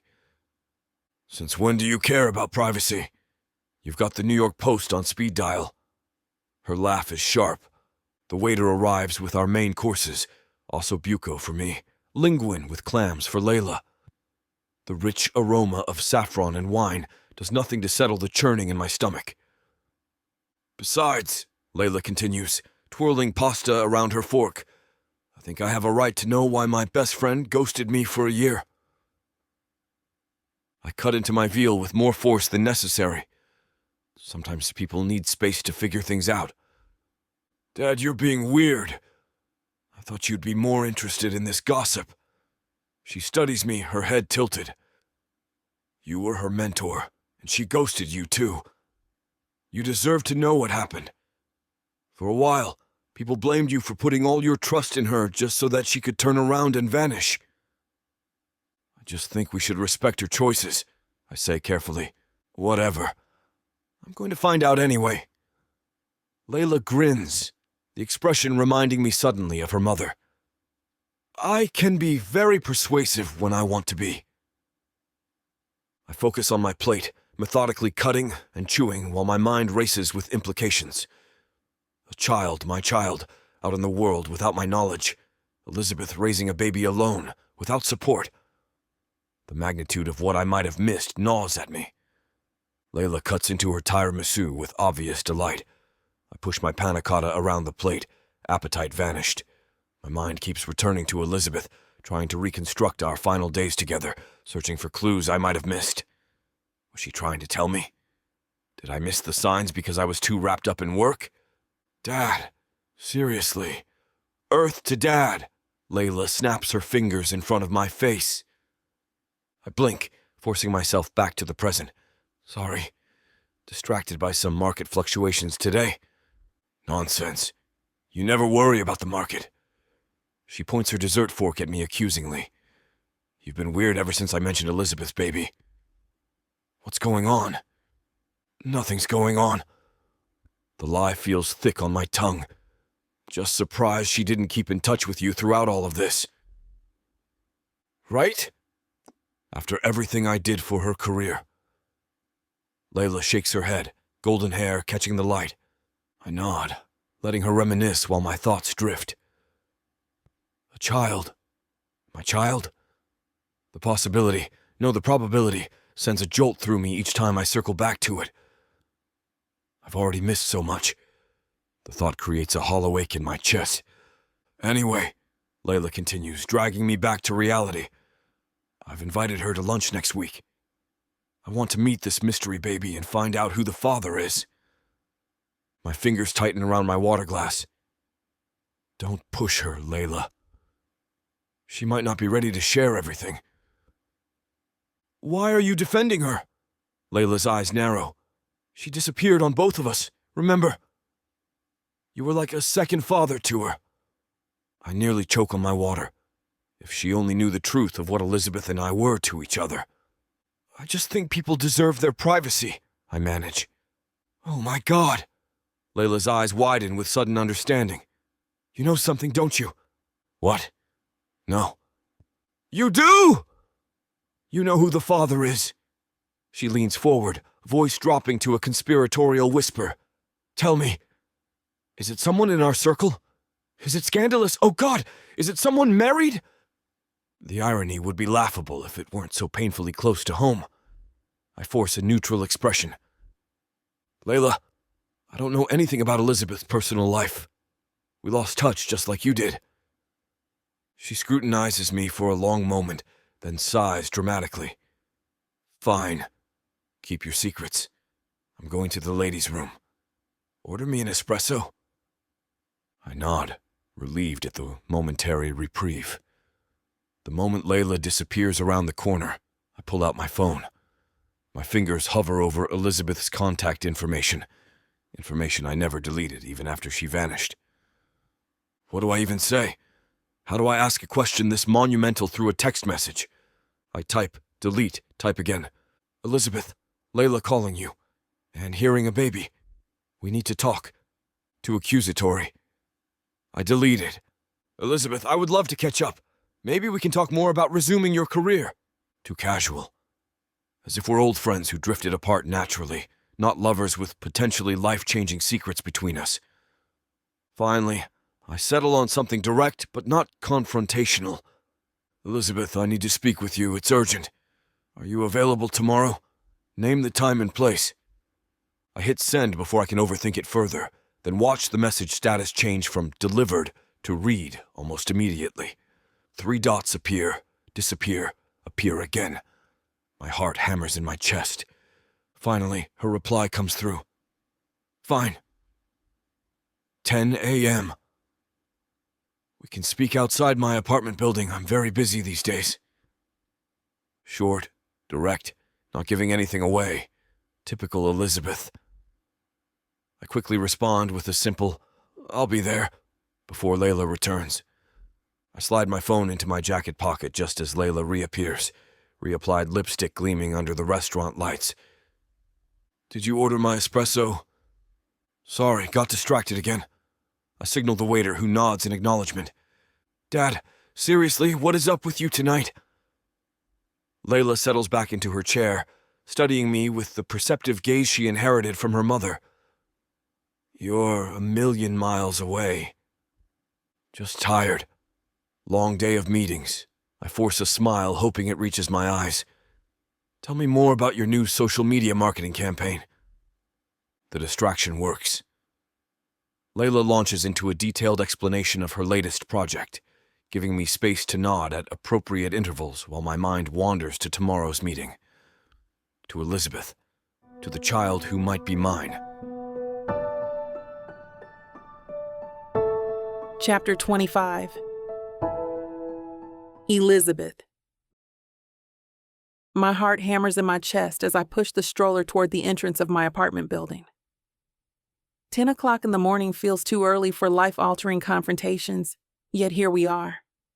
The cold air carries a hint of autumn crispness, the kind that usually energizes me, but today it only sharpens my anxiety.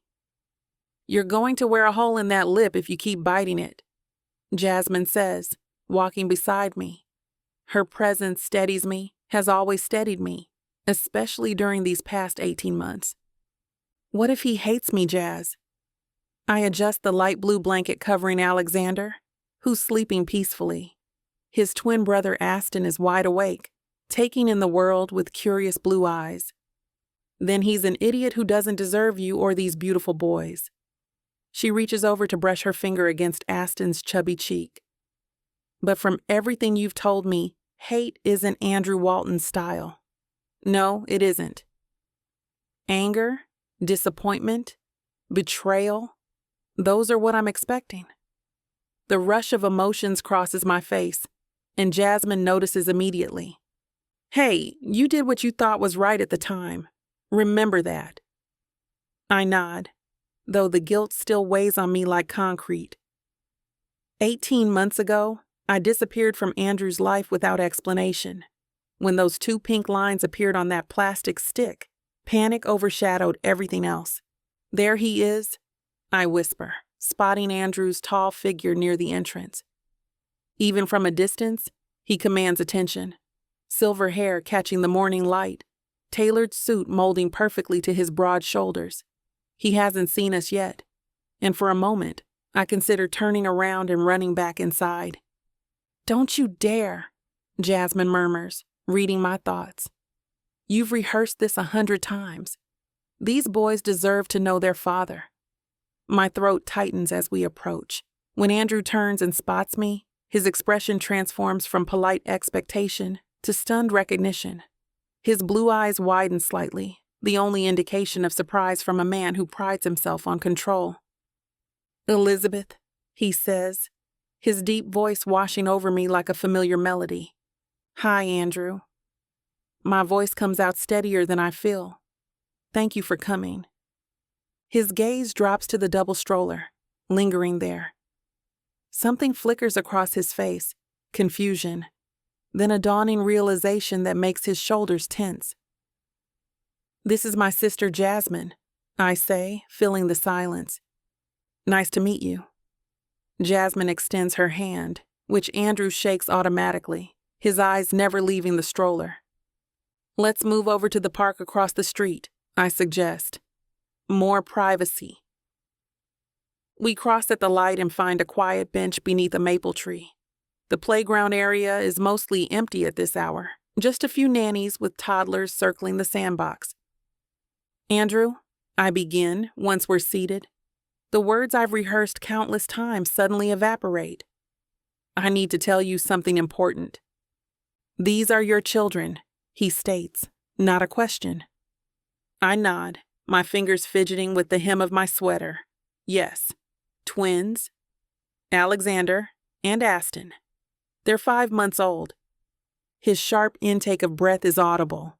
The calculation is happening behind his eyes. 5 months, plus pregnancy time. His gaze meets mine, intense and questioning. "They're yours?" I confirm, answering the unspoken question. "That's why I left so suddenly." I panicked.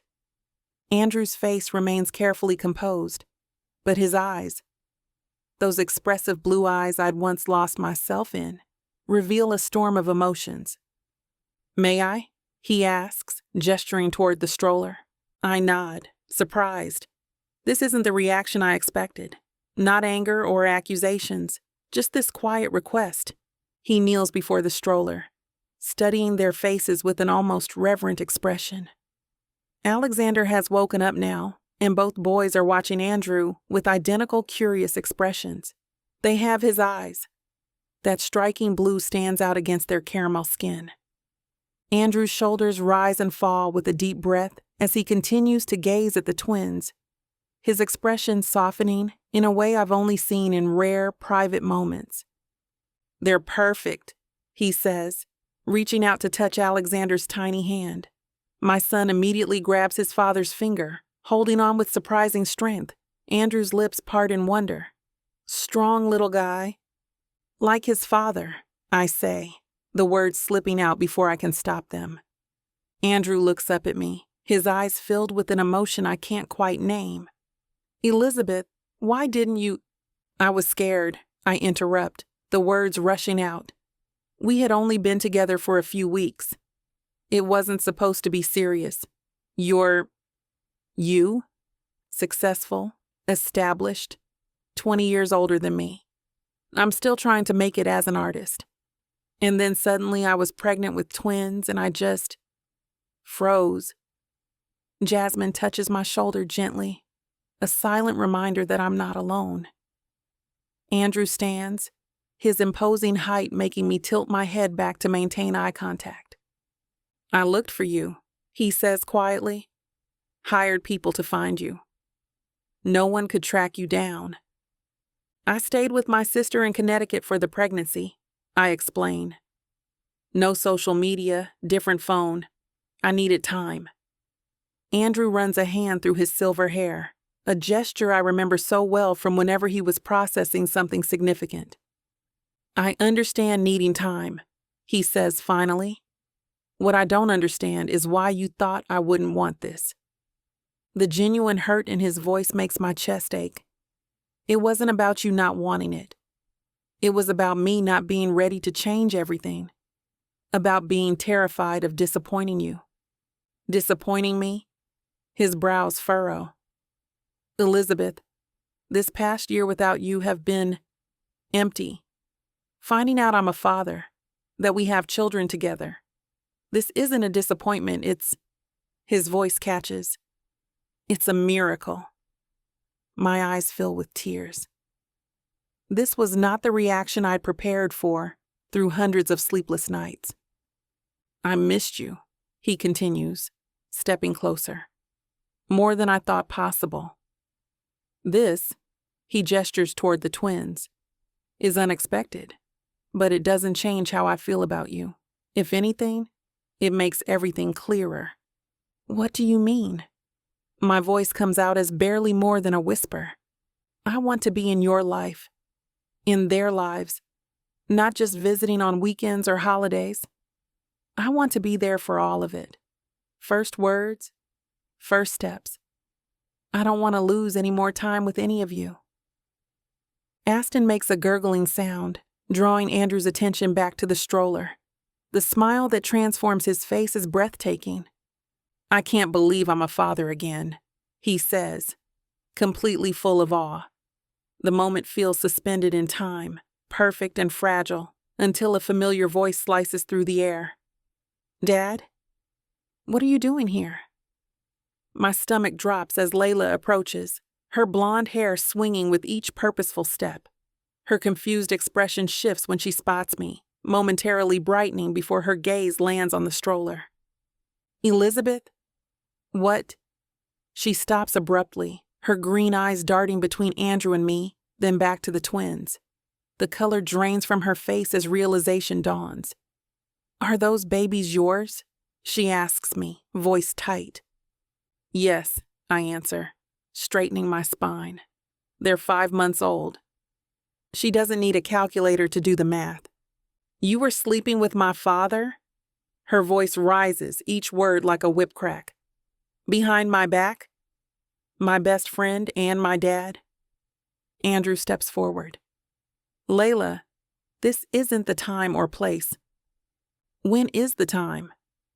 When were you going to tell me you knocked up my friend? My age gap was too much with Daniel. But this... She gestures wildly between Andrew and me. This is acceptable?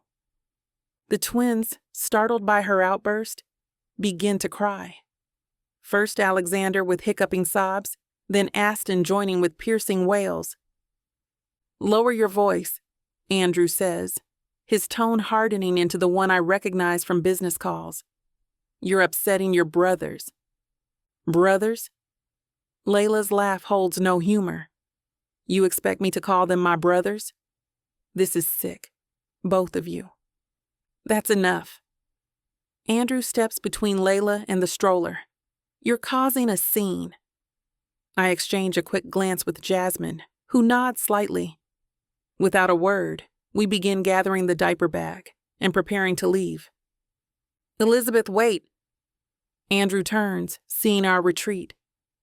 It's okay, I murmur, despite the situation being anything but. They need to calm down. I'll call you. As we wheel the stroller away, the twins' cries subsiding into whimpers, I hear Andrew's stern voice behind me. Layla, you're 29 years old. Stop acting like a teenager. Don't you dare lecture me about appropriate behavior when you... Their voices fade as we increase our distance, Jasmine's arm around my shoulders. Well, she says, squeezing me, that went exactly as well as expected. Chapter 26. Andrew. For God's sake, Layla, lower your voice.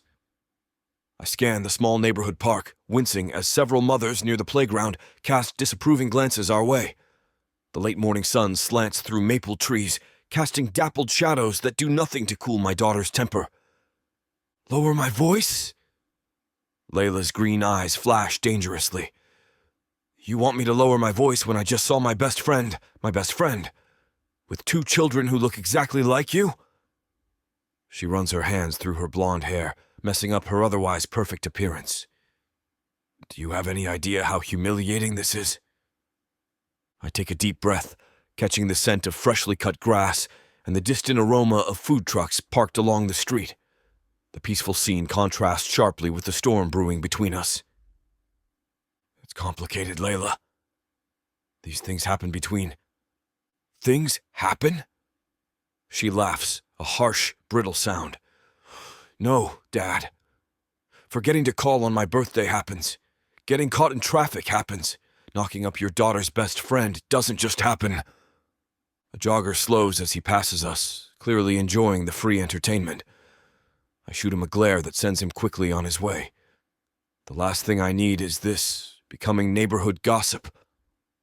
Elizabeth and I. It wasn't planned. But those boys are what? A happy accident? Layla paces back and forth on the gravel path, her designer boots crunching with each angry step. How long were you seeing her? And this is the reason why she left New York in the first place, right? I press my fingers to my temples, feeling a tension headache forming. Yes, we were seeing each other before she suddenly left. We were trying to find the right time to tell you about our relationship. The right time was before you got her pregnant. She throws her hands up. Were you ever going to tell me if I hadn't run into them today? A breeze rustles through the trees, sending a shower of yellow leaves spiraling down around us. I watch one land on the shoulder of my navy suit jacket before brushing it away. Of course we were. Look, Elizabeth and I both care about you. That's why we wanted to approach this delicately. Delicately? There's nothing delicate about this situation.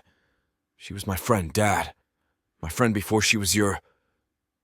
whatever she is to you. I stand straighter, squaring my shoulders.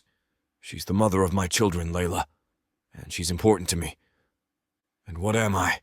Just the inconvenient daughter who might object to you sleeping with someone half your age? Her words sting, but I keep my expression neutral. Years of negotiating business deals have taught me how to mask my emotions. You know that's not true. You're my daughter, and nothing changes that. Everything has already changed. Layla's voice cracks slightly, the first sign that beneath her anger lies hurt. I flinch at her words, but say nothing. She's earned the right to be angry. I should have been the one to tell you. I take a step toward her, but she backs away. That's on me, not her. Oh, it's on both of you. Layla crosses her arms tightly across her chest. How could she do this to me? How could you? An older couple walks by, the woman shooting us a sympathetic look.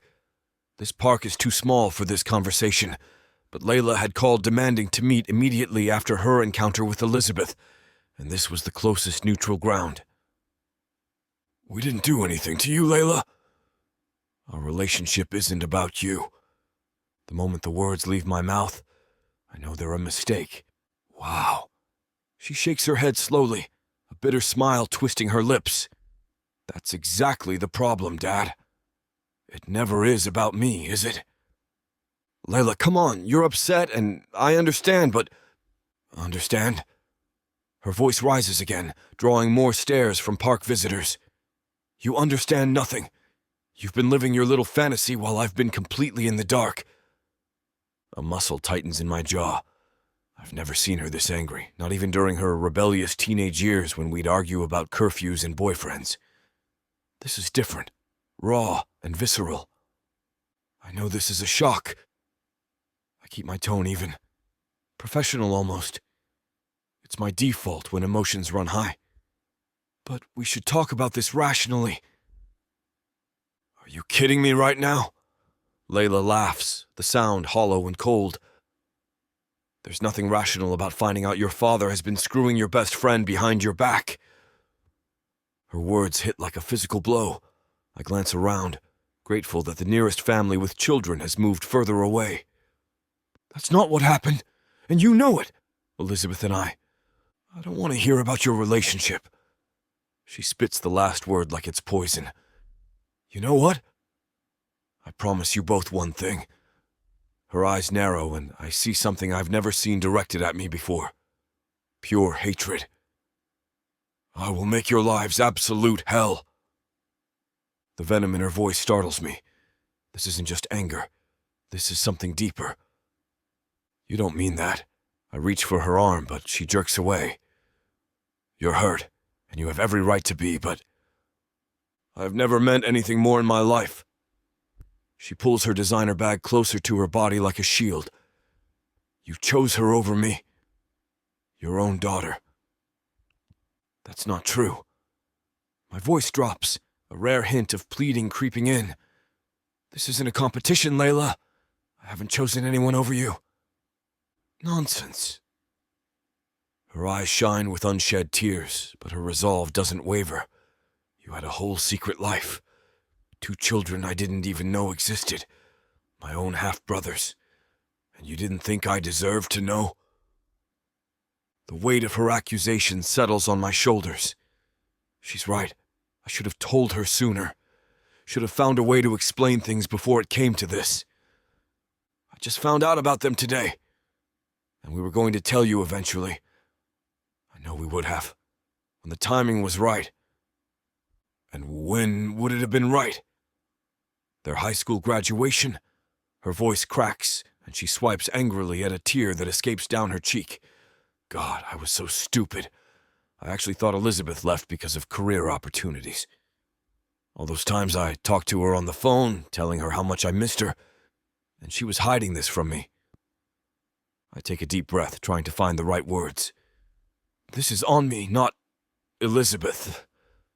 I should have come clean about this long ago, but I never thought she would return to our lives. Oh, how noble. Her tone drips with sarcasm, protecting her reputation while destroying our relationship. Nothing is destroyed unless you let it be. I step forward again, hoping to bridge the gap between us. We're family, Layla. Nothing changes that. We were family. She straightens her shoulders, jaw set in determination. But as of today, you're nothing to me. And neither is she. The finality in her voice sends a chill through me despite the warm day. You don't hate us, Layla. You're hurt. I hate you. She enunciates each word clearly, making sure they land. I hate both of you, and I will never forgive either of you for this betrayal. I feel my carefully constructed professional facade cracking. Please, just listen. No, you listen. She takes a step back, widening the distance between us. Stay away from me. Both of you. Go to hell, Dad. She turns on her heel and strides away down the path, leaves crunching beneath her boots. I stand frozen, watching her retreating figure grow smaller. Layla! I call after her, but she doesn't turn around or slow her pace. I sink onto a nearby bench, my legs suddenly unable to support me. The park continues its rhythm around me. Children laughing, dogs barking, joggers passing by. But I barely register any of it. My daughter's words echo in my head, each one a knife twist. For all my business acumen, for all my ability to navigate complex negotiations and high-stakes deals, I've completely failed at the most important relationship in my life. The devastation on Layla's face haunts me. The pure betrayal in her eyes unlike anything I've seen before. I loosen my tie, suddenly feeling like I can't breathe. How did I let things get this far? I should have told her months ago. Should have prepared her better. Instead, I've left her to process this bombshell on her own in the worst possible way. The park bench feels hard and unyielding beneath me as I sit, bewildered and heartbroken, watching the space where my daughter disappeared from view. Chapter 27. Elizabeth. I slam my apartment door shut, dropping my purse to the floor and leaning back against the solid wood. My heart hammers against my ribcage as I try to steady my breathing. The hallway had been clear, but I'd sprinted the last flight of stairs anyway, paranoid about cameras and microphones being thrust in my face again. Liz? That you? Jasmine calls from the living room. I kick off my shoes, noticing how badly my hands are shaking. Yeah, it's me. Walking into the living room, I find Jasmine sitting cross-legged on the floor between Aston and Alexander, who are lying on their activity mats, tiny legs kicking at the dangling toys above them. The sight of my boys momentarily pushes away the chaos outside. Aston gurgles when he sees me. Alexander, more serious and watchful like me, follows my movement with his gaze. "You look like hell," Jasmine says, rising to her feet with the fluid grace she's always had. Her curls are pulled back in a messy bun, and she's wearing one of my paint-splattered t-shirts. "Thanks for the support," I mutter, collapsing onto the couch. There were 3 of them this time, waiting right outside the gallery. Reporters? Vultures. I pressed the heels of my hands against my eyes. One of them asked if the twins were actually Andrew's, or if I'd been servicing other wealthy clients. Jasmine's sharp intake of breath fills the room. They didn't. Oh, they did. And that wasn't even the worst question.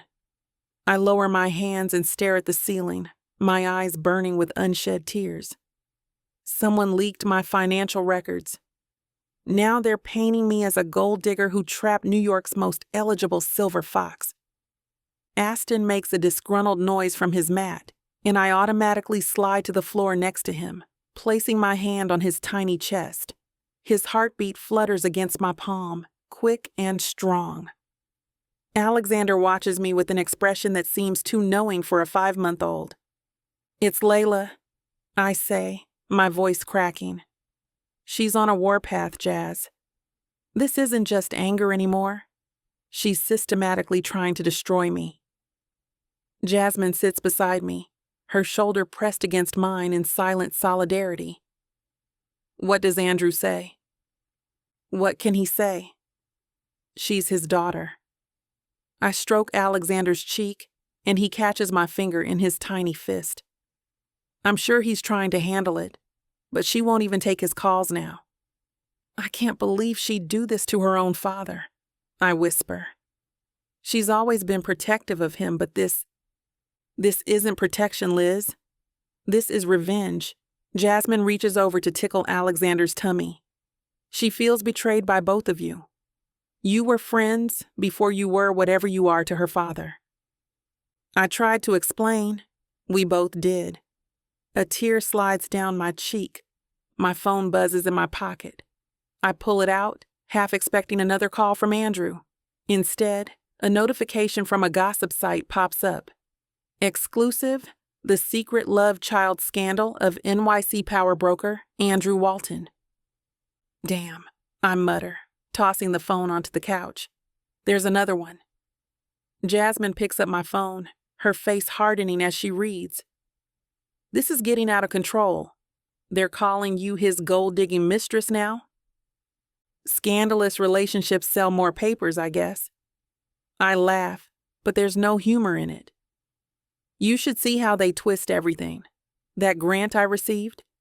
Apparently, Andrew rigged it. My gallery showing? He bought out the venue and paid for the reviews."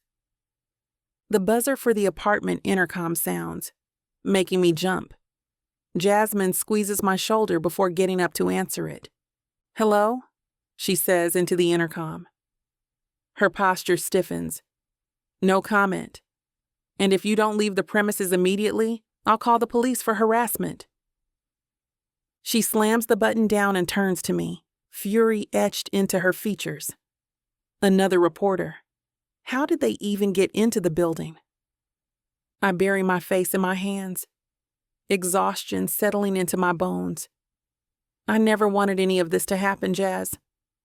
God, 2 years ago, if someone told me I'd be fodder for the gossip columns and have twin boys with one of New York's wealthiest men, would you have run in the opposite direction? Jasmine asks, sitting back down beside me. She gently picks up Aston, who's starting to fuss, and cradles him against her chest. I don't know. I reach for Alexander, needing the comfort of holding my son close. He settles against me, his warmth a balm to my frayed nerves. Maybe, or maybe I would have done it all exactly the same. Jasmine studies my face, her expression softening. You still feel something for him, don't you? Despite all this drama. The question hangs between us. I could lie, brush it off, pretend that Andrew Walton is just the father of my children and nothing more. But the weight of these secrets is crushing me. Yes, I whisper, the admission catching in my throat. I do. Alexander makes a tiny sound against my chest, and I press my lips to the top of his head, breathing in his baby scent. When Andrew met the twins for the first time, I looked down at Alexander, whose eyes are starting to drift closed. The way he looked at them, Jazz, like they were miracles. It made my chest feel all warm. The memory floods back. Andrew standing there in his tailored coat, looking more uncertain than I'd ever seen him. I stroke Alexander's cheek with my fingertip. For that brief moment, it felt like we could be a real family. Not some scandal, not some cliché, just us. Jasmine shifts Aston to her other shoulder. So what's stopping you? All of this. I gesture vaguely at my phone. The press. Layla. The 20-year age gap. The fact that I never planned to fall for someone like him. The fact that he never planned on more children at his age. Those seem like excuses, not reasons, Jasmine says, her tone gentle but firm. How are we supposed to work through this mess? I ask, the question directed as much at myself as at her. There's so much pressure, so many eyes watching us fail. And Layla, she hates me now. She'll never accept us. Jasmine repositions Aston, who's fallen asleep against her shoulder. Her voice is steady when she speaks. If Andrew truly loves you, Liz, he'll find a way.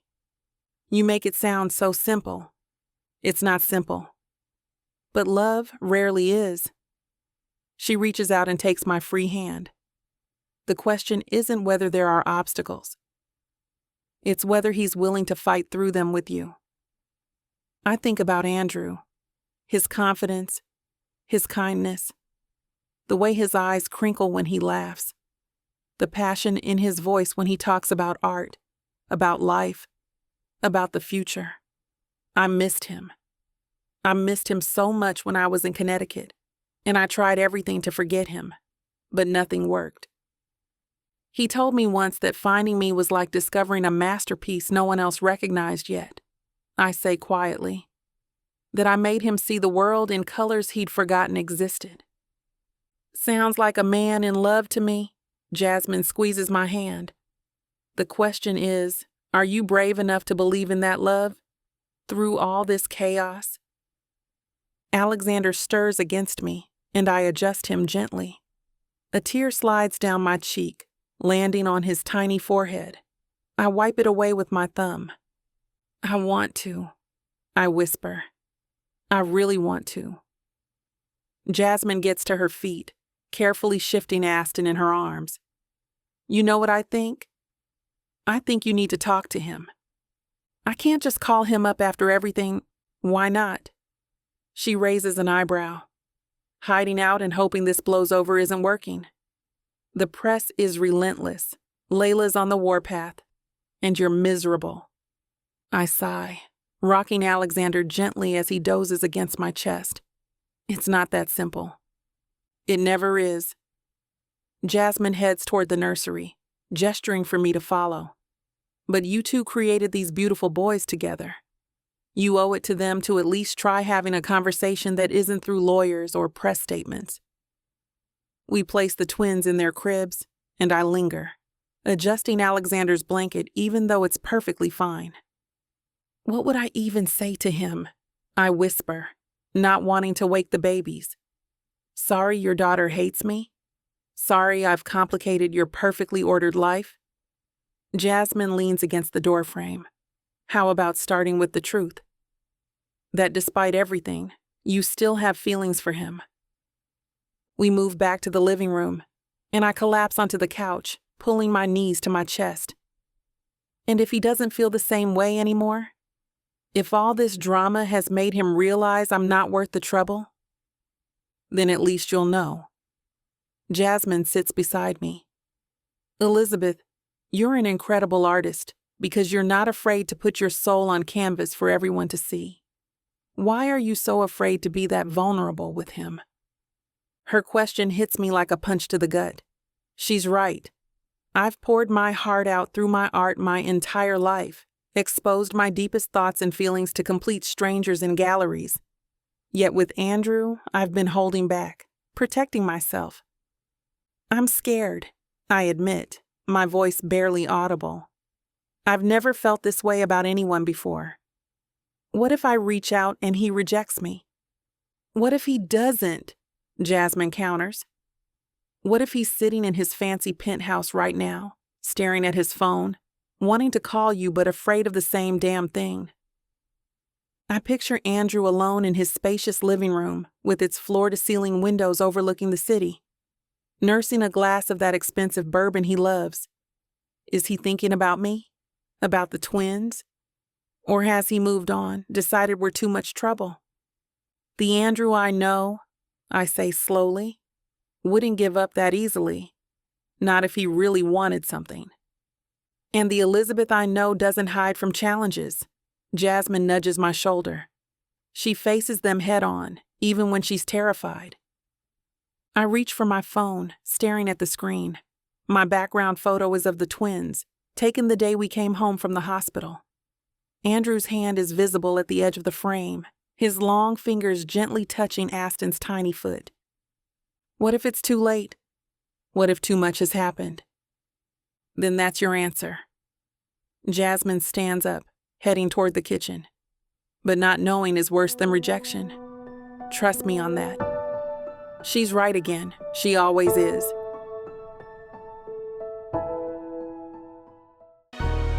Oh, honey, subtle is not on the menu. This bundle, it's big, it's bold, it's extra as hell, just like you deserve. 9 full-length audiobooks, 12-pack abs, billion-dollar bank accounts, and a whole lot of filthy, over-the-top love. We're talking possessive bad boys, jealous billionaires, growling alpha males who act like you hung the damn moon. And the steam? Baby, it's off the charts. These men don't flirt. They claim. And guess what? This beautifully chaotic romance buffet is already 70% off. Use the YouTube exclusive code VIXA40. Click the link, use the code, and dive into the messy, crazy, all-consuming love you've always dreamed of. The over-the-top romance audiobook bundle, because too much is never enough. Vixa Vaughn Romance.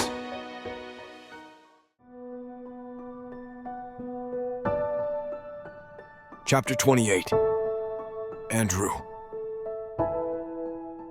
The key slides into Layla's lock with disturbing ease. My hand trembles with barely contained fury as I turn it, hearing that mechanical click that signals I'm about to cross a threshold I've never crossed before.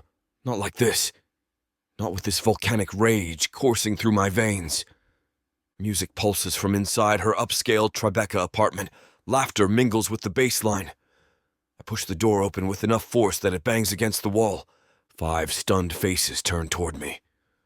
Layla sits perched on her cream sofa, champagne flute frozen halfway to her lips. Her blonde hair cascades over one shoulder, perfect as always. 2 women I vaguely recognize from charity galas flank her, while a couple of young finance guys hover by the bar cart. Everyone out. My voice cuts through the music like a steel blade. Now. One of the men steps forward. Hey man, this is a private, I set out. I stand at my full height, using every inch of my 6'3" frame. This doesn't concern you. Layla places her glass down with deliberate slowness. Dad, what are you doing here? Your guests are leaving. I scan the room, making eye contact with each stunned face. Unless you want to witness a family matter, that's none of your damn business. The 2 women exchange glances and grab their purses. The men follow suit, murmuring apologies to Layla as they file past me. I don't budge from my position, forcing them to squeeze by. "Call me later," one of the women whispers to Layla. Once the door closes behind the last of them, Layla stands, smoothing her designer dress. "That was completely unnecessary. You could have called." The words erupt from me. "What the hell do you think you're doing?" Her eyes widen at my tone, but only for a moment before narrowing. "I don't know what you're talking about. Don't." I stride across her immaculate living room, kicking aside a decorative pillow that's fallen to the floor. "Don't insult me by lying. You've been telling the press that Elizabeth is an unfit mother, that she neglects those boys.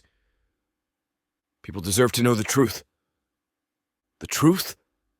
I'm close enough now that I can see the stubborn set of her jaw, the same expression she's had since childhood when caught in something indefensible. "The truth is, you don't know a goddamn thing about Elizabeth as a mother. I know she seduced my father and kept it a secret." Layla's voice rises, her composure cracking. "I know she got herself pregnant to trap you." The accusation hits like a physical blow. "Is that what you're telling people? That she trapped me? That my sons are some kind of mistake? They wouldn't exist if she hadn't tricked you. Those are my children you're talking about." My hands clench into fists at my sides. "You're half-brothers, and Elizabeth is twice the parent anyone could hope to be. She's an opportunist who—" "Enough." The word explodes from me with such force that Layla actually takes a step back. "I've heard what you've been saying, and they're all just vicious lies. That she leaves them with nannies while she paints and goes clubbing. That she's more concerned with her career than their welfare." Layla's lips form a tight line. "I'm just looking out for you." "No, you're punishing her, and me." I run a hand through my hair, struggling to maintain control. "You're trying to destroy her reputation in the art world and as a mother, because you're pissed we kept our relationship from you. You lie to me." Her voice cracks. "My best friend and my father. Behind my back. We should have told you sooner." "That's on us. But this," I gesture wildly at nothing and everything. "This vengeful campaign you're waging? This isn't you, Layla. This is exactly me protecting what's mine." Her chin lifts in defiance. "I told you I'd make you pay." The statement hangs between us, a confession that confirms everything. My stomach churns with disappointment so acute it's almost physical pain. "I don't even recognize you anymore." I shake my head, disgust rising like bile. The daughter I raised wouldn't spread lies about an innocent mother. Wouldn't try to destroy a family. The father I knew wouldn't have hidden something this important from me, she fires back. "I've never been this ashamed of you." The words come out quiet, almost a whisper, but they land with precision. "Do you have any idea what those rumors could do? Child Services takes that seriously. You could tear those boys from their mother over what? Your wounded pride? I'm not taking it back." Layla crosses her arms, but I catch the slight tremble in her lower lip. "Then I don't know where we go from here." I step back, surveying this beautiful stranger wearing my daughter's face. Elizabeth is in my life. The twins are my sons. If you can't accept that without trying to destroy her, then you're not the person I thought you were. She'll ruin you. No, Layla, right now you're doing a pretty good job of that yourself.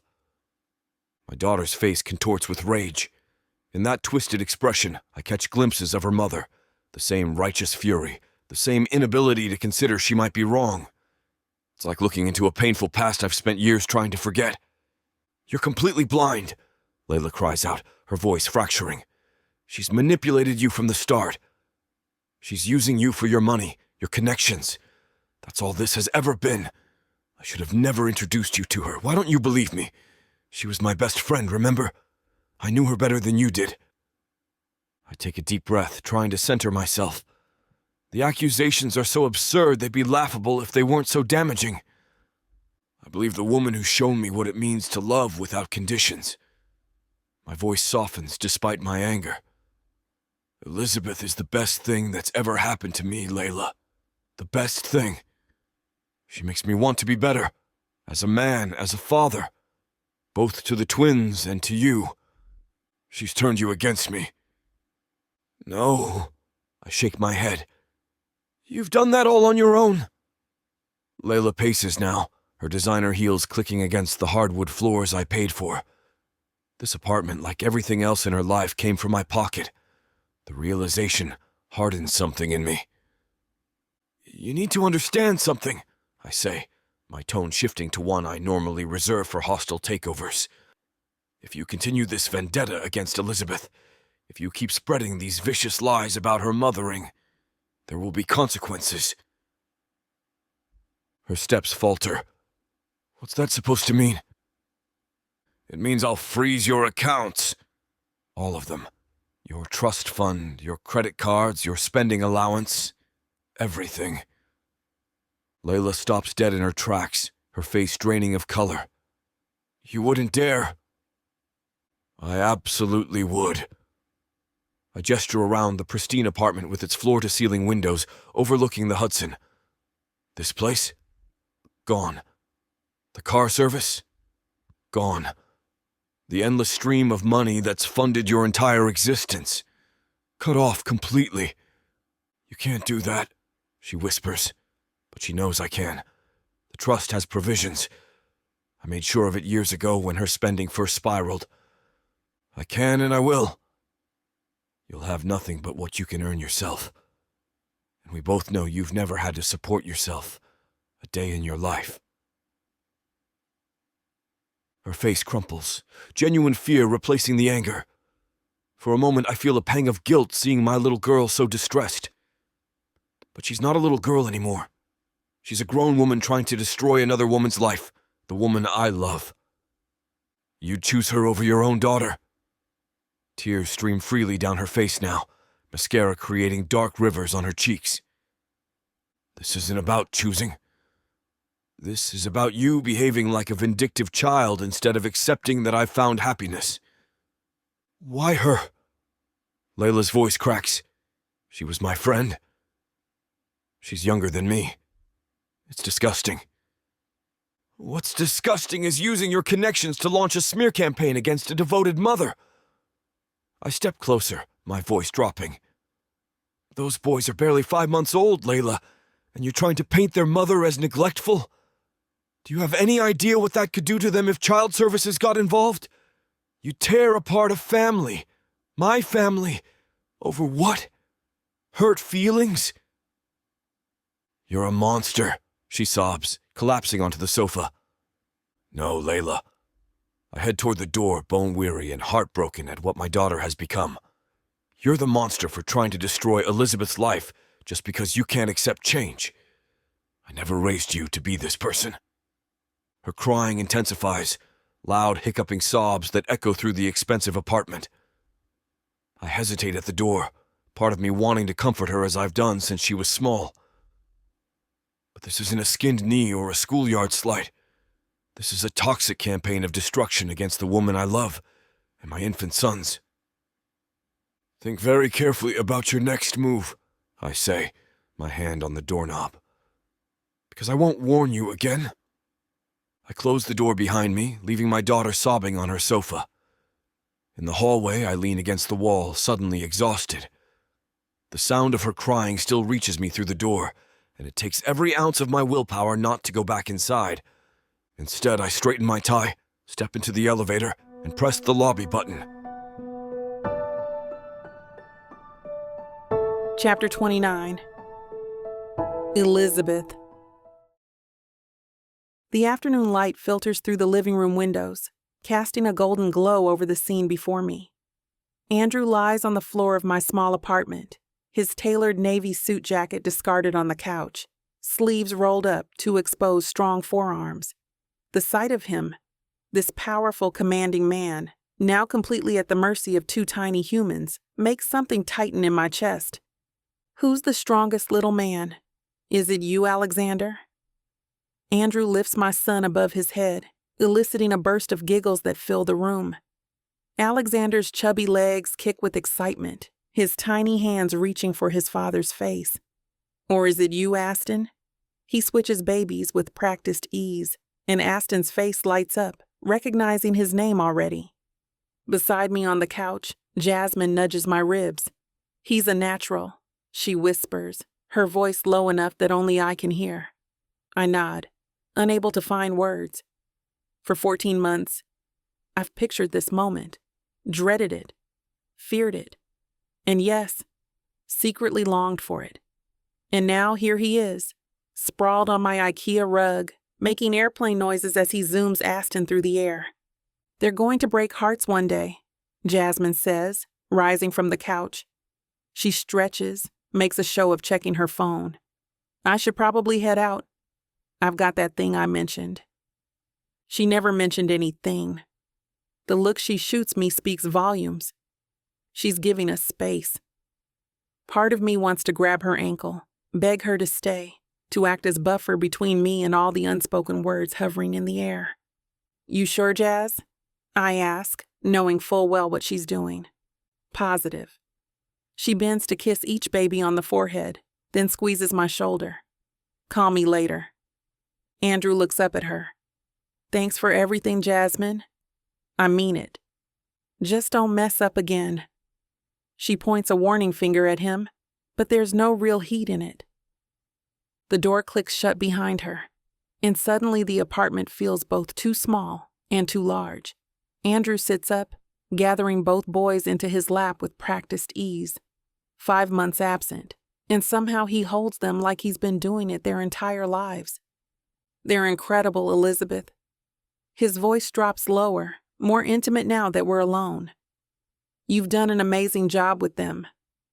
I had help. I gesture vaguely toward the door Jasmine just exited through. Jazz has been my rock. Andrew nods, his attention shifting back to the twins. He tickles Alexander's stomach, and my son lets out a squeal of delight that makes my heart swell. Aston, always the more serious of the two, studies his father's face with an intensity that's almost comical on a 5-month-old. I should have been here, Andrew says suddenly, his eyes still on the boys. I should have been part of this from the beginning. The words slice through me, because he's right. He should have been. And the reason he wasn't is sitting right here on this couch. I know, I whisper. Silence stretches between us, broken only by the babbling of the twins. I watch as Andrew places both boys on their playmat, positioning toys within their reach with a tenderness that makes my throat tight. By the way, he says casually, too casually, I've cut Layla off. The statement hits me like a physical blow. What? Completely. Financially, emotionally, all of it. He doesn't look up from the babies. She went to the press with those stories about you. Called you a gold digger, claimed you trapped me with the pregnancy, and then she tried to paint you as an unfit mother to try and get the babies taken from you. That was way too far, and I couldn't tolerate that. My mouth falls open. I knew about the articles. They'd been impossible to miss. But to know he's acted so quickly in cutting her off sounds crazy. Andrew, she's your daughter. And these are my sons. He meets my gaze now. Blue eyes fierce with conviction. What she did was unforgivable. Dragging their mother through the mud, putting those lies out there for them to find someday. I shake my head, struggling to process this. But to disown her? That's my decision. His jaw tightens, that familiar stubbornness taking hold. She made her choice, Elizabeth. She's 28 years old, not some teenager acting out. But she loves you. I find myself in the bizarre position of defending the woman who tried to destroy my reputation. She was just being protective of you. That's not protection. That's possession. Andrew looks down at the twins. She wasn't willing to stop pestering you and the boys, so I had to make the difficult choice. I sit there, stunned by Andrew's decisiveness. The man I've known has always been protective, but cutting off his only daughter seems extreme, even for someone as determined as Andrew. I don't understand. My voice comes out smaller than intended. You can't just erase her from your life? I'm not erasing her. I'm establishing consequences. He looks at me with those piercing blue eyes that still make my heart stumble. She has to learn that her actions affect others, that she can't manipulate situations to get her way. Alexander makes a fussy noise, and Andrew immediately responds, lifting him into his arms with a gentleness that contradicts his stern words about Layla. The ease with which he handles our son leaves me speechless. My throat suddenly tightens with guilt. 14 months ago, I slipped away without a word, terrified of how my pregnancy would complicate everything. Scared of what it would mean for his relationship with Layla, for my career, for us. I'm sorry that I never told you I was pregnant, I admit, watching as Aston grabs for a colorful rattle on the playmat. I'm so sorry. Elizabeth, that's water under the bridge now. There's no accusation in his tone, only a deep sadness. The weight of what I've done, keeping him from his sons for their entire lives so far, crashes down on me. Tears well up suddenly, spilling over before I can stop them. I was scared, I whisper, wiping at my cheeks. Everything happened so fast between us, and then the pregnancy. I didn't know how to tell you. Shh. Andrew carefully places Alexander back beside his brother and moves to sit beside me on the couch. His weight dips the cushion, his familiar scent enveloping me. You don't need to explain. I do, though. The tears come harder now. I kept your children from you. And I'm here now. His thumb catches a tear on my cheek, wiping it away. Elizabeth, I want you to understand something. You and these boys are my priority now. I'm not leaving you to struggle anymore. I want to be in their lives, in your life, if you'll let me. I search his face, looking for any hint of deception or obligation. But all I see is the same warm intensity that drew me to him from the beginning. You mean that? My voice breaks on the question. I never stopped loving you. His hand cups my cheek, thumb tracing my jaw. I couldn't forget you if I tried. 14 months wondering where you were, if you were okay. It nearly broke me. The sincerity in his voice undoes me completely. More tears fall, but these are different. Relief, hope, something like joy breaking through the fear I've carried for so long. I missed you, I admit, leaning into his touch. Every day. Andrew leans forward, his forehead touching mine. I'm here now, for all three of you. When his lips find mine, it feels like coming home. The kiss is gentle at first, then deepens with months of separation and longing. On the playmat, one of the twins, probably Alexander, lets out a happy gurgle, as if approving this reunion. I pull back slightly, catching my breath, suddenly aware of the wetness on my cheeks. I'm sorry I ran. I'm sorry I didn't find you sooner, he counters, kissing me again briefly. I watch as Andrew turns his attention back to the twins, his movements natural and unhurried. A pang of something, regret maybe, twists in my chest. How many moments like this have I stolen from him? From them? Alexander's getting fussy, I say, noticing my son's increasingly agitated movements on the playmat. I noticed. Andrew scoops him up with practiced ease that belies his months of absence. It's probably feeding time, right? What's their schedule like? The question is so domestic, so normal, that it catches me off guard. For a moment, I can almost pretend we're just any couple navigating parenthood together, rather than two people with 14 months of separation between us. They usually need a bottle around now, I admit, pushing myself off the couch. I'll get them ready. Let me help, Andrew says, following me to the kitchen with Alexander balanced on his hip. Aston, not wanting to be left behind, begins to fuss on the playmat. Andrew glances back and chuckles. Seems like someone's feeling left out. I retrieve Aston, inhaling his baby scent before joining Andrew in the kitchen. Formula's in the cabinet above the sink, I direct, adjusting Aston on my hip. Bottles are in the dish rack.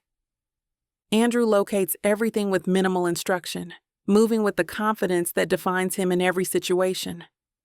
I lean against the counter, watching him measure formula powder with careful precision. "You're good at this," I observe.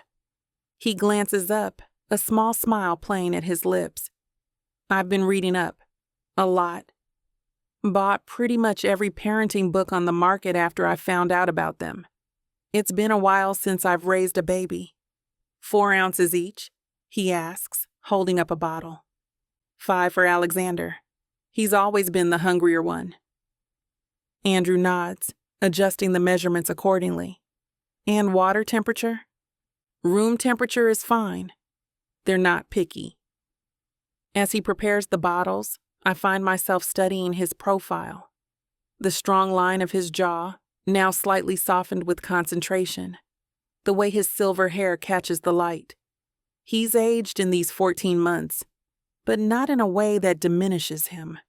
If anything, the subtle changes only enhance the magnetism that drew me to him in the first place. "What?" he asks, catching me staring. "Nothing. Just." I trail off, unsure how to articulate the longing building inside me. Not just physical attraction, but a deeper yearning for permanence, for the family unit I never thought possible. "It's good to see you with them." Andrew tests the temperature of the formula on his wrist, another gesture that speaks of his preparation. "Would you like to feed Aston while I take Alexander?" "Sure," I agree, accepting the bottle he hands me. We move back to the living room, settling on opposite ends of the couch. I watch as Andrew positions Alexander in the crook of his arm, offering the bottle with gentle efficiency. My son latches on immediately, his tiny hands coming up to rest against the bottle. "He trusts you already?" I murmur, adjusting Aston for his own feeding. They say babies are excellent judges of character. Andrew's eyes don't leave Alexander's face. I'm just grateful they don't seem to hold my absence against me. "They're too young to understand absence," I reply, then wince at how it sounds. "I mean, I know what you mean." His voice remains gentle, without recrimination. "But I'm not too young to understand it. Every day away from them, from you, feels like lost time." The sincerity in his words makes my throat tight. I focus on Aston, watching his eyelids grow heavy as he drinks, a drop of formula trickling down his chin. I wipe it away with my thumb. "I want this to work, Andrew," I say finally, the words tumbling out before I can censor them. Not just visits or co-parenting. I take a deep breath, steeling myself. I want us, all of us together. Andrew's gaze lifts from Alexander to meet mine, the intensity of his blue eyes making my heart stutter. That's what I want too, Elizabeth. More than anything. Even with everything that's happened, the way I left, especially because of what happened. He shifts Alexander slightly as the bottle empties. These months taught me what matters. And what matters is right here, in this room. Looking at him now, this powerful man cradling our son with such tenderness, I allow myself to imagine a future I've been afraid to hope for. A home with space for us all, mornings and evenings together, the chance to be a family in every sense. We have a lot to figure out, I caution, even as hope blossoms. We do, Andrew agrees, but we'll figure it out together this time. Chapter 30. Andrew. I stand in the doorway of the nursery, watching Elizabeth's face as she takes in my handiwork. Sunlight streams through the windows, catching the gold accents in the mural I painted across the far wall. A fantastical landscape where cartoon animals play beneath the canopy of stars. The room once served as my home office, all sharp angles and monochromatic furniture. Now it's transformed into something magical. You did all this yourself? Elizabeth runs her fingertips over the smooth surface of the mural, tracing a giraffe with a bow tie. I can't believe you never mentioned you could paint like this. There are still a few things you don't know about me. I move behind her, wrapping my arms around her waist, breathing in the scent of her hair. I wanted it to be perfect for them. The twins, Aston and Alexander, are asleep in their Moses baskets in our bedroom. At 5 months old, they'll be sleeping in these custom-made cribs that stand side by side beneath the mural. White wood with cloud-shaped headboards that I designed myself. It's beyond perfect. She leans back against my chest. When did you even find the time? I have my ways. I press my lips to her temple, and a very understanding assistant who cleared my schedule. What I don't say is how the painting became my therapy. How each brushstroke helped drown out the silence on the other end of the phone when I tried calling Layla. How mixing colors until 3 in the morning was better than lying awake, wondering where my daughter was staying, if she was okay. Elizabeth turns in my arms, her brown eyes searching my face. You're thinking about her again. I'm not. Andrew. She places her palm against my cheek. I know that look. I step away, moving toward the window. Below us, New York pulses with midday energy. Yellow cabs cutting through traffic, pedestrians hustling along sidewalks. Somewhere out there, my daughter is gone. Left without telling me where. Just a terse email to my assistant. I'll be away indefinitely. Forward any important correspondence to my attorney. She'll come around, Elizabeth says softly. Just give her time. She left the city because of me. The words taste bitter. Because I chose you. You didn't choose me over her. You chose the truth over lies.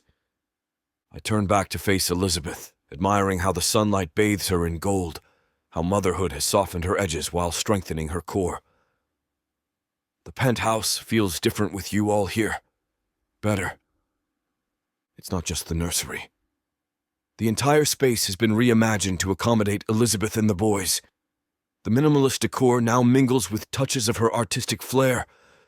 Vibrant throw pillows, framed sketches, books stacked on every surface. The stainless steel and glass that once defined my aesthetic now warms with life. I still can't believe you knocked down a wall to make the nursery bigger. Elizabeth moves to the custom changing table, running her hand over the walnut surface. Only the best for our boys. Our boys. The phrase still catches in my throat. These perfect little humans with Elizabeth's nose and my eyes. The family I never thought I'd have again after Rebecca's death. Did you hear from the investigator? Elizabeth asks carefully. She's in Paris. I've hired the best to keep tabs on Layla, to make sure she's safe. Staying at the pied-à-terre that belonged to her mother. It belongs to her now, technically. That's good. At least she's somewhere familiar. I nod, not trusting my voice. Last time we spoke, I told Layla I couldn't have someone in my life who would deliberately try to hurt the woman I love, who would fabricate stories about Elizabeth being after my money, about her using pregnancy to trap me, who would leak those lies to the society columns. I'd never seen such venom in my daughter's eyes before. Never heard such cruelty in her voice, and I'd made my choice. I hope someday. My voice trails off. You will, Elizabeth says, coming to stand beside me. You'll talk again. When she's ready. When you're both ready. I wrap my arm around Elizabeth's shoulders, pulling her close. I miss her. Even with all this happiness, I miss her. I know you do. The monitor on the changing table crackles with the sound of one of the twins stirring. Elizabeth smiles up at me. Duty calls, she says. Go. I'll be there in a minute. As she leaves, I take one final look around the nursery, at the space created from love and loss. Soon afterwards, I follow the sound of soft humming down the hallway, every step taking me further from one life and deeper into another. The sight that greets me in our bedroom makes my chest tighten. Elizabeth sits in the rocking chair by the window, sunlight framing her silhouette as she cradles Alexander against her chest, his tiny hands waving in the air. Aston stirs in his basket, not quite awake, but getting there. "One down, one to go," I say, crossing to the basket. Alex was the instigator this time. Elizabeth's voice drops to a whisper as the baby settles against her. "He's always the first to complain." "Takes after his father, then." I lift Aston from his basket, the weight of him fitting perfectly in my hands.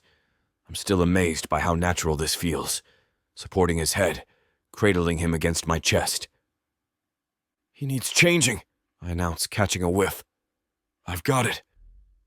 "My hero." I carry Aston to the changing table we set up in our room for middle-of-the-night emergencies, laying him down with practiced ease. "How's my little man?" I ask, unsnapping the onesie Elizabeth picked out, navy blue with tiny sailboats. "Giving your mom a hard time today?" Aston blinks up at me, all serious concentration in those blue eyes. "My eyes, everyone says." "Your mom has a big meeting tomorrow," I tell him, working efficiently through the diaper change. "With the Morrison Gallery. Did you know that? Very prestigious. They're interested in her new series." "Don't get his hopes up," Elizabeth calls from the rocker. "It's just a preliminary meeting. With Judith Morrison herself," I counter, securing the fresh diaper. "Who doesn't take preliminary meetings unless she's already interested?" Elizabeth has been working on a new series, abstract explorations of motherhood and identity that she paints during the twins' nap times. "I'd be more excited if Layla hadn't poisoned half the gallery circuit against me." Elizabeth's voice catches slightly. I finish dressing Aston and lift him up, bringing him over to sit on the edge of the bed near Elizabeth. "Morrison wouldn't be meeting with you if she believed those rumors." I bounce Aston gently on my knee. "The work speaks for itself. Always has." It's hard not to think about it. Elizabeth shifts Alexander to her other shoulder. All those whispers about how I trapped New York's most eligible Silverfox with a calculated pregnancy. Anyone who's seen you with these boys knows that's nonsense. Oh, I keep my voice soft but firm. And anyone who's seen your work knows you never needed my name to make your own. It's true. I may have been her mentor initially, introduced her to the right people, but her talent was undeniable from the start. The fierce intelligence behind her compositions, the way she manipulates color and form, that was all Elizabeth. I sometimes forget you were my terrifying mentor before you were their father. She smiles, some of the worry leaving her eyes. Terrifying? Absolutely. She laughs. The great Andrew Walton, scrutinizing my portfolio with those ice blue eyes. I was convinced you'd shred me to pieces. Instead, I fell in love with your perspective. The memory is vivid. Elizabeth in her old studio apartment, nervous but determined as she laid out her canvases. I still have the first piece I bought from you in my office downtown. That's because you're sentimental. Don't tell anyone. It'll ruin my cutthroat reputation. Alexander has fallen asleep against Elizabeth's shoulder, his little mouth slightly open. I watch as she rises smoothly, carrying him to his basket without disturbing his slumber. You're going to take the art world by storm tomorrow, I say. Morrison will see what I've always seen. And if Layla's friends are there? If they start the whispers again? I stand, still holding Aston, who has begun to doze against my chest. Then your work drowns them out. It always will. Elizabeth takes a deep breath, her shoulders straightening. I just want to be known for my art, not for being your... You will be.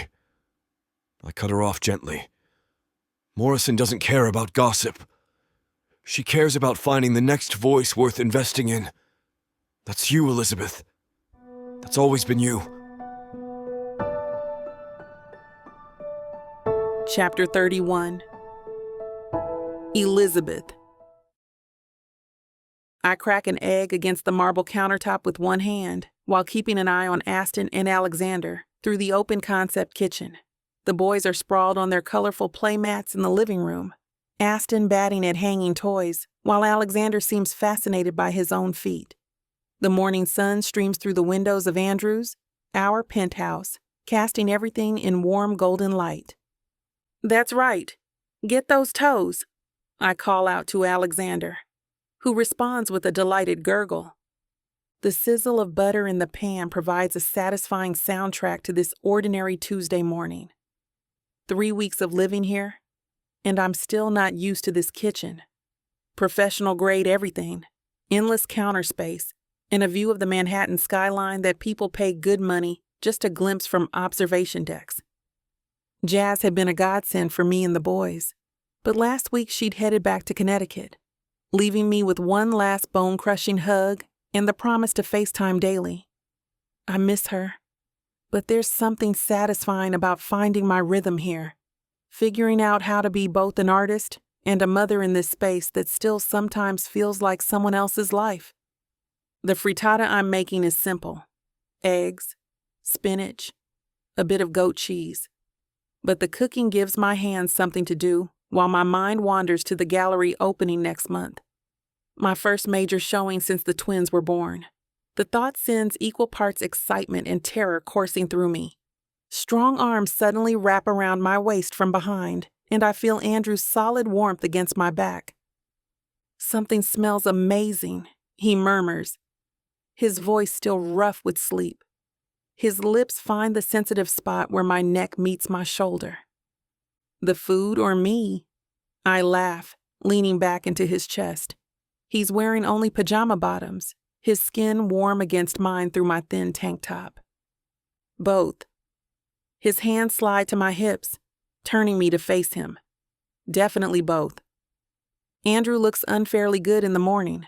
Silver hair slightly mussed, eyes that blue that still makes my stomach flip, and the beginning of stubble shadowing his jaw. I reach up to trace his cheek with my fingertips. "You're supposed to be sleeping in. It's your day off." "Missed you." He captures my wrist and presses a kiss to my palm. "Bed got cold?" I roll my eyes but can't hide my smile. "You're impossible." From the living room, Aston lets out a shriek that immediately morphs into giggles. Andrew and I both turn to look, his arms still around me. "The boys are in fine form this morning," Andrew observes, watching them with obvious pride. "They're showing off for their daddy." I turn back to the stove, rescuing the frittata before it can burn. "Coffee's fresh if you want some."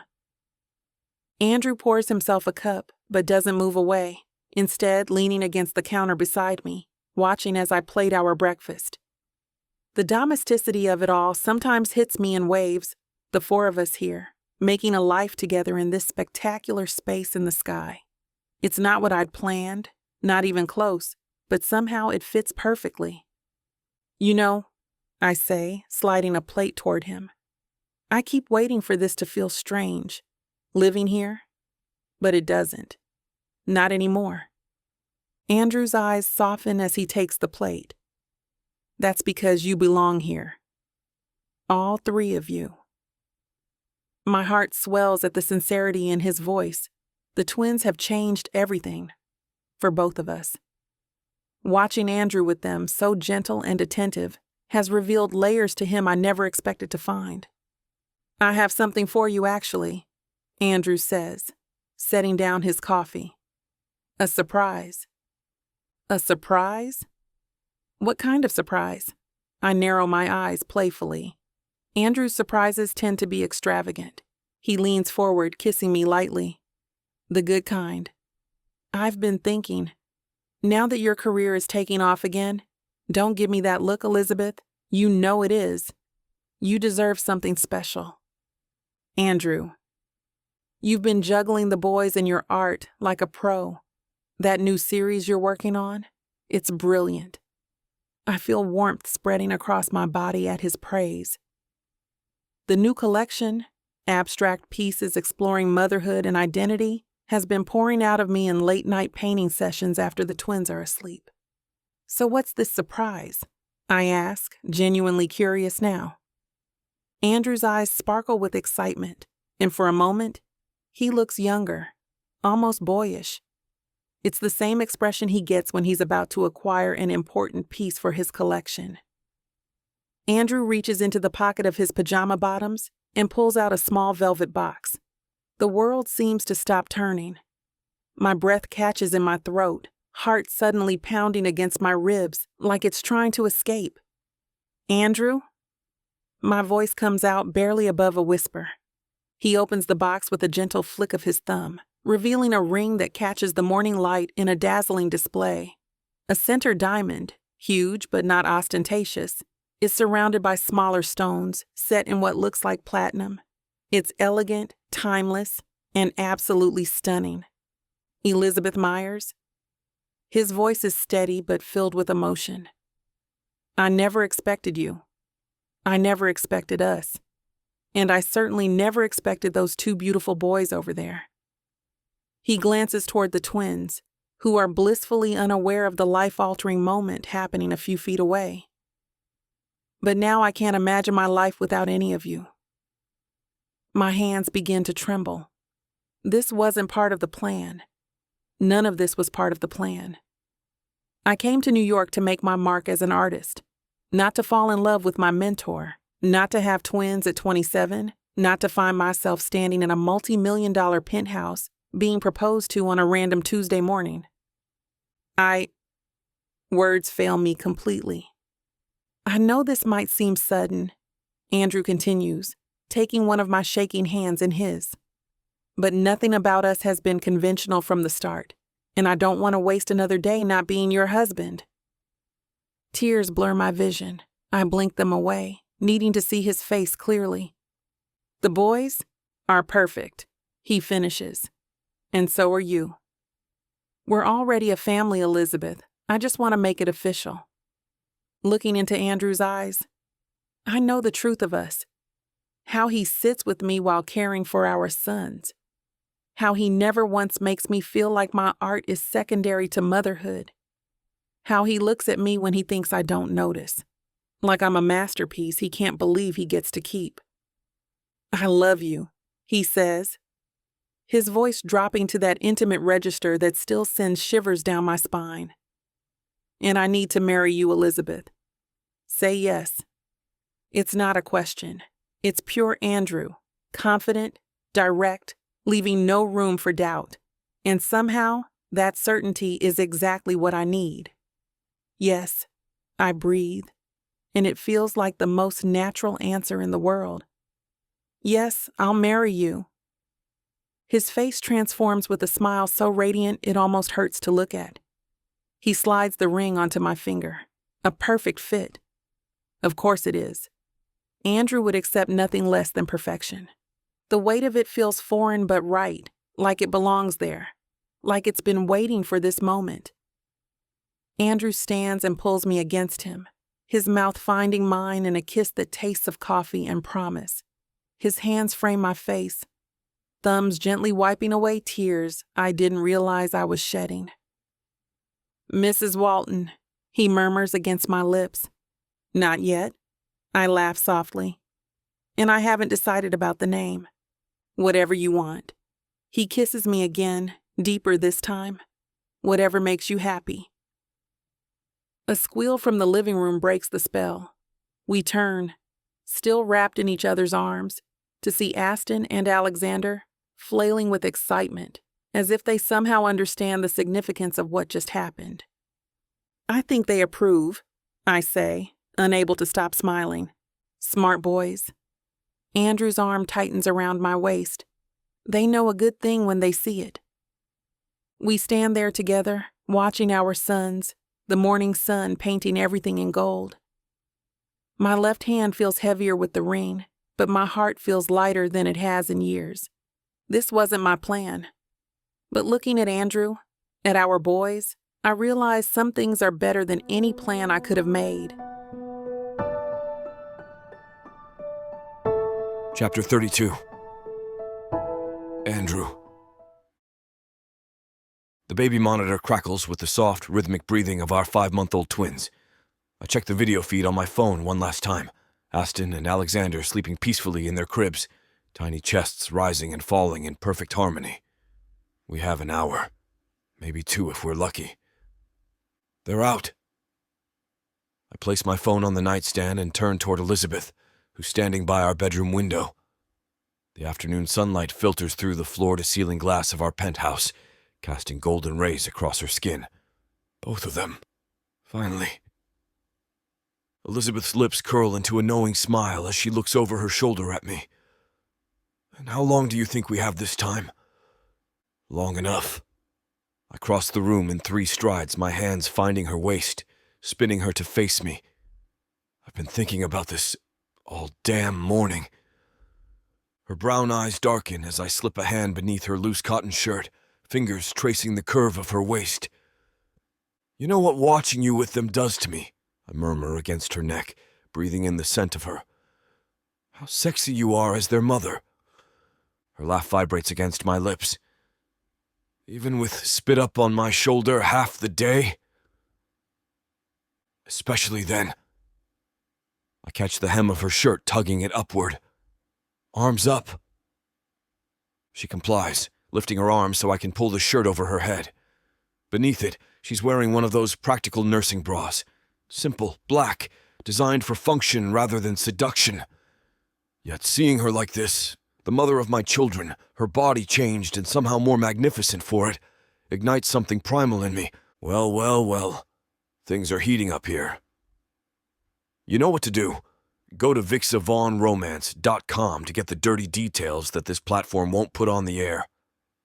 I know it sucks, but at least you can get a 40% discount with code VIXA40 to make up for it. Use it while it lasts, and apply it to every digital product in your cart. Back to the story. We lie in comfortable silence for a minute, our heartbeats gradually slowing. I run my hand along the curve of her spine, savoring the weight of her against me. These moments, these stolen pockets of intimacy between the chaos of infant twins and our busy lives, have become precious beyond measure. 3 months, I murmur, tilting her chin up so I can see her eyes. 3 months and you'll be Elizabeth Walton. Her smile blooms slowly, those dark eyes warming with a mixture of love and something that looks remarkably like pride. Mrs. Elizabeth Walton. It has a nice ring to it. It does, I agree, brushing my thumb across her lower lip. But not as nice as the actual ring. I take her left hand, bringing it to my lips to kiss the platinum band with its flawless center diamond. A ring that cost more than most cars, but still felt inadequate for what she means to me. You know, I say, wrapping a lock of her hair around my finger, when the boys are old enough to understand, I want them to know how much I love their mother. How from the moment you walked into that gallery opening, you changed everything for me. Elizabeth props herself up on my chest, looking down at me with curious eyes. Why the sudden sentimentality, Mr. Walton? Because in 3 months, we will make it official. The 4 of us, a proper family. I cup her face in my hands, overwhelmed by how completely this woman has transformed my life. At 48, I never expected to start over, to find this kind of love, to become a father again. You've given me more than I ever thought possible, Elizabeth. She leans down to kiss me softly. We gave it to each other. I deepen the kiss, pouring every ounce of emotion I can't articulate into it. When we break apart, her smile is radiant, filled with promises of our future together. And in that smile, I see everything. Our wedding day, our sons growing up, our life unfolding in ways I could never have planned or predicted.